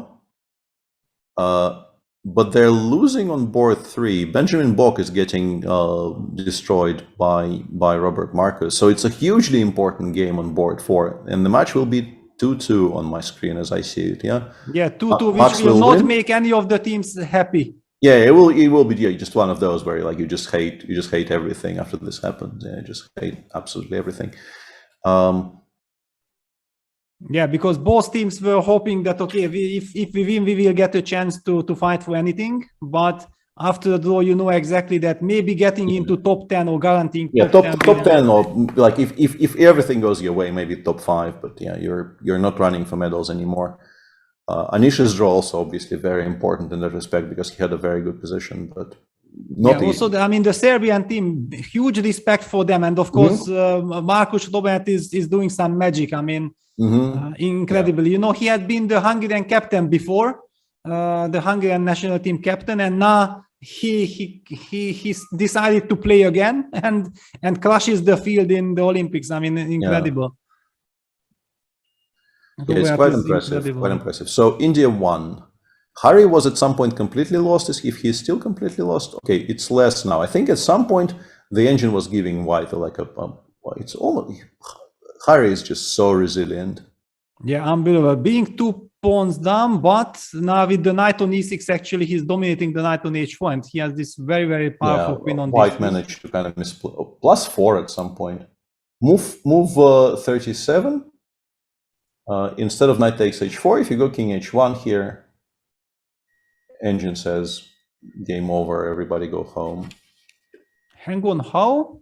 Just king h1 here. Because everything is kind of protected. Yeah, and your knight will not get stuck on h. Like it's just important not to make sure your knight doesn't get stuck on h4. And he took on h4, and now he's playing without that piece. But I mean, I guess he anyway assumed that after g6, knight takes h4, queen e3, things will be more or less the same. But it's not a check, and black has lost the tempo for g6. But also after g6, maybe something like queen d7, I don't know, queen d6 or whatever.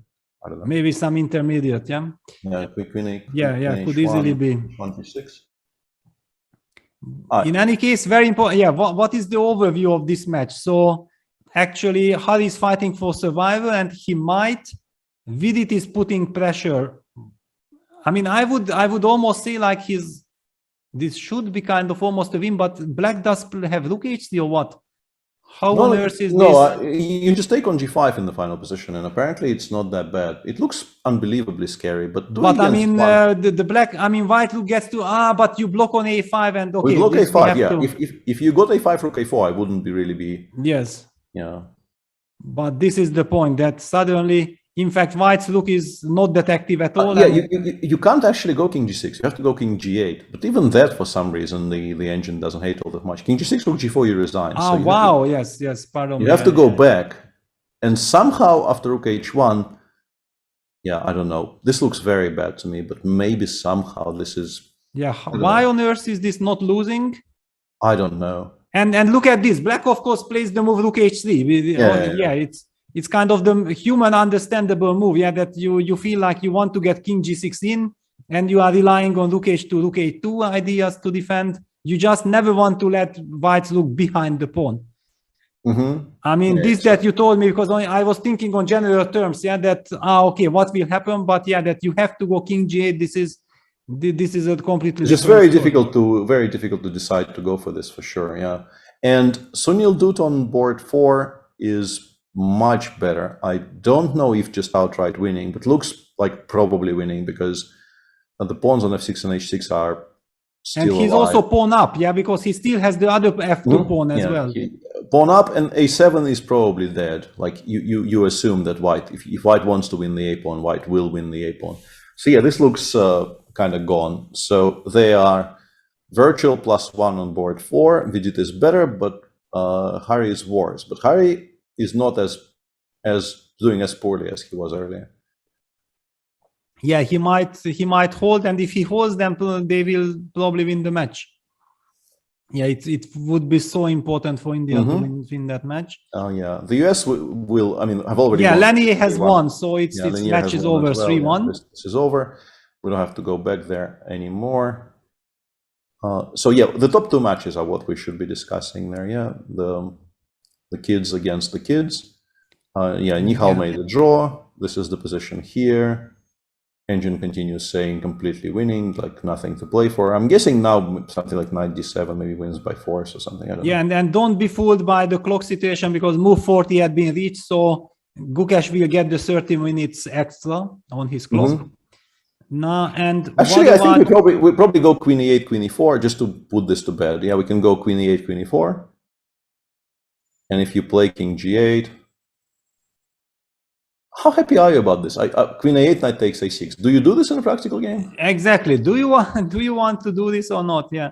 Because black will start giving me. Yeah, there's a lot. Sorry, not on e5, of course, on a1, but a1 we go d2.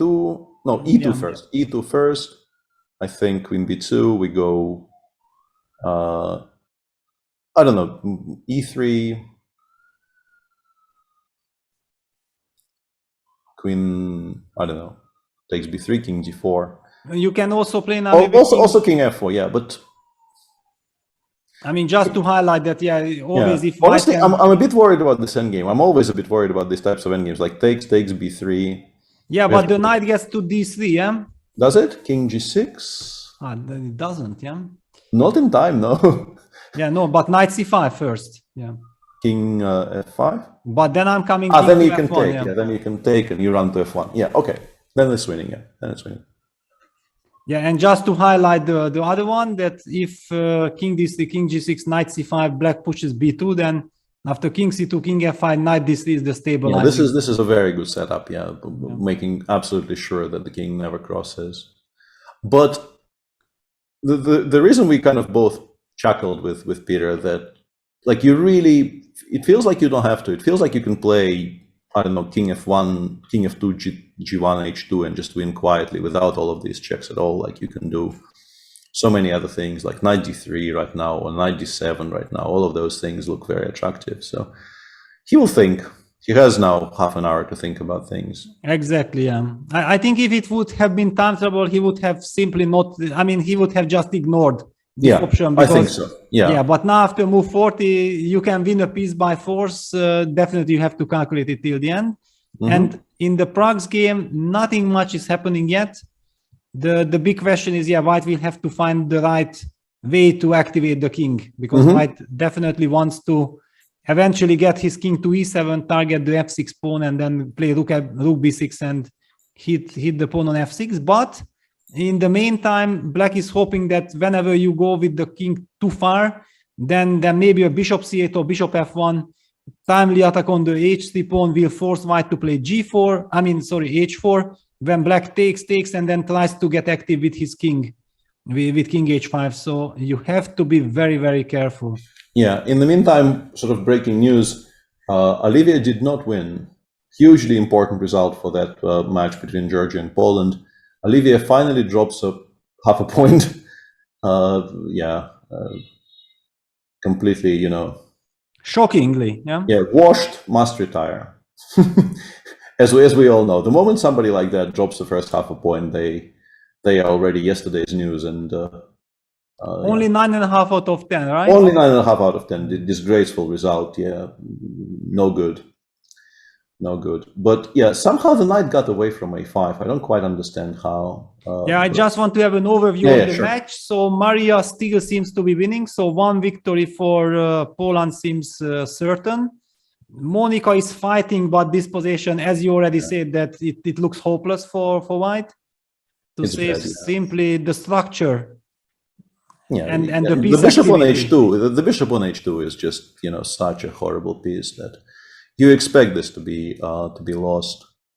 So it looks like 2-2 is a pretty likely. 2-2 is very, very likely, and since India is winning their match, then probably India will be very, very happy. India probably leads the tournament on 17 ahead of a whole bunch of teams on 16. Yes. Yeah, they will simply be very happy. I mean, this is such a relief after losing a match, and feeling the tension and everything. Then bouncing back the next day and your concurrents dropping points. Incredibly important result. Yeah. Yeah, very. I mean, this is what you need. Yeah, this is what you need to calm down before the last round of the Olympiad. We will also be talking about this. That what it does, that the last round starts at 10 o'clock in the morning. I mean, it's always disbalancing everyone. I mean, all the players. This is by the way, I wanted to mention this for those of you out there wanting to watch tomorrow. Tomorrow will be a fantastic day, but honestly, whoever made that decision, needs to have a very, very stern talking to, because, like in individual competitions, I think by this point this is prohibited. It is written in the rules that you cannot do this, that the last round cannot be moved further, I think, than 2 hours from what the previous rounds were. And for the Olympiad last round, where tensions will be unbearably high, they're also making them play at 10 o'clock in the morning after playing at 3 every day. Like, who thought that was a good idea? Yeah, I'm completely shocked. I mean, I know that also before it was always a problem, but it was at least 11 o'clock. But 10 o'clock is. Yeah. I mean, I'm not agreeing with 11 either. Yes, I agree with you. I mean, the worst. Midday, I think, is bad, but I can understand. It's already, I think, 3 hours is a little bit too much. Like, I think it should be like 1.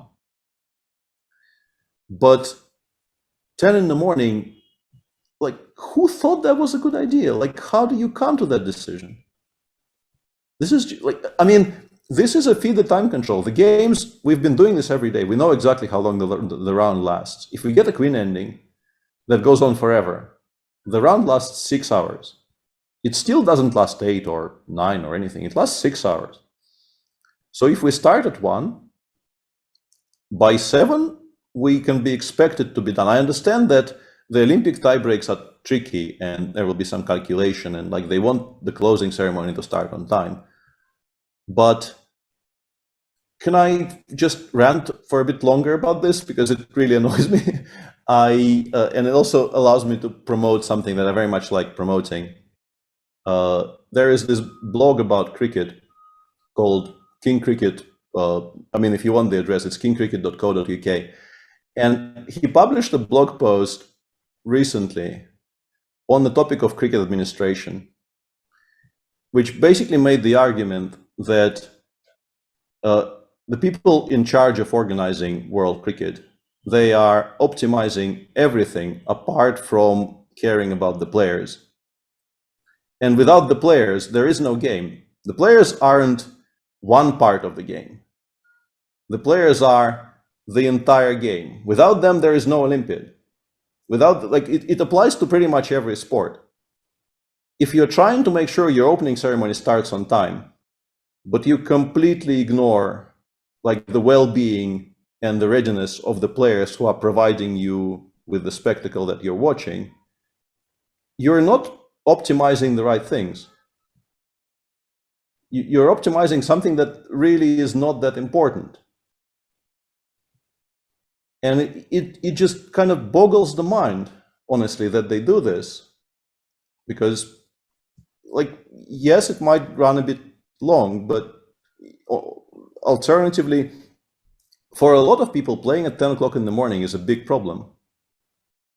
I don't know how you feel about this these days. Well, I'm just completely dead. I'm just not able to play at 10 o'clock in the morning at all. I'm pretty sure that I'm 300 rating points worth less at 10 in the morning than in the afternoon, because simply the whole biorhythm of the chess players is built to be able to perform in the afternoon, because all the game starts at 2 or 3 or 4 o'clock in the afternoon. And then in the very last one, I do remember that earlier what it was, that the last round in the Olympics started at 11 in the morning. However, before that there was a rest day. Yes, so you had a chance to do this. Yeah, at least you do this. But playing, they will play today. Today, as you see, like a lot at stake. Very, very, difficult, exhausting day of play. And then next day you're supposed to somehow, your preparation is completely gutted. Because a lot of people, like I personally, throughout my career, I prepared in the mornings. I don't actually do any kind of prep in the evening. I wake up and I start preparing. So for me, like everything gets thrown out of the window. And for me, it's actually better than for a lot of people, because ever since my kids were born, I actually get up quite early. So at least I don't have that problem. I wake up at 8. I will be, I wouldn't have to set an alarm even. For a lot of people, like people don't get up until 12. Like, it's just, I understand we have games to follow, but I did want to like speak about this because this decision is absolutely unacceptable by, in my understanding. Like it just, you don't do this. Yeah, from a chess player's perspective, it's just absolutely unacceptable. That's absolutely sure.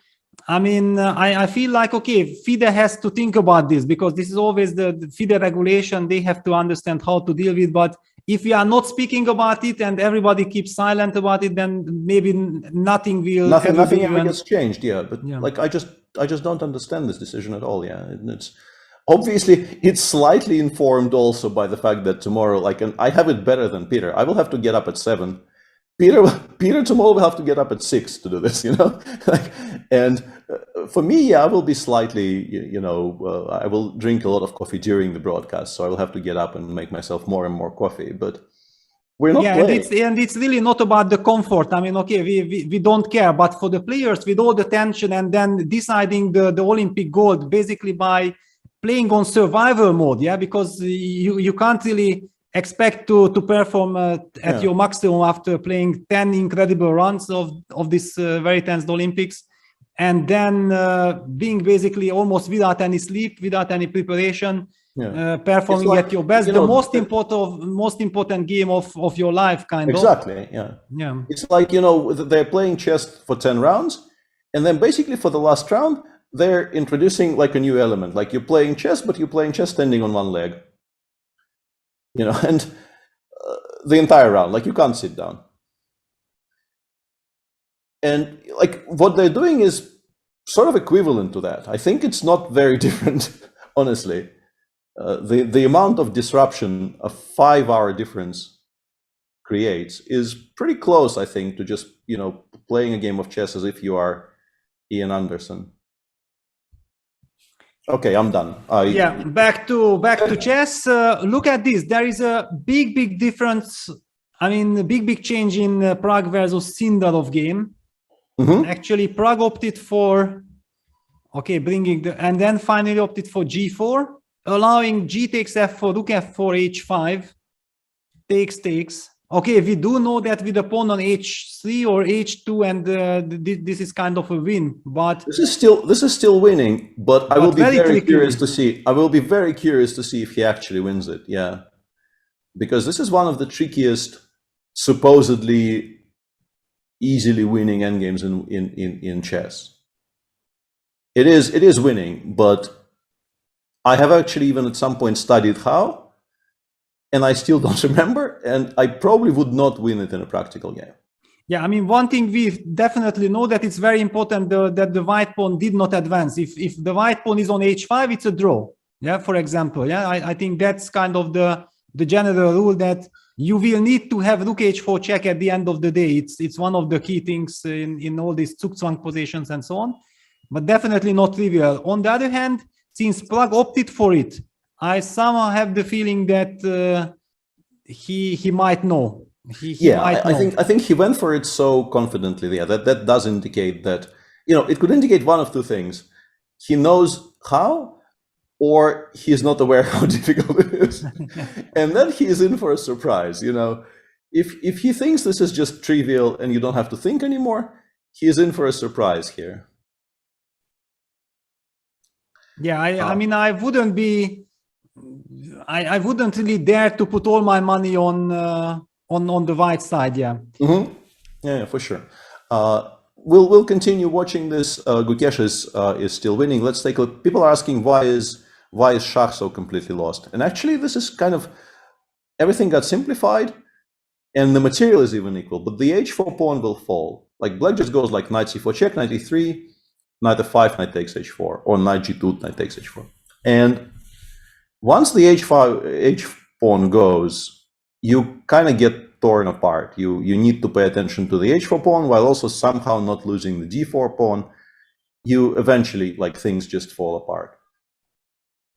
Yes, exactly. I mean, basically, maybe with the h4 pawn, you could have chances, but with this structure, this d4 pawn is just too weak. Yeah, I think this is. I can imagine this becoming tricky, but I'm not at all surprised that the engine suggests it's just gone for white. The knight on f5 is too solid, the d4 pawn is too weak, and black just starts pushing the h pawn and things start collapsing. Yeah, so basically then it's gonna be probably 3-1. Schach goes is it? Schach found a kind of a cute idea there. He goes f5, and if knight takes f5, he goes knight d3, knight f4. This is the point. It looks mad, but there's a reason. Yeah, it's actually a fantastic idea. This actually probably is a draw. Like this position is probably holdable, but it means that after f5, black has to take ef5. Probably you take ef. Yeah, probably you take ef. But at least then you disturb the structure. I mean, practically speaking, you had to do it. It's the only chance for white to put up resistance. Yeah. So yeah, it's a very, very good practical chance by Shahriar. Okay, board 2 was agreed drawn, and board 3. Yeah, Vasif never ever loses this. Sorry, I mean Manuel, because Armenia is 1-0 up already. It's black who needs a draw to make sure that they win the match, and yeah, it's impossible to imagine how you lose this with black. Really, you need to blunder something absolutely catastrophic not to be completely safe. Okay, moving on.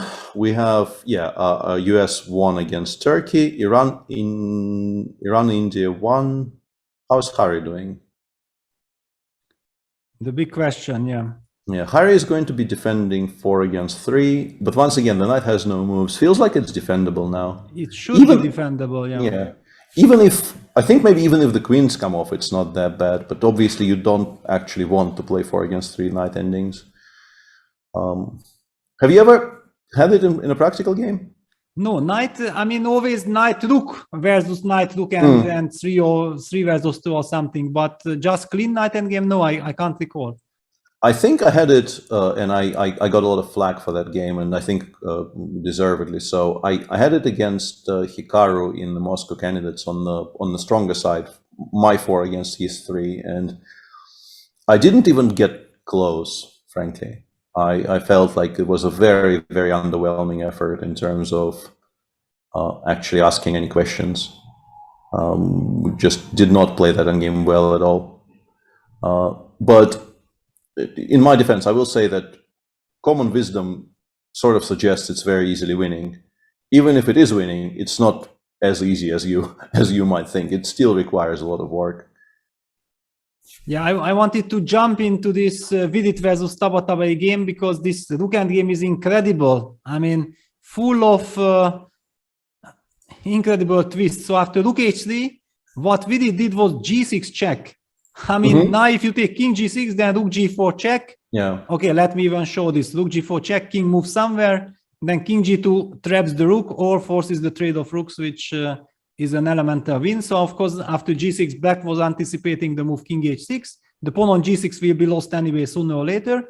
And now Vidit played king g2, forcing rook g3 check and king h2. Now black can take in a multiple ways the g6 pawn, but it will lead to a trade of the rooks again. Rook takes g6, rook h4 check, king g5, rook g4 check, wins the game on the spot. So in fact, it turns out that the pawn on g6 is taboo.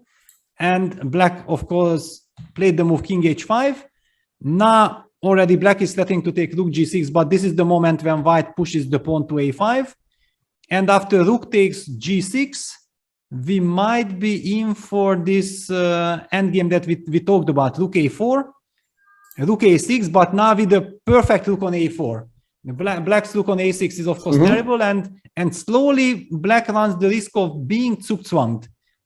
I'm not sure if this is winning, because black can play I mean, okay, let's just show that white plays king h3, black probably plays the move g5, and then we start moving our rook. Yeah, that we just set up this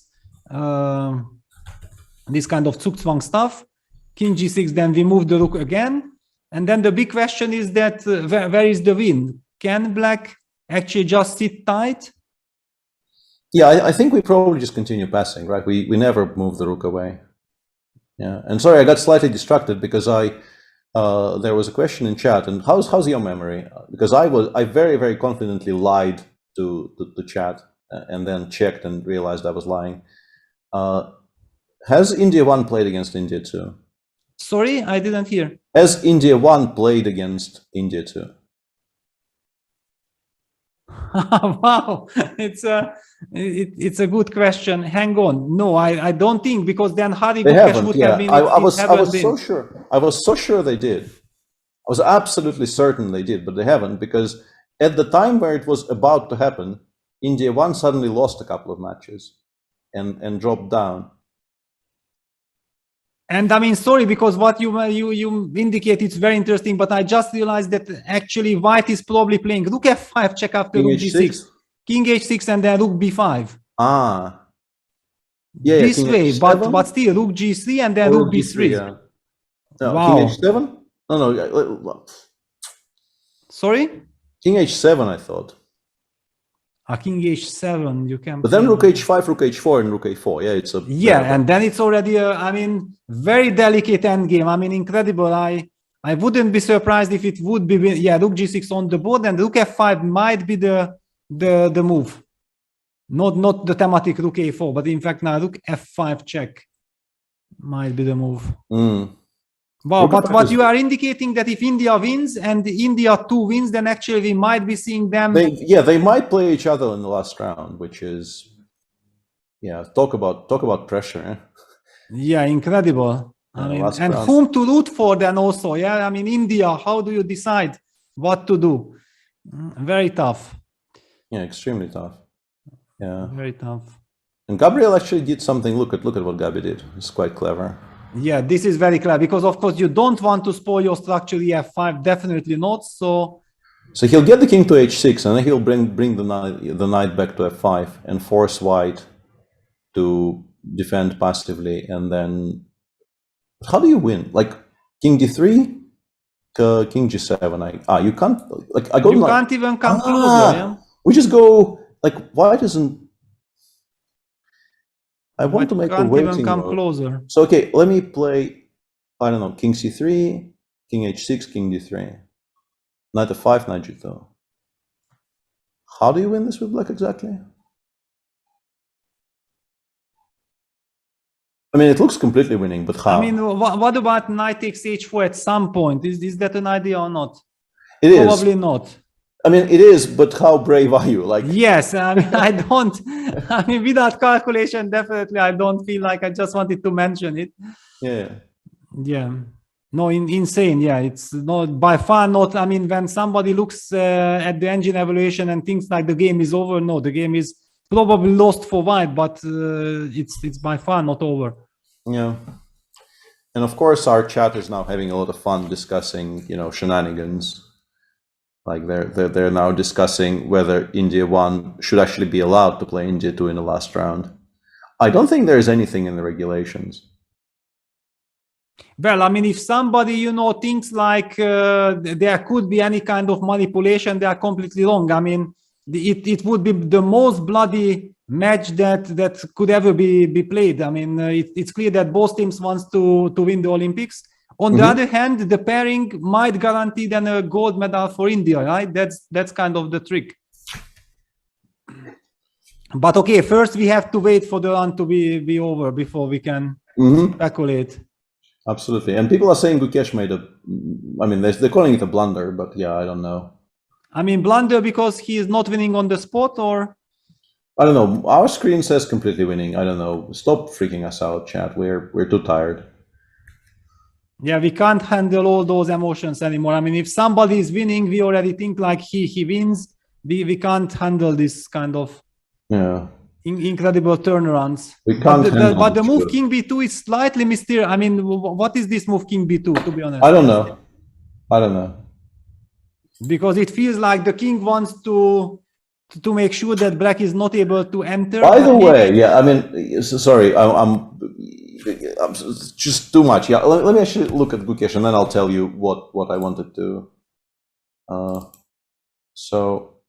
It actually dropped quite significantly for some reason. Queen A8 is what he missed, I guess. Yeah.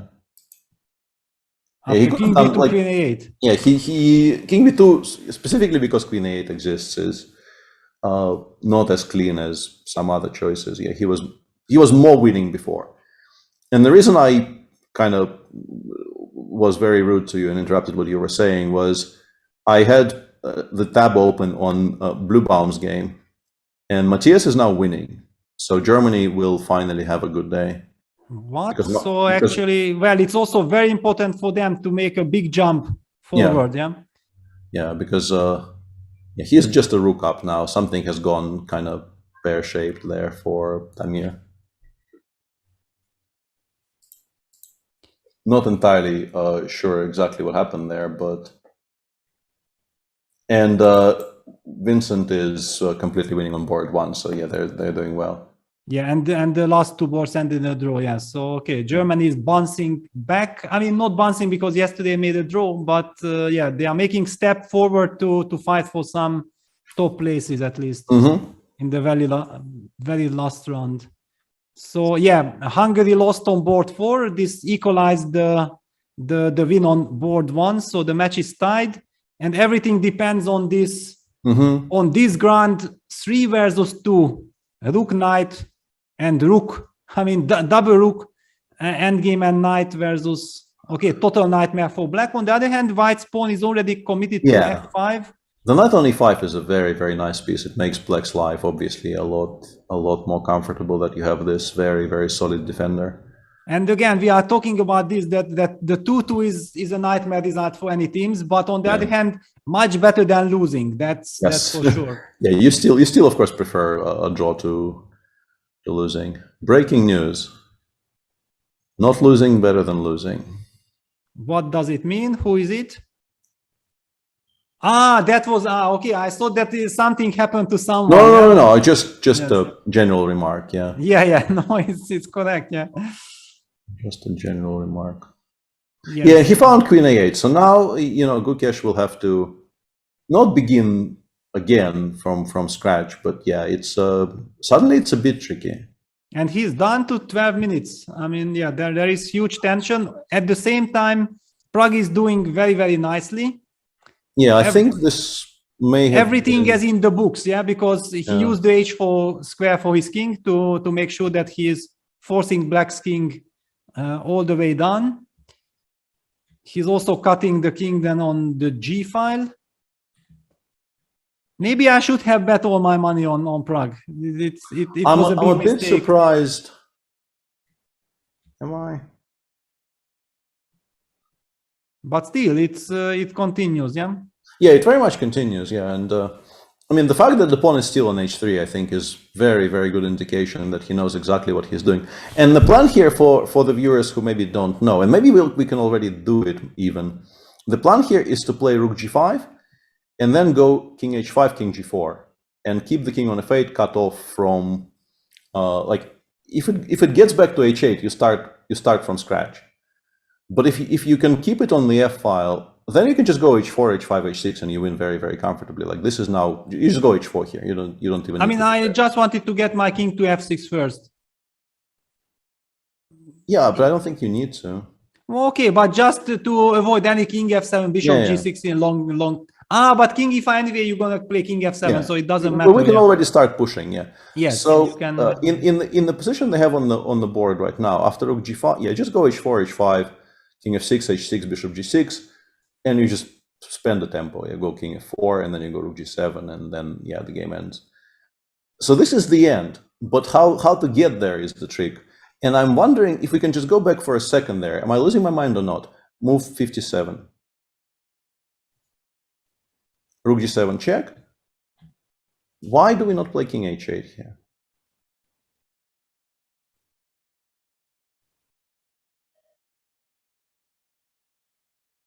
But like, how do I force the king out of the corner? Yeah, like this, and then what? Yeah, okay. No, I'm just highlighting that this is the so-called stalemate idea, the typical stalemate. So white will have to move the pieces back anyway. Yeah, because basically the moment you cut off the king, like the moment you force the black king to f8 and keep it on f8, this is when it becomes quite comfortably winning for you. But what if I just refuse to oblige? What if I keep it on h8 and ask you? But okay, yeah. So for example, against rook f4, king g6, how do you defend? So what's the plan here? Well, trying to put you in Zugzwang or something. I don't know, bishop a2. Bishop a2, rook b4. Ah, you want? I mean, I give first, maybe even a check. Okay, yeah, sure. But you are happy with... I'm kind of okay with this. Yeah, I will just go back into the corner. Yeah, just go king h8 here. Actually, I was happy that it's Zugzwang, Zugzwang on you, but hang on. So I will just play rook b4 here. And then you play bishop e6 or something. Huh? Yeah. But and then eventually... you can go rook e4. The bishop is running out of squares, right? Yeah, rook e7 instead of rook f7 wins, they're telling us. So king h8. No, I still don't. Like that the bishop is okay. Yes, okay, but king g8 and so what? Okay, just check. Yeah. And king f7.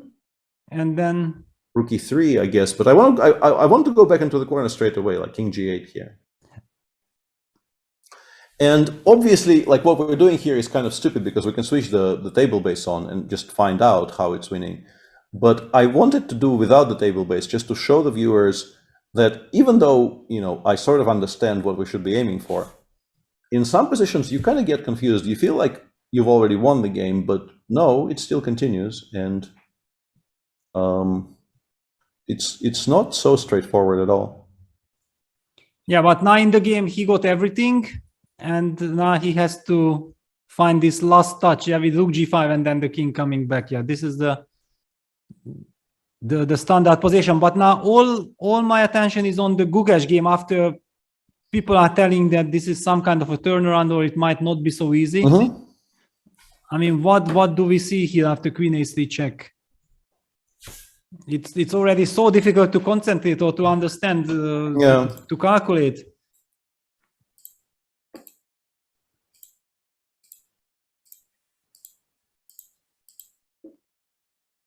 Yeah, king b1 g6 there. Yeah, that's the point. Now bishop f5 check is coming. Abdusattorov blitzing out everything. Yeah, not so simple.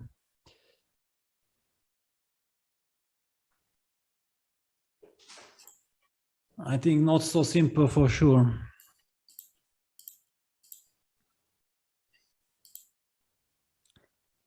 And okay, Armenia in control, but Mamedjadov, I mean, Shakira is trying to hang on. What did he do? So king d3, Knight f5, knight g2, knight is Gabi is going with the knight to g6, also very nice regrouping. On the other hand, the knight on f5 looks so strong, but he just wants to make sure that white is not able to get the counterplay with knight f4, king g2, and now he starts the king maneuver, king g7, king g3. But I mean, if the king goes very, very far, then actually... And we're not threatening anything. I'm wondering if we're supposed to play f6. Yeah, probably f6 is the... Yeah, you're never very happy about trading more pawns off the board, but maybe we're supposed to play f6 and then some zugzwangs will happen. Yeah, f6 on the board. So, but still, like... Okay, first question. Hang on. I mean, for knight example... f4. Is knight f4 a draw here? Draw? No, how is no, it? no. I mean, you can take and then e5, no? And then I go king g5, but you have king takes e5 and then king f5, it will win, yeah? I guess. I mean, this is, you have to calculate. It's an h-pawn, right? So king e6, king g5, d4 I think is a draw. So you have to play on e5, I take on h5. And, you can go just d4, king g4, king e4. It's probably enough, yeah? Yeah, it's, I mean... It's enough, yeah, because d1 is a check. d1 is checking. Yeah, okay, so knight f4 loses. And in the meantime, because this is an educational stream, I just educated myself a little bit. We can get back to this rook against bishop. And that line I was giving after king h8. The simplest is actually just to play like h4, h5 here. Let's say h4, bishop c2, h5, bishop b1. Okay, but hang on. We have to explain then that when the king is in the corner, then you are pushing, yeah? Because otherwise you never push. Specifically when the king is in the corner, yeah. We go h4, h5. Then we go like bishop somewhere, it doesn't matter. Let's say rook d7, bishop c4, rook d8 check, rook g8, bishop g8, king g5, king g8. King h7. I mean here, like we go h7, like h6, and then we go rook d7 check, and then h7, and it's just very easily winning because we get king h6. And this is this is the point. Yeah, because the bishop is not in time to return to the b1 h7 diagonal. All right, thank you very much. Yeah, because this is very, very important. Yeah. But hang on, is Pragna hesitating?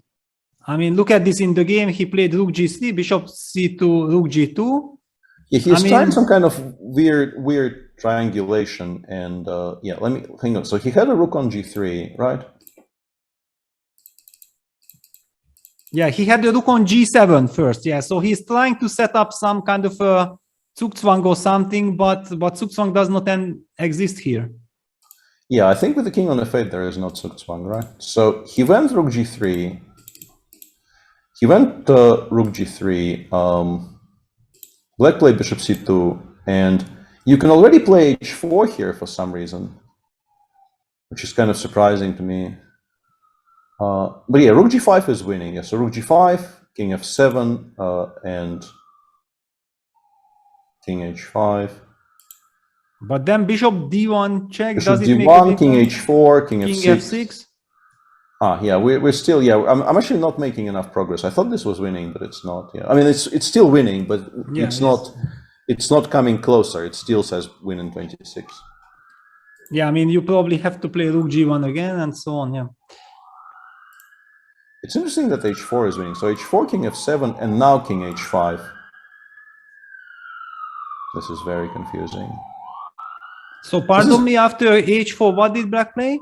No, move 59, h4 here. It says h4, king f7, king h5 for some reason. And after bishop d1 check, I assume we go king g5, and after king g7, rook d1, rook d3, rook d7 check will suddenly start winning, I guess. But I mean, this is all... but I mean, okay, no, we know that you have to have the pawn on h2, h3, whatever. Yeah, it's. I mean, Plak has not started pushing his pawn. Yeah. I can't imagine him pushing it. Yeah, and there actually, it's once again, it's very, very instructive. If we can go back there for a second there, that line that I was giving. The h4 one. h4, king f7, king h5, bishop d1, king g5, king g7, and this is where we play rook c3. Not rook d3, rook c3. And suddenly the bishop is just like, this is complete dominance over the bishop. And then we just go h5, h6, check, rook c7, h7, and we win. Because the bishop just will not be able to return to the b1, h7 diagonal once again. It's completely stuck. But hang on. I mean, we have assumed already that India is winning this match comfortably. I mean, Abdusatov is putting up some incredible resistance. And Prag's clock is also ticking down. Yeah, he's down to 6 minutes. Yeah, Abdusatov's game now says it's a draw. Just draw. Wow. He played knight e4, and now queen a8 is zeros, queen a7 is zeros, even queen a5 somehow is zeros. Yeah, I mean, queen a7, for example, is very tempting, yeah? Yeah, queen a7 played here. Now the queen gets to g1, and you can start suddenly seeing quite clearly why it's no longer easy to win at all. Amazing king d3. And then it all comes down to Prag converting this endgame. Incredible. Yeah. I mean, really incredible.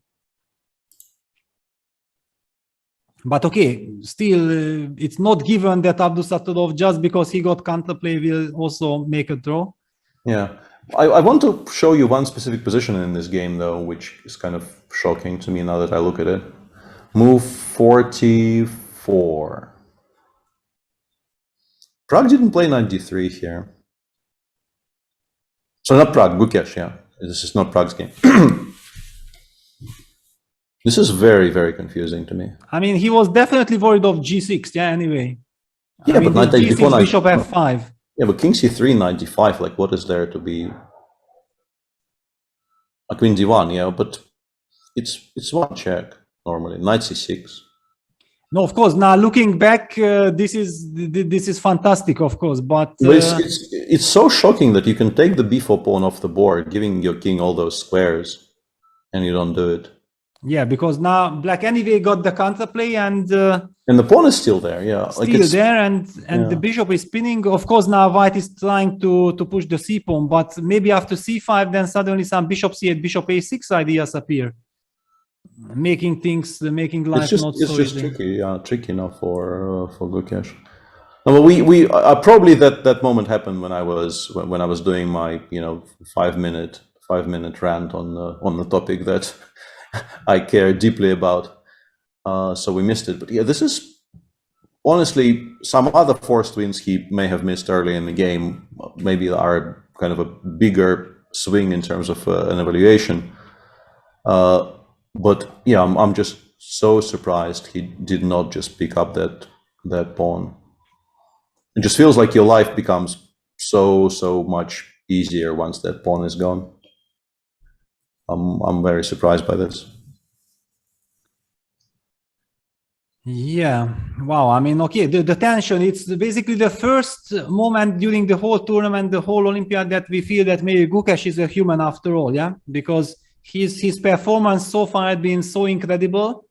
The first moment that we feel some small weakness. Yeah, with just how important this match is. He missed a couple of just mathematical wins which would have ended the game. In particular, like, honestly, the way he was playing in this Olympiad, I was expecting him to play queen h5 after rook c8 in about 3 seconds. I thought, if anyone finds it quickly and confidently, it's Gukesh. And then the game just ends, like black resigns.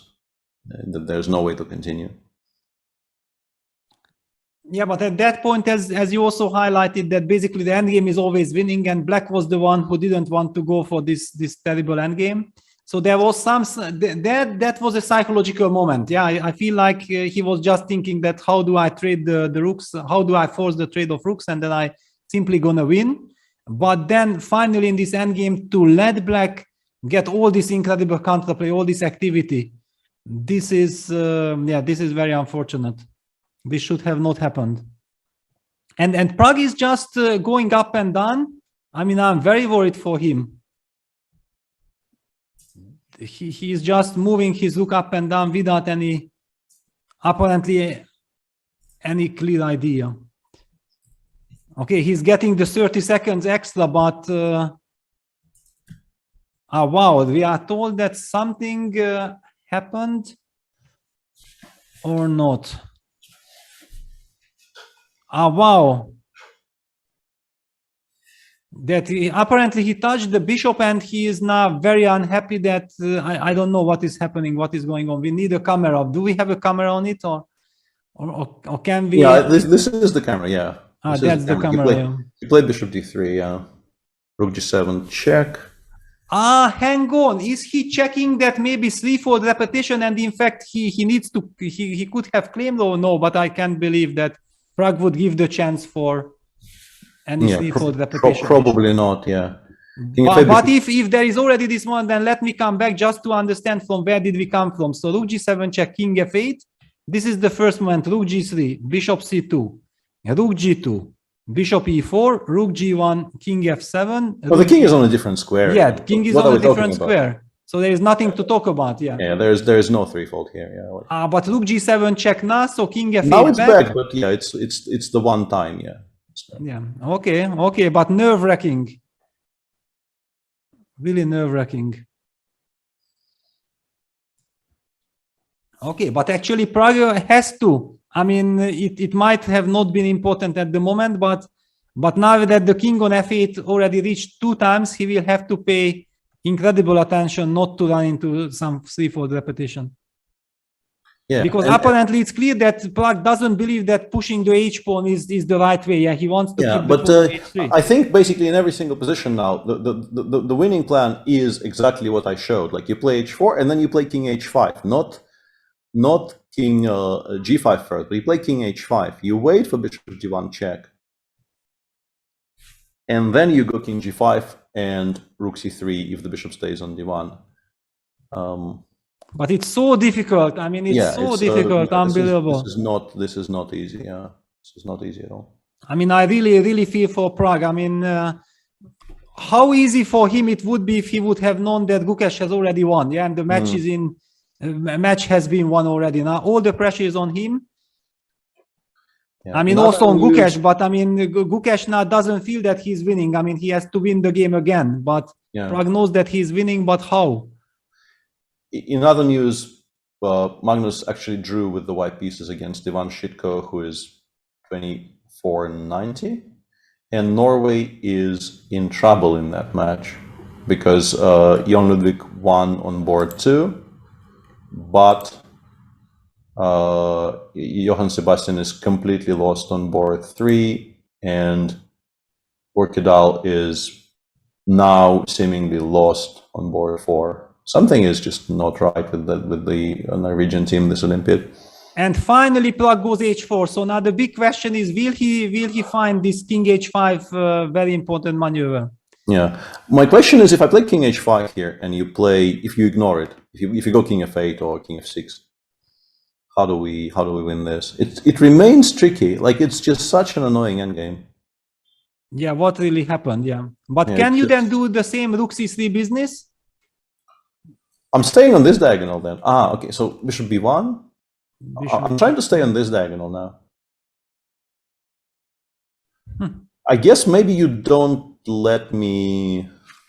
Maybe you go like king 8. No. King h6 now, yeah. King h6, and then maybe the rook comes from c8, and you don't allow the king into the corner that way, and then we are. I keep on wanting to ask the table base because like just so difficult. Common sense. Yeah, and Shah finally resigns. Yeah, we kind of knew this was happening, but yeah, Gabi took maybe 30 more moves than he could have taken, but the result still stays the same. Was never in doubt, and board 3 has finished in a draw, so Armenia wins 3-1. Hugely important win for them because and now of course they are definitely rooting for the India 2 team, yeah, because then they will be tied for first with them. Yeah, that would be an unbelievable. Actually, the way the match is, I don't think Uzbekistan is winning really. So I mean, even like Uzbekistan can't win. So whatever happens in this match, they will be tied for first before the last round. They're on 17. True. Yeah. They're on 17 points. India 2 is on 15. Uzbekistan is on 16. But the only team that can win is India 2. So whatever happens, there will be a tie for first on 17. Armenia will be one of the teams tied, and they will be tied with either one set of youngsters or the other. Wow, and now things are heating up. What happened here? So Prague opted for this h4, king f7, rook c3. Yeah. Bishop b1, rook f3 check, king yeah, g8. check. Yeah, you probably play. I have no idea what I play. I mean, I'm losing my mind already. Yeah, king f7, rook g7 check played. Yeah. This makes sense. Yeah. Now, if you go king f6, you probably just lose to like eventually there will be a check from the f file. Rook g1, bishop d3, rook g3, and eventually there will be a check from the f file. So you have to go back. Yeah, this is the only thing that we can understand. Yeah, so you have to go back king f8. You have to go back to f8, and now I guess rook g1, and then king h5 will somehow win. I'm so like my head is not suited for this anymore. Yeah, this position is just if you are already mentally exhausted and you are talking. I don't think that while talking you can even think like this. Yeah, you really need to calculate focus. Yeah, king f8 on the board.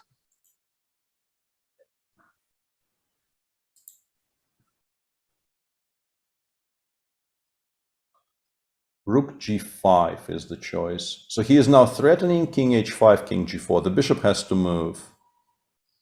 Okay, bishop c2, yeah. Yeah, but you have to play bishop c2, otherwise the king just comes out. So you have to play bishop c2. And yeah, rook g5 on the board.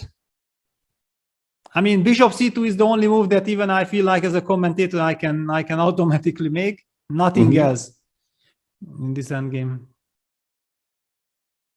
And now what? Then this king h5 is so important, or it's not important? Yeah, I think king h5 because now bishop d1 you have king g6.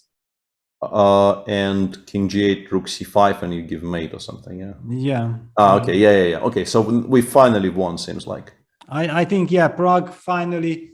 The psychological barrier was to play the move h4. Yeah, because he was taught that you shouldn't push that pawn. Yeah, that's the thing that you definitely remember. And then he had to kind of understand that exactly the move that you are not supposed to make is the winning move. But honestly, the way he's playing this, I think he studied this endgame. Not just that he knows that he shouldn't play h4, h5. I think he actually studied the sort of the final steps that lead you to winning it. I mean, he did everything perfectly. The only trick was that this h4 cost him like 15-20 minutes. Yeah. It was just psychologically so difficult. Knowing that the game is so important. Yeah. What if it turns out that h4 is exactly the move which spoils everything? Yeah. Then it's just terrible. Yeah. So in the meantime, in the women's, India won big. Georgia is losing 1-2, but actually. Poland might get away with it even without Olivia winning her game. Really? Monika Sochko's position is the best she's had in a long, long time. Because now you can go king h2, king takes h3. You're still not going to be enjoying yourself very much. But bishop e1 was a kind of a very strange choice. She could have gone knight f3, kept the king in the box, and that probably wins. But she went bishop e1, and now king h2, king takes h3, and I mean, it's still. But hang on, what does it change? Because I mean, she wants to box everything. No, king h2. You can play king h2 now. Yeah, and okay, if I move the king e4. King takes h3. Yeah, I mean, this pawn wasn't really being picked up, and now like it goes knight b2 and says, and rook g8, rook e8 check. Like this. Finally, you get. Yeah. Finally, I get some moves. Yeah, like White for the longest time in this game, White had no moves at all, and now I don't know. I go king g4, rook e8 check. I don't know. Yeah, this is This is a game. This is becoming quite unclear, actually. Yeah, becoming a chess game. Yeah, by far the least clear position we've seen in this game since maybe move 20 or something. So yeah, this is very, very important in the context of the Olympiad. Next match is Germany, Ukraine, and and Anna Yushanina actually won in time trouble. So yeah, she won. Yeah, and Anna Muzachuk is continuing to press it with 2 bishops against 2 knights, so Ukraine will win because it's impossible. I mean, I don't think you win this, but you also definitely don't lose.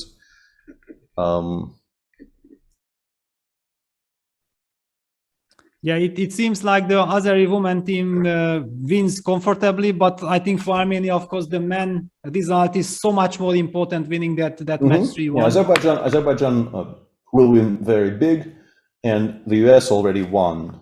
So the standings will be, India will be on 17 points. There will be at least, no, more than 2 teams, but we already have 2 teams on 16, and those teams are Ukraine and Azerbaijan.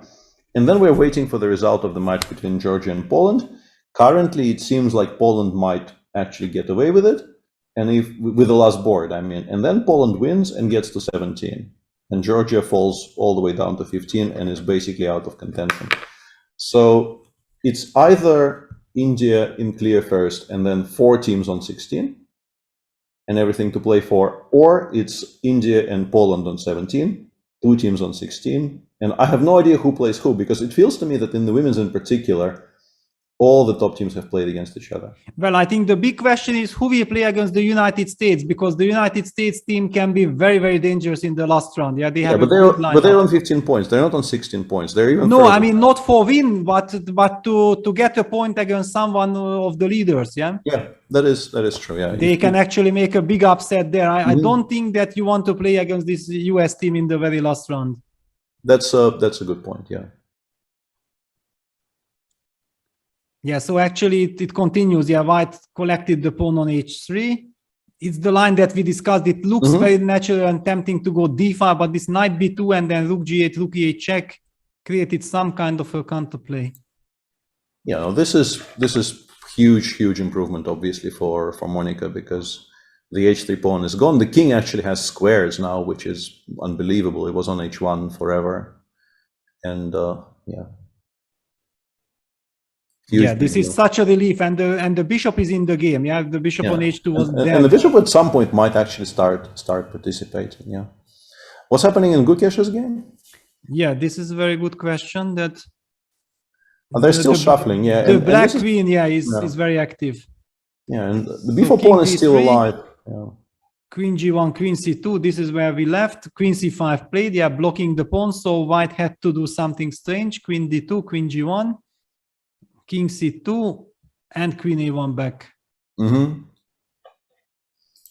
So we have, looking at things that are still going on, there are still those 2 positions in India versus Uzbekistan, and there's also a bunch. Vidit already won, by the way. Vidit actually won a very nice rook ending. He found all of the moves we were discussing, and yeah, this is the final position where Tabatabai just resigned because he's g5 rook a6 check, he loses the g pawn, so he can't. Yeah, rook f5 check was. And by the way, after rook b5, king h7 was the best choice, and the engines are suggesting that maybe after king h7 somehow it's not even completely lost. But rook g3, rook b3 is just dead because the pawn gets to a7. Yeah, but to be honest, I believe that black has given up after rook b5 because probably, I mean, humanly speaking, I mean, what is the big hope for black in this position, right? We go rook a6, king f7, and it's a large difference, of course, that the pawn is on a6 and not on a7. And like you get the king to f5, and you try to cross. I guess, I don't know. I would say this is lost, but somehow. Yeah, I also think that it should be completely lost. But okay, it's better than in the game, definitely. Yeah, because. But in a kind of a strange decision, Hari on board 1. A few moves ago, allowed the knight to be traded for the entire king side. Like he could have not, like f4, move 25. Yeah, they kept on shuffling, and after f4, he could have not allowed this. But he played knight d4, and Parham obviously quite happily took on g6, took on h5, and yeah, I don't know. I mean, 4 pawns should win, yeah. Yeah, if the queens come off, it's probably quite comfortably winning, right? But the queens are still on the board. And what does it mean for us actually? If Parham wins this, then he equalizes the match, and everything depends on the last board, which looks very good for white. But on the other hand, somehow the a pawn survived. Yeah, a pawn survived. Black is still alive, and white is running low on the clock.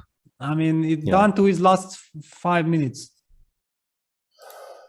And black is just going back and forth. Yeah. Okay. Looks horrible. It should be a loss.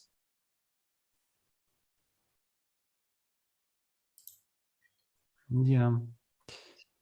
I mean, it seems like there is no way black surviving this, because eventually also the trade of queens should work. Yeah. Even that, yeah, with the black king completely locked out, you would assume that even with the queens coming off, the white king like reaches d5, c5, and black starts running out of squares. I'm a little bit confused that why is this game really lasting so long? Yeah, because it looks like it should be some kind of element win also after the trade of queens or whatever, but some hesitation. There is some hesitation here.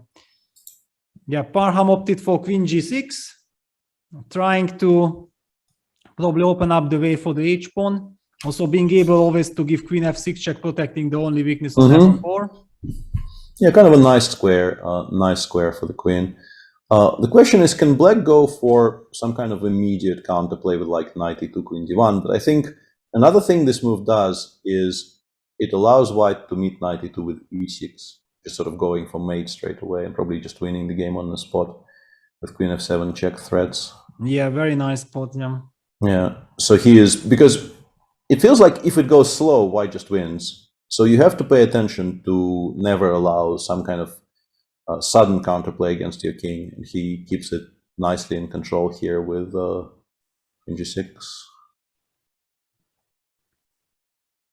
I'm keeping an eye on, yeah, basically Sindarov is in deep trouble. And we have also seen on the video coverage that Pragg is very comfortably sitting there, like knowing that, yeah, that's it. Now it's a win. And Sindarov has had half an hour on the clock, or even more than that, but it doesn't matter. I mean, he just cannot do anything. He can't defend it. Yeah. Seems like from here it's just calculable, and also, as I said, like it does really feel like Pragg took some time at some point to not just have this very, very surface level of knowledge, do not push your pawn to h5. He actually took a look at, you know, what the endgame books or perhaps the table base, how they actually win these positions. And look at it, he gets up. I mean, he's not famous for getting up. I believe that this is also kind of a signal, yeah, that I know that I'm winning. I know that everything is according to plans. Yeah. Wow. Yeah, it will be kind of heartbreaking for Gukesh not to, like, after all the positions he's won in this tournament, to not win this one, if he ends up not winning, will be quite heartbreaking. And he went slightly all in here. He played queen e3. And after queen a2, he will have to start giving up. What is he? This is honestly, I think, a bit of a sign of inexperience, because maybe he doesn't trust Pragg will win or something. But this is now kind of messy, right? You have to give up the pawn on g2, as far as I can tell, right? Yeah, queen a2 is played, and Gukesh is down to 2 minutes. Yeah. What is he doing? Just you know, find and make some kind of a safe draw. Like why are we? No, I don't really understand. No, okay, but on the other hand, we understand how difficult it is to stop playing for a win in a position where you felt like you deserve to win this game already so many times. Yeah, and yeah, Machine says there's always a perpetual, but I mean, it's a team competition. You just like. You get up, you take a look at what Pragg is doing, you take a look at Pragg's body language. You can't obviously speak to Pragg, that's illegal, but you take a look at Pragg's body language, and you either just shuffle forever and wait for that other game to finish, or you just end this game, I think. It's heartbreaking because you know you've been winning at some point, but what you really don't want is to continue pushing on 2 minutes, missing something stupid. And I mean, you can imagine losing this now. The g2 pawn is gone. I understand the knight is a very strong piece, and like knight f6 check is always safe and so on. But I think if I were Pragg here, or the Indian captain, or you know the rest of the teammates, I would feel that at some point, this amount of confidence is maybe not very helpful. Yeah, I mean, okay, this is now really tense moment. Yeah, because I mean, it was unimaginable that there is a way for the Uzbek team to survive. And then suddenly here they are getting a chance in the Abdusatulov game. Okay, Yeah, maybe so- Gukesh has calculated and he knows that actually he's not risking anything. Yeah, I mean, knight f6 check. Yeah, the engine goes knight f6, king g7, knight e8, king And f8, then king knight- f8? knight d6, and says everything is under control. Okay, but it's not easy. Yeah, but I still, like, if Prague's position was unclear, then maybe yes, but considering what Prague's position is, I don't, knight g5 played, probably also fine, but yeah, I don't know. Yeah, also completely fine, okay. Yeah, knight g5, taking away the e6 square from the bishop. Yeah, this Yeah, is also this is completely kind of fine. nice. So Yeah, he wants f6 to give checkmate or what? Yeah, f6 makes an immediate draw for Nodirbek, but maybe, I mean, it's also kind of a weird spot for Nodirbek, because in general, making a draw in this game is like, you know, finding money in the street. You know, like he just finds 5 rating points and half a point on the street while walking. But Sindarov is completely lost now, so maybe he has to continue playing. And continue, you know, taking risks and inviting Gukesh to continue playing for a win. And yeah, Prague can now play h5. Like Prague is, he absolutely got there. Everything is in place. He can play h5, h6. This is now, yeah, you can do this with your eyes closed and on 1 second. Wow. Yeah, h5 on the board.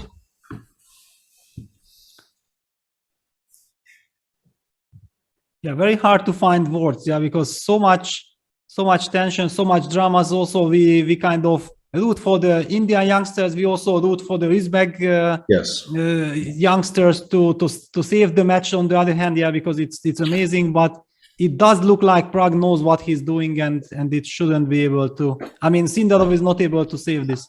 No, h5, h6, like from here, it's really not very tricky at all. Like you go h6, allowing rook g7 is like rook g7, rook a7, h7 will win the bishop. So you play bishop g6, and then any waiting move along the g file, or even rook a5, honestly, but like rook g1 simply. Yeah. Rook g1, king f7, king e5, you run out of squares. There's just nothing to think about anymore. It's yeah, on the board. Absolutely straightforward and done. So if we assume Prague wins and we assume Gukesh, even though really I disagree with what he's doing in terms of practical team play, I think what he's doing is incorrect. I still don't think he will lose. So that means India wins. India will be on 17. Armenia will be on 17. On 16, we have Uzbekistan still. We have the US, by the way, back in the mix. And possibly one of the Iran-India match. But that one is still sort of in the air. Yeah, and now as you highlighted, yeah, that Abdusatov is facing this incredible moment that, I mean, he should be so happy to escaping. You're ecstatic about playing f6 and allowing some kind of a perpetual. You're so happy, but it means losing the match. So what do you do? Yeah, just to show that what is this f6? Yeah, that f6, queen a8 check, king g7, queen check f. from e7, king h6, knight f7. Yeah, just h5. to highlight that queen takes f6 would be horrible. Blunder unfortunately, queen b2 exists for white. Yeah, otherwise queen f6 would just win on the spot. Yeah. So knight f7, king h5, and then I think it goes queen e8 and. Yeah, queen a8 or queen f8 probably, it doesn't matter. Yeah. Yeah, and some kind of perpetual here. Yeah. So in order to continue playing, I think he has to play king f8 in the current position. I think he has to play king f8, and then it becomes some kind of a mess because white doesn't actually have an immediate perpetual of any kind. And I believe the engine just goes king c5 and continues playing. which well, king c5 was actually also my idea. I felt like this is the only move that I can make. Yeah, I want to get this king away. Yeah, for sure. This is the only move that I'm basically capable of finding. Yeah, interesting. And Sindarov has resigned because there is nothing. Yeah. I mean, what else can you do? Nothing to be done. Yeah. What else can you do? Big congratulations to Prague, winning this very important game, and in a very impressive style. I mean, okay, just very nice opening preparation, putting pressure on the opponent, having things under control after calculating all these very tricky lines and finding this rook e1, king h2, g3, f4, and also in the end game he showed very nice technique that he knew exactly everything how I think f6 finally played. Yes, so this probably ends up being a draw. I think Gukesh will figure it out.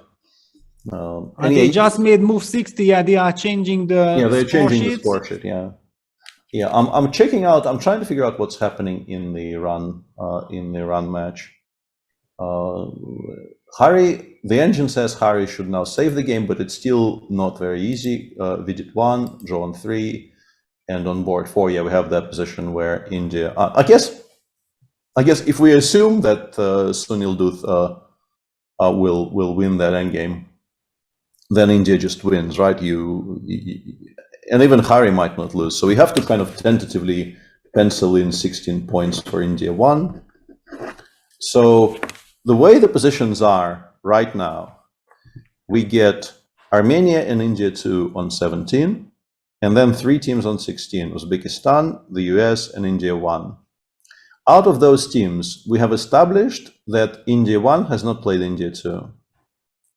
But I think Uzbekistan definitely played the US, Uzbekistan definitely played Armenia. Well, but first Armenia will get the opponent, because they are 17 points. I mean, with the Indian youngsters, and Armenia has played against all of these 5 teams. I think so. Let me check. I think Armenia played against everyone. I think Armenia has played against everyone. Yeah, that's why it's also so heartbreaking that their tiebreak is terrible, because they have simply played against everyone. Yeah, Armenia played against India 2, the US, India 1, Uzbekistan, Azerbaijan. Yeah, Armenia will go all the way down to all the way down, they probably get Giri. What it looks like is that they get Giri, or somebody like Giri in the Netherlands. So they go all the way down. India 2 plays India 1, and Uzbekistan and the US also go all the way down, I guess. But hang on, now Gukesh is down to 48 seconds. He has made a move. Yeah, please don't lose this. This will be so completely unnecessary. And King c5 played. Yeah, I think he played King c5, and he's worse now if the queen takes f3. Yeah, he's trying to run away with the king because, the king on d4 was just terrible. Yeah. He had, queen e8, no, not queen e8 immediately. Queen e3, g5, queen e8 was the draw. Yeah, but this is so difficult. I mean, with but little time on the clock. It kind of physically hurts me to watch this, because yes, you can't make progress, but you can repeat forever. Yeah, somewhere around the risk of losing this. Yeah, somewhere around move 54, 55, you can just go king d3, king c2 back forever. You don't have to do anything. It's just. No, of course, it's heartbreaking if he loses this. Yeah, queen takes f3 is correct, and then after queen takes f6, black can play queen e3 check, stopping queen g5 mate, and then take on h3. And you give your king squares. And I mean, I can very easily imagine black actually winning this now. Yeah.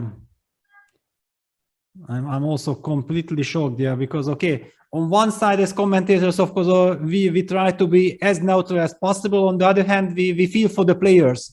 And the white player was just completely, forget who plays but the white player was completely winning in this game, dominating the game, and eventually losing. This is just he hasn't lost yet. He's in trouble now, in particular if you consider the clock situation. He's definitely in some trouble now, but he hasn't lost yet. but yeah, the kind of the emotional feeling of injustice, if he actually ends up losing this, will be very, very strong, very difficult to shake off, because he played so well. He was in such complete control for like the vast majority of the game. Yeah, king takes b4 played. And not just bishop h3. The problem bishop is that takes h3, yeah. Bishop h3 is such an obvious move, because you need to create luft for the king. Otherwise, you get checkmated with queen h8. So it's kind of the best move is also the only move, which is blitzed out. Yeah. And okay, and he doesn't have very much time, and he clearly lost control of the vehicle here. Like he really is no longer in control of what's going on. And a minute against 9. This is going to be an incredibly dramatic finish, and if I don't know how easy it is even for somebody like Gukesh, who so far in this Olympiad showed almost no sign of nerves whatsoever, to keep control of the nerves and to keep making good moves. Yeah, it's only, as somebody is correctly saying in chat, currently it's only like 0.8, but it's a kind of a 0.8 which on a minute could turn into -3 in like 2 moves flat. Yeah, and there are no more draws in the position. Yeah, that's the problem. Yeah. I mean, no more perpetual check. I mean, one of the most natural moves, if I just look at the board, is something like bringing back the knight to e5 and after then bishop f5, yeah. Yeah. After bishop f5, I don't think you're doing that hot. Exactly, but I mean, okay, Yeah. it's so natural, yeah. Yeah, he goes knight e5, I think. Nojebek, I think, will play bishop f5. Yeah, Sessa says 0-0-0, where the chat says doesn't matter. He has a minute. Doesn't matter, of course. He Yeah. has a minute. The pawns are running, and you don't actually have an immediate perpetual. Your 0-0-0s hold no sway here. Yeah, and you are terrified because you know exactly that because of you, the team can eventually not win this winning match. Yeah, those are the feelings. These are. I'm like for his mental state. It feels like we're just actively rooting against Uzbekistan. This is not it. We're not actively rooting against Uzbekistan. I'm just what it will do to his mental state. And he is a very strong, very resilient young man. But this will be such a blow. Yeah, and look at Abdusattorov also. His body language. He knows that he can actually now play for a win. Yeah, it's nerve-wracking to be the captain of this team at the moment. I mean, both, but at this moment, of course, Black is like relieved because suddenly there is a chance. Yeah, Black is coming. I mean, the Uzbek team is coming back from the deaths. There is nothing to lose for them. Yeah, at a certain point, it looked like a very, very clean 3-1. Yeah, there were definitely moments in this round where it looked like it just ends 3-1, no intrigue, no nothing. Did he play bishop f5? Well, not on my board. Yeah, no, he played queen d2 check. He played queen d2. I mean, we can run forward. Queen d2 is not.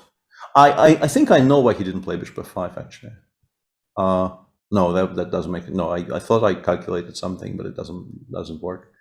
So you are still capable of calculating, yeah, something. I have no, given up. I have apparently given up. Not. No, I thought I was, but I'm not. No, we just run forward. We go king b5, king b6 very happily. We just run towards those squares. There will actually be much fewer checks if we get to exactly. Yeah, it's a big relief if this king somehow gets to a good square. Yeah. So probably what you wanted that after bishop f5. He wants d8 under control. Yeah, but now f3 is not controlled. Exactly. After queen h8 check, you can't play king g5. Yeah, exactly. And yeah, king b5 on the board. Wow, Gukesh is fighting back. Yeah. No, I mean, you still, I understand this whole concept of justice in chess is completely artificial. There is no justice to talk about. But you really kind of do not want White to lose this game because, I mean, come on. It would be so incongruous with what went on. I think we have already lost a couple of things like this, so we know what it really means to a player. Yeah, I have some very specific positions in mind where you wake up kind of screaming in the middle of the night if they decide to come to you while you sleep. Yeah, my own personal Corinthian. Yeah, bishop d7 check. Now we can even go king b6. Yeah. But I mean, king b6 always allows later some queen b4 check. Not so easy psychologically, to step into that check. But on the other hand, okay, if you can and you are not getting punished with queen b4, then you want to. We have so many run. threats. I think white might be better now because g6 is hanging, and also queen takes h4, knight f3 is an immediate threat. Like he goes king c5. King c5. I mean, to be honest, this queen d2 check surprised me and shocked me, and it doesn't feel right. Queen c5 is apparently bad because now queen a5, bishop f5, and you are back to struggling. Wow, because you covered the d8 square. That's the big difference. But it's so difficult to find this geometry. Yeah, that check, and then bishop f5, and then queen h8, king g5, and knight f3 check, just king f4 or something. Yeah, king f4 and knight takes h4. I guess we get mated. Well, we win the queen also. Oh, we win the queen from a1. Yeah. Okay. Yeah, apparently people with good engines are saying -5. Wow, yeah, this queen a5 check, bishop f5. This is a heartbreak. Yeah. And look at the body language of Abdus. I think he has played it because he's drinking his water. No, he's still thinking the queen. I can see the queen on d2. No, he's still there. Not yet. Yeah, but I mean, usually when you are drinking and with this pose, it means that you have just discovered something that indicates that now you are in control. Yeah. So Monika Sochko probably will make a draw in that game. I'm just keeping an eye on that. But yeah, it looks like Poland does win, so we get the situation I was describing with two teams on 17 and then 2 teams on 16. But yeah, very difficult to take our eyes off of this board with Abdusattorov now with very, very genuine winning chances. No, he didn't play it. He played queen e3. He played queen e3. Didn't find something. Yeah, and now he will go back to b4 very happily, I guess. Yeah. No, but you can repeat then. I think maybe why? But why would he be gaining time when Prague is on 30 seconds? No. I mean, he just didn't spot the idea. He would not be repeating. Yeah. It's still better for black, but you have to go back, I think. I think... I mean, king d5 is not possible, yeah? King d5, not great for some reason. Possible, but not great. Yeah, this is the moment when centralizing doesn't really work, yeah. Where are we centralizing? So just running back with the king to b4. And we might be in for this position after bishop f5. Now we go bishop f5, and the point is queen h8, queen h6. Yeah. We can no longer play king g5 because queen d8 makes an immediate draw, but we have queen h6, and then we start pushing the h pawn. Yeah, and queen d8. This was the position that I had in front of my eyes basically like 15 minutes ago. Yeah, and somehow queen g7 now, giving ourselves like a way to crawl back to h6, h7. But very tough. So dramatic, yeah. Like day in, day out, they are giving us, you know, for us it's fantastic entertainment. For them, it must be absolutely agony. Yeah, queen h6 played. Queen h6 played. He will queen play. d8 will be played as well. It's automatic. Yeah, queen d8 trying to give a check from d1. Yeah, also taking away the chance of queen d2 check. Yeah, and this was the position which we expected from Abdusattorov to opt for it right from the beginning, but for some reason he went for queen d2 check because probably he wasn't so happy giving this counterplay for white, yeah? But after not being able to find anything better, he opted for it. And you have to play queen g7. Everything else leads to repetitions. You can play like queen f4 or queen yeah, c1, then it's check all the time. I mean, but then you get check from h8 again. So the move that I missed was queen g7 because this queen g7 is not an easy move at all. No, not at all. No. Finally, you can find it by elimination, but otherwise, I think it's impossible to find only with elimination. Yes. Yeah, queen g7 on the board. Bravo, Abdusattorov. I mean, incredible. This Nodiabek is, of course, an unbelievable player. Arham has beaten Hari, by the way, equaling the match. And then everything depends on board 4. On Sunil, yeah, but he is completely winning, though. Yeah, he has taken away all the moves from his opponent. Yeah, just very quickly showing it that you still need to find a way in, but yeah, the machines are saying this is completely winning. Yeah. All right. So, but how dramatic? Yeah, I mean, Parham wins against Hari. Incredible achievement, but still it does not guarantee anything. Yeah, and Gukesh will now be down to very, very little time.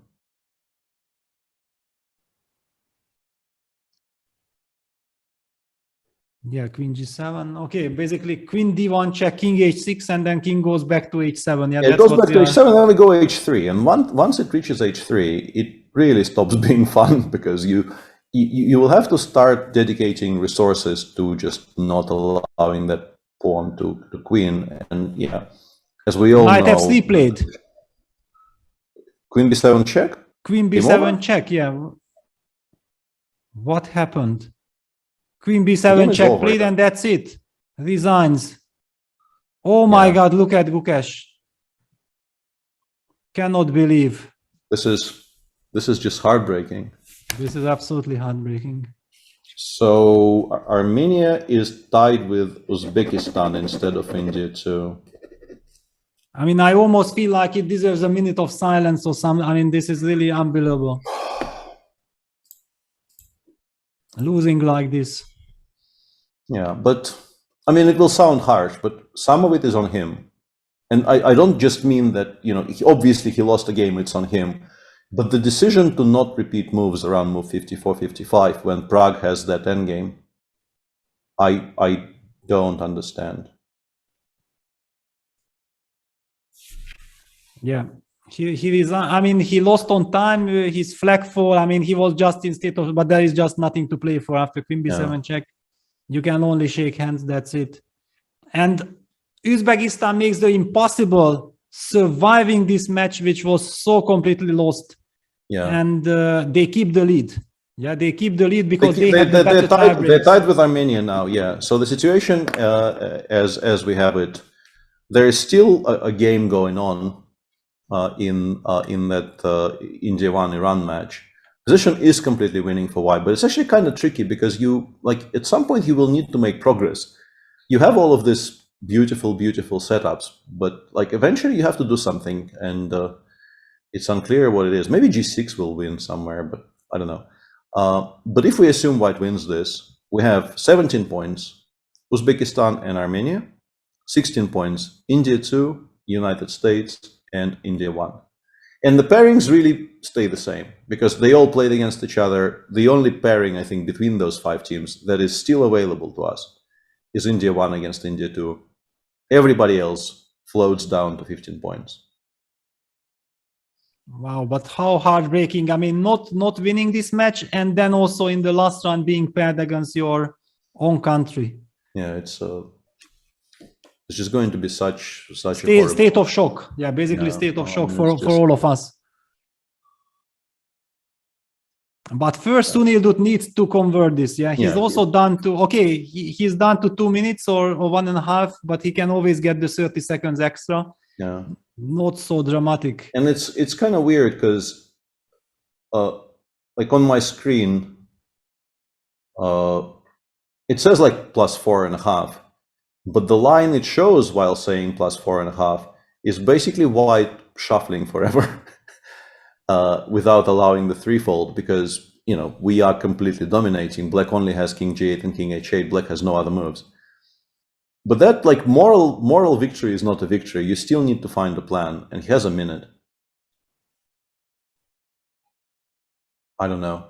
So yeah, suddenly I looked at other results. I have seen that England actually beat Italy, and England is making also a big step forward. Yeah, Gwen Jones won, and Luke won on board too, and 2 draws. Ravi Hari drew against Brunello, and drawn board 1. And France has actually France, Lithuania ended in a 2-2 tie. First 2 boards were won by France, but boards 3 and 4 lost. Just the same as against Germany, Lithuania. Yeah, and this player, Valery Kazakovsky, who beat Kollars yesterday, and today he beat Marc-André Morizzi. And Norway lost. Norway lost, yeah. Because Magnus drew, and Jan Ludwig won on board 2, but they lost board 3 and board 4. Yeah, things are just not really working for Norway this tournament. Yeah, absolutely not. I mean, but we know it. Yeah, if suddenly things start to go wrong, it can go wrong all the way. Yeah. I mean, I remember just my own experience in last Olympics in Batumi 2018. I lost in the very first round, or it was the second round, but I did not play the first round against Albania from a +10 position. I mean, my opponent had 1 second on his clock. Even if you tell me my opponent resigns, I will tell you, no, there is just no need for him to resign because, okay, I'm just checkmating him. He will lose on time. I'm checkmating everything. And I went on to lose that game. And after that, I couldn't really, I mean, I recovered with a couple of wins. I beat, for example, Kasimjanov the next day against Uzbekistan. But the match and, I mean, the whole atmosphere, later I lost the game against Maxim Vasilya-Graf. Suddenly things which can go wrong goes wrong, and Hungarian team also was kind of cursed. We lost against France a very critical match. We lost a very critical match to Israel. Basically every critical match we lost. Yeah, the whole this feeling of safety, this just that you play and you know that things will work out in your favor, just disappeared after this tragic loss in the second round. And by the way, this position, this is board 2 of the Georgia-Poland match, the only one really high board game still going on. I looked it up, so another quiz for you, another unfair quiz for you, Peter. Wow, okay, first of all, let me get there, or should I not even look at it, or how? No, you can. It's there's nothing like the position. You just need to know what the position is. Yeah. Poland, yeah, there we go. Yeah, board 2, Sochko against Batsiashvili. So what's your instinct here? Winning or draw? Well, it's the right corner, right? Yeah. Okay, then I say it's a win. Nope. Nope. I would take the win as well. Nope. Oh my God. She could have. I mean, I don't think she absolutely needed to allow this, but this apparently is a draw. I feel like, you know, we are treated for some incredible endgame lessons during the whole Olympics. By the table base. Lessons, by the table base. Lessons by the table base, yeah. But I mean, we are also getting those kind of positions which we are simply not able to assess, right? I mean, correctly. I mean, all those queen endgames that we had there, which game? It was Bulmaga versus Muzichuk. You remember this two bishops and the a-pawn versus the rook and so on? Completely insane stuff. However, we don't know how it will work out in practice. Maybe in a practical game, this is a win. Yeah, we are not computers here.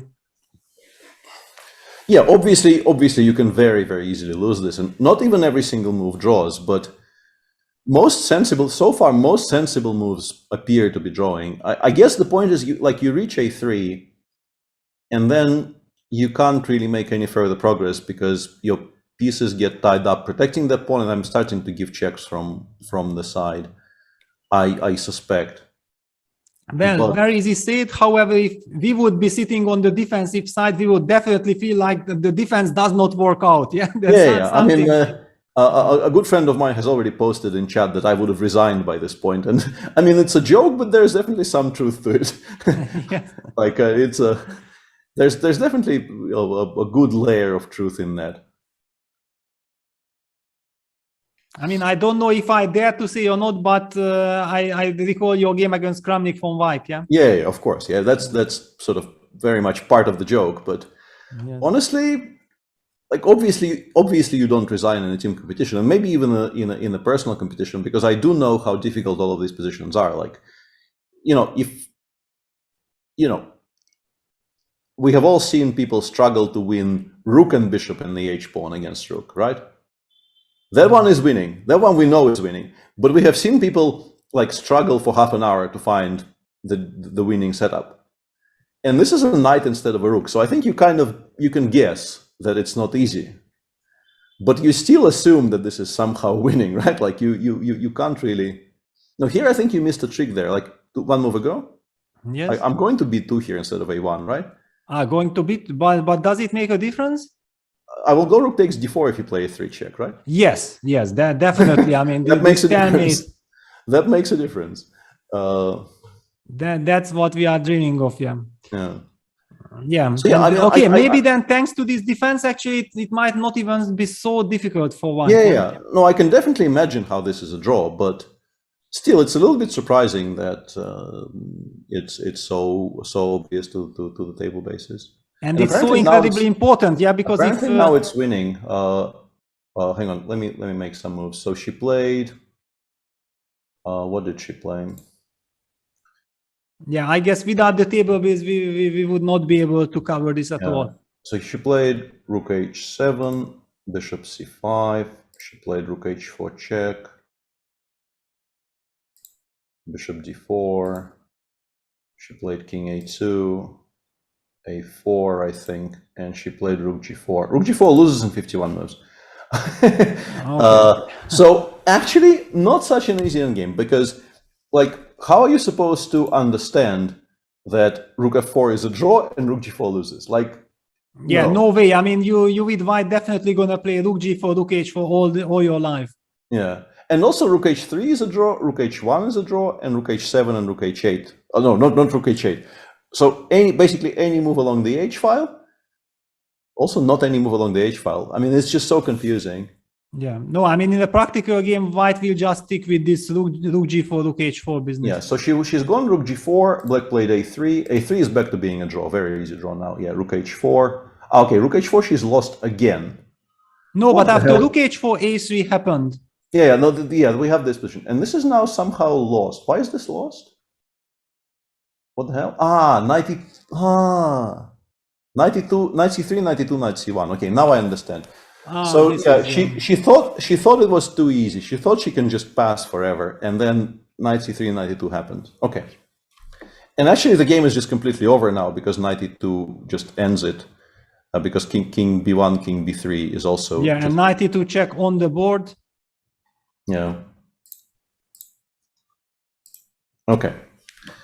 So yeah, I mean, this sort of excuses our initial feeling. So the ending is a draw, but you kind of have to know what you're doing, and it's important not to blunder stuff, which means it's probably winning in practical terms, because I mean, exactly, this is my feeling as well. Yeah, that if just you can't.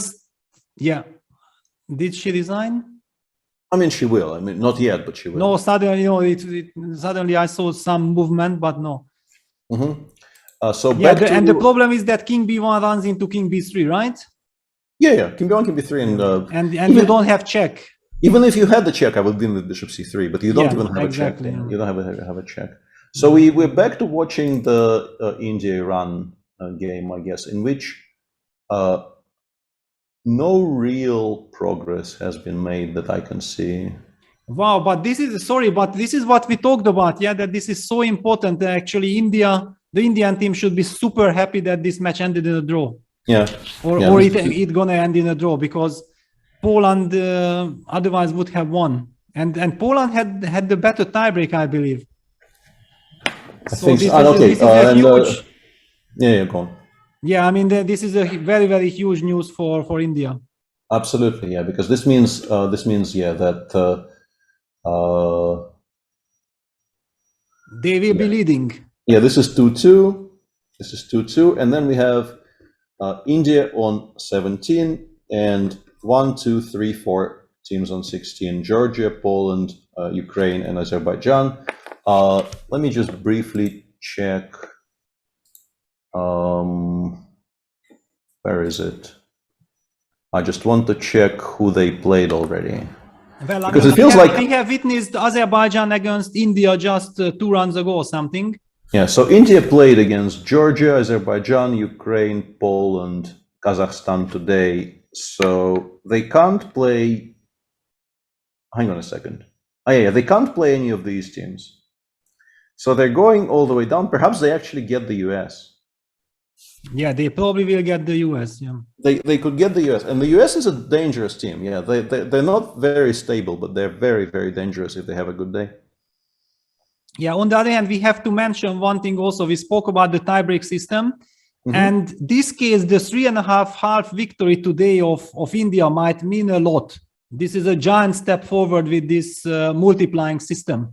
Yes. Actually, winning 3.5 half against Kazakhstan might have not incredibly improved their tie breaks. Yeah. And actually, there will be a bunch of other teams on 15 points, not just the US. Let me check which ones, but there's a bunch of matches there. Like Slovakia will be on 15.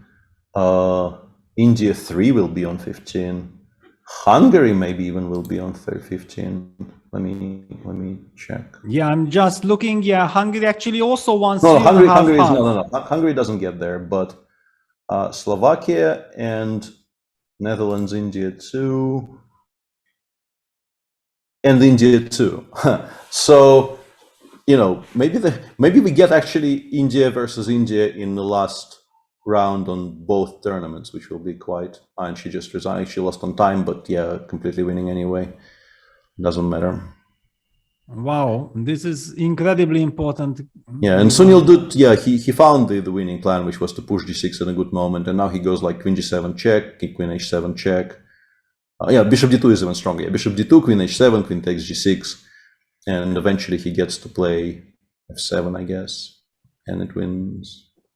Yeah, yeah. Okay, you still have to watch out for this knight. Yeah, we see that. Yeah, it's the knights are doing miracles. Yeah. Yeah, but you can consolidate and then play f7. I think the way the machine does it, if we like in this position, wherever the king goes, we play queen d3 check very specifically.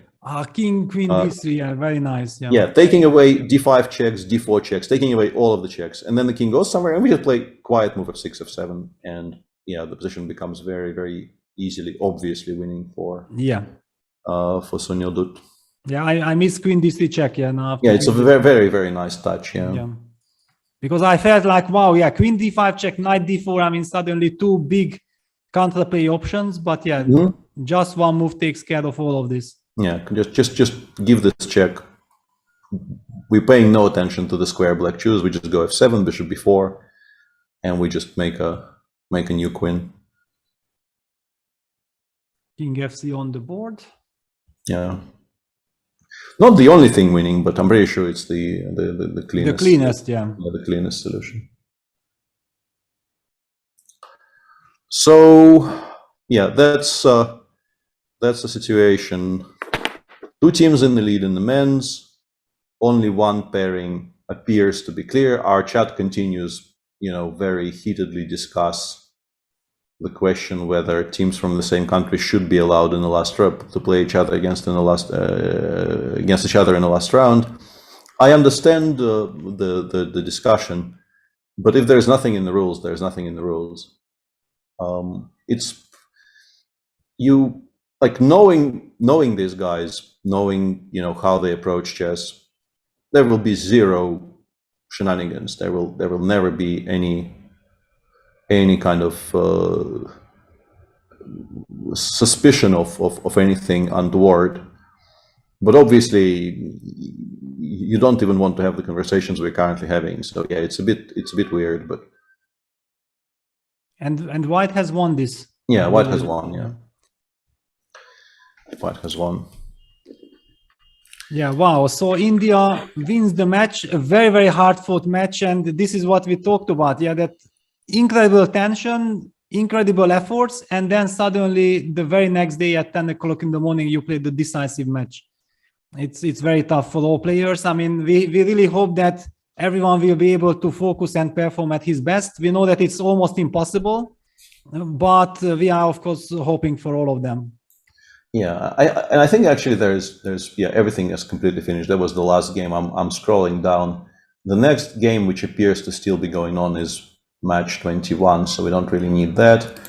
And in the women's, also everything seems to have been concluded pretty much. Like there's nothing going on until board 35. So we're done with the round. Let's once again tell you guys what the standings are.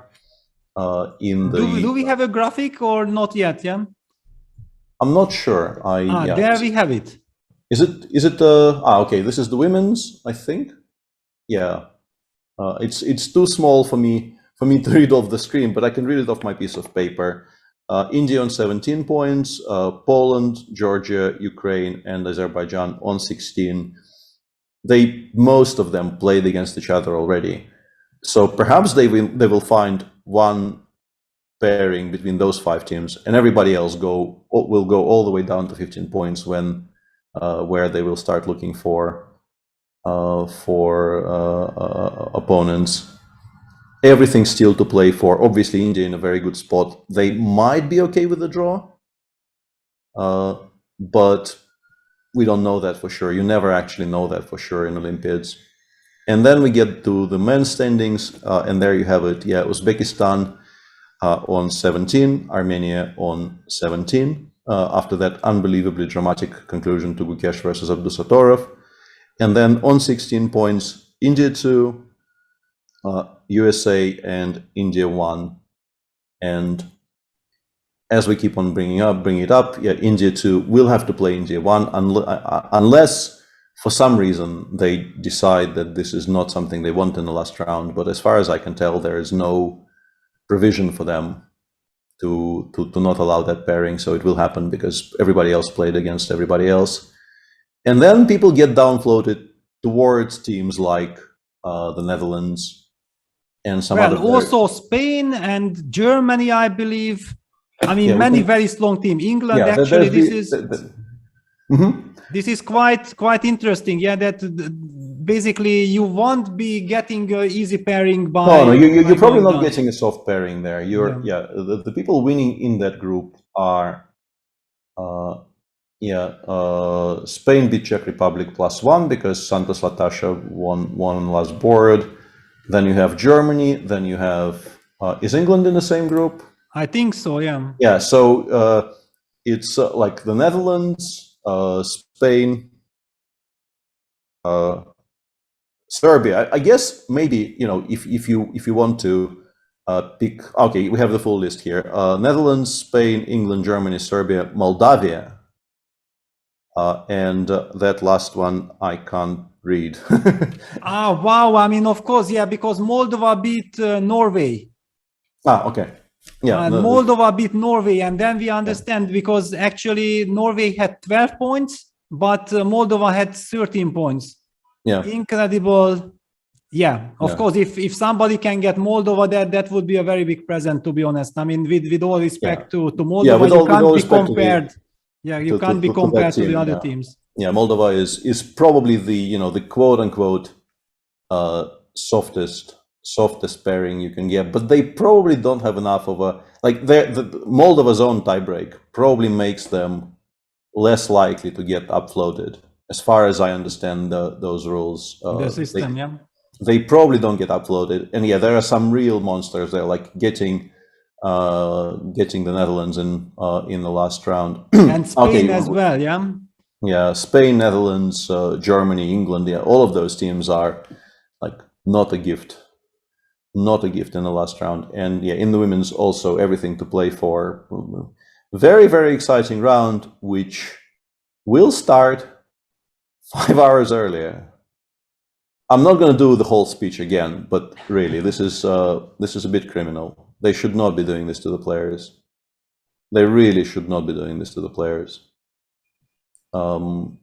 So for those of you who are perhaps not in Europe, we very much invite you to start watching from Move 1.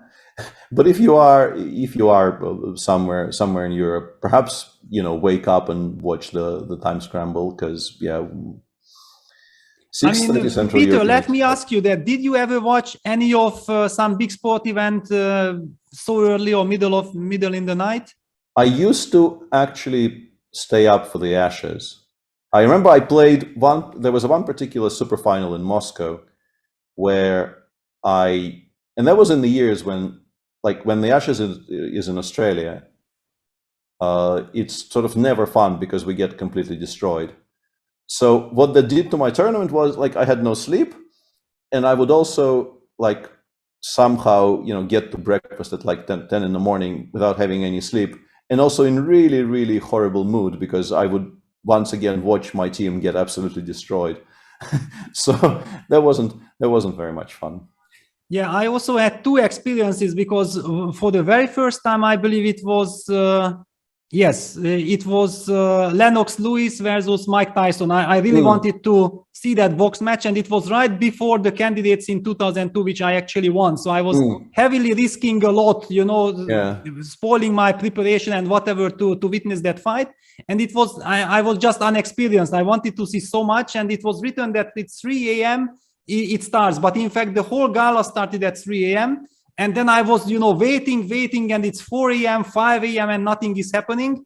Finally at 5:30 a.m. things started to move. I witnessed the match. It was of course incredible. And the other match that I remember, it was Paraguay versus Germany World Cup football match. It was in Japan, also 2002 I believe. And no, it was in Korea. I think it was in Korea, yes.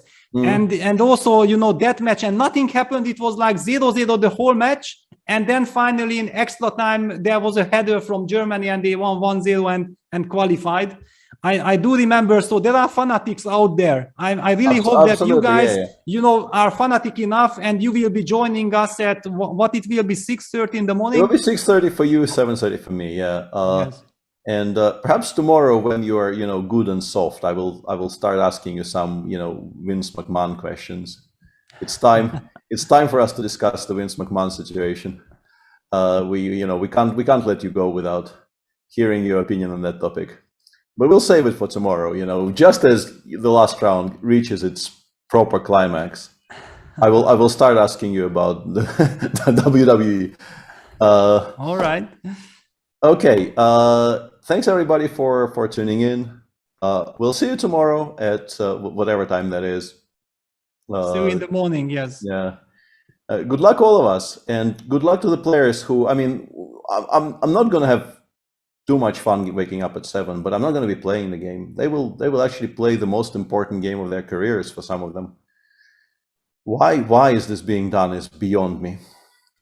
Yeah, the maximum sympathy to all the players. Yeah, yes. We wish them good luck for all the teams, and well, let the strongest win. Yeah. Yeah. See you tomorrow. See you tomorrow. Bye bye. Chessable, the definitive solution for studying chess. Choose from one of the largest online chess libraries in the world, with hundreds of titles ranging from classic books through to our exclusive Chessable courses.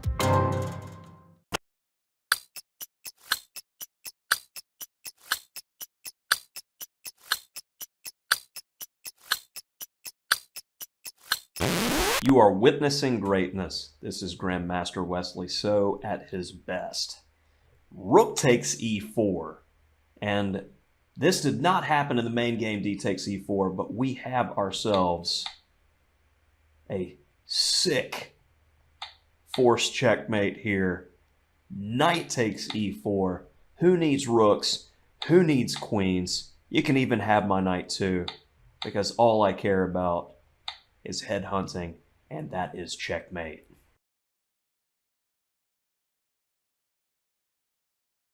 Chessable, the definitive solution for studying chess.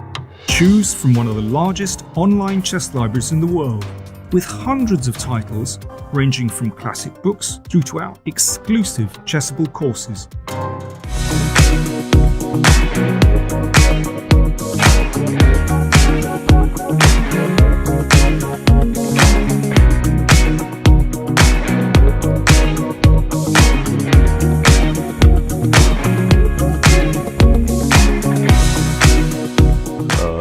Is a very good opening for those of you who are striving to get a double age. In this video we're going to look at the latest developments in the 6 bishop g5 knight row. I'm going to start with sort of my first official Stonewall game. The idea is not to fight against any opponent move, prevent everything, defend and so on. No, it's just to know.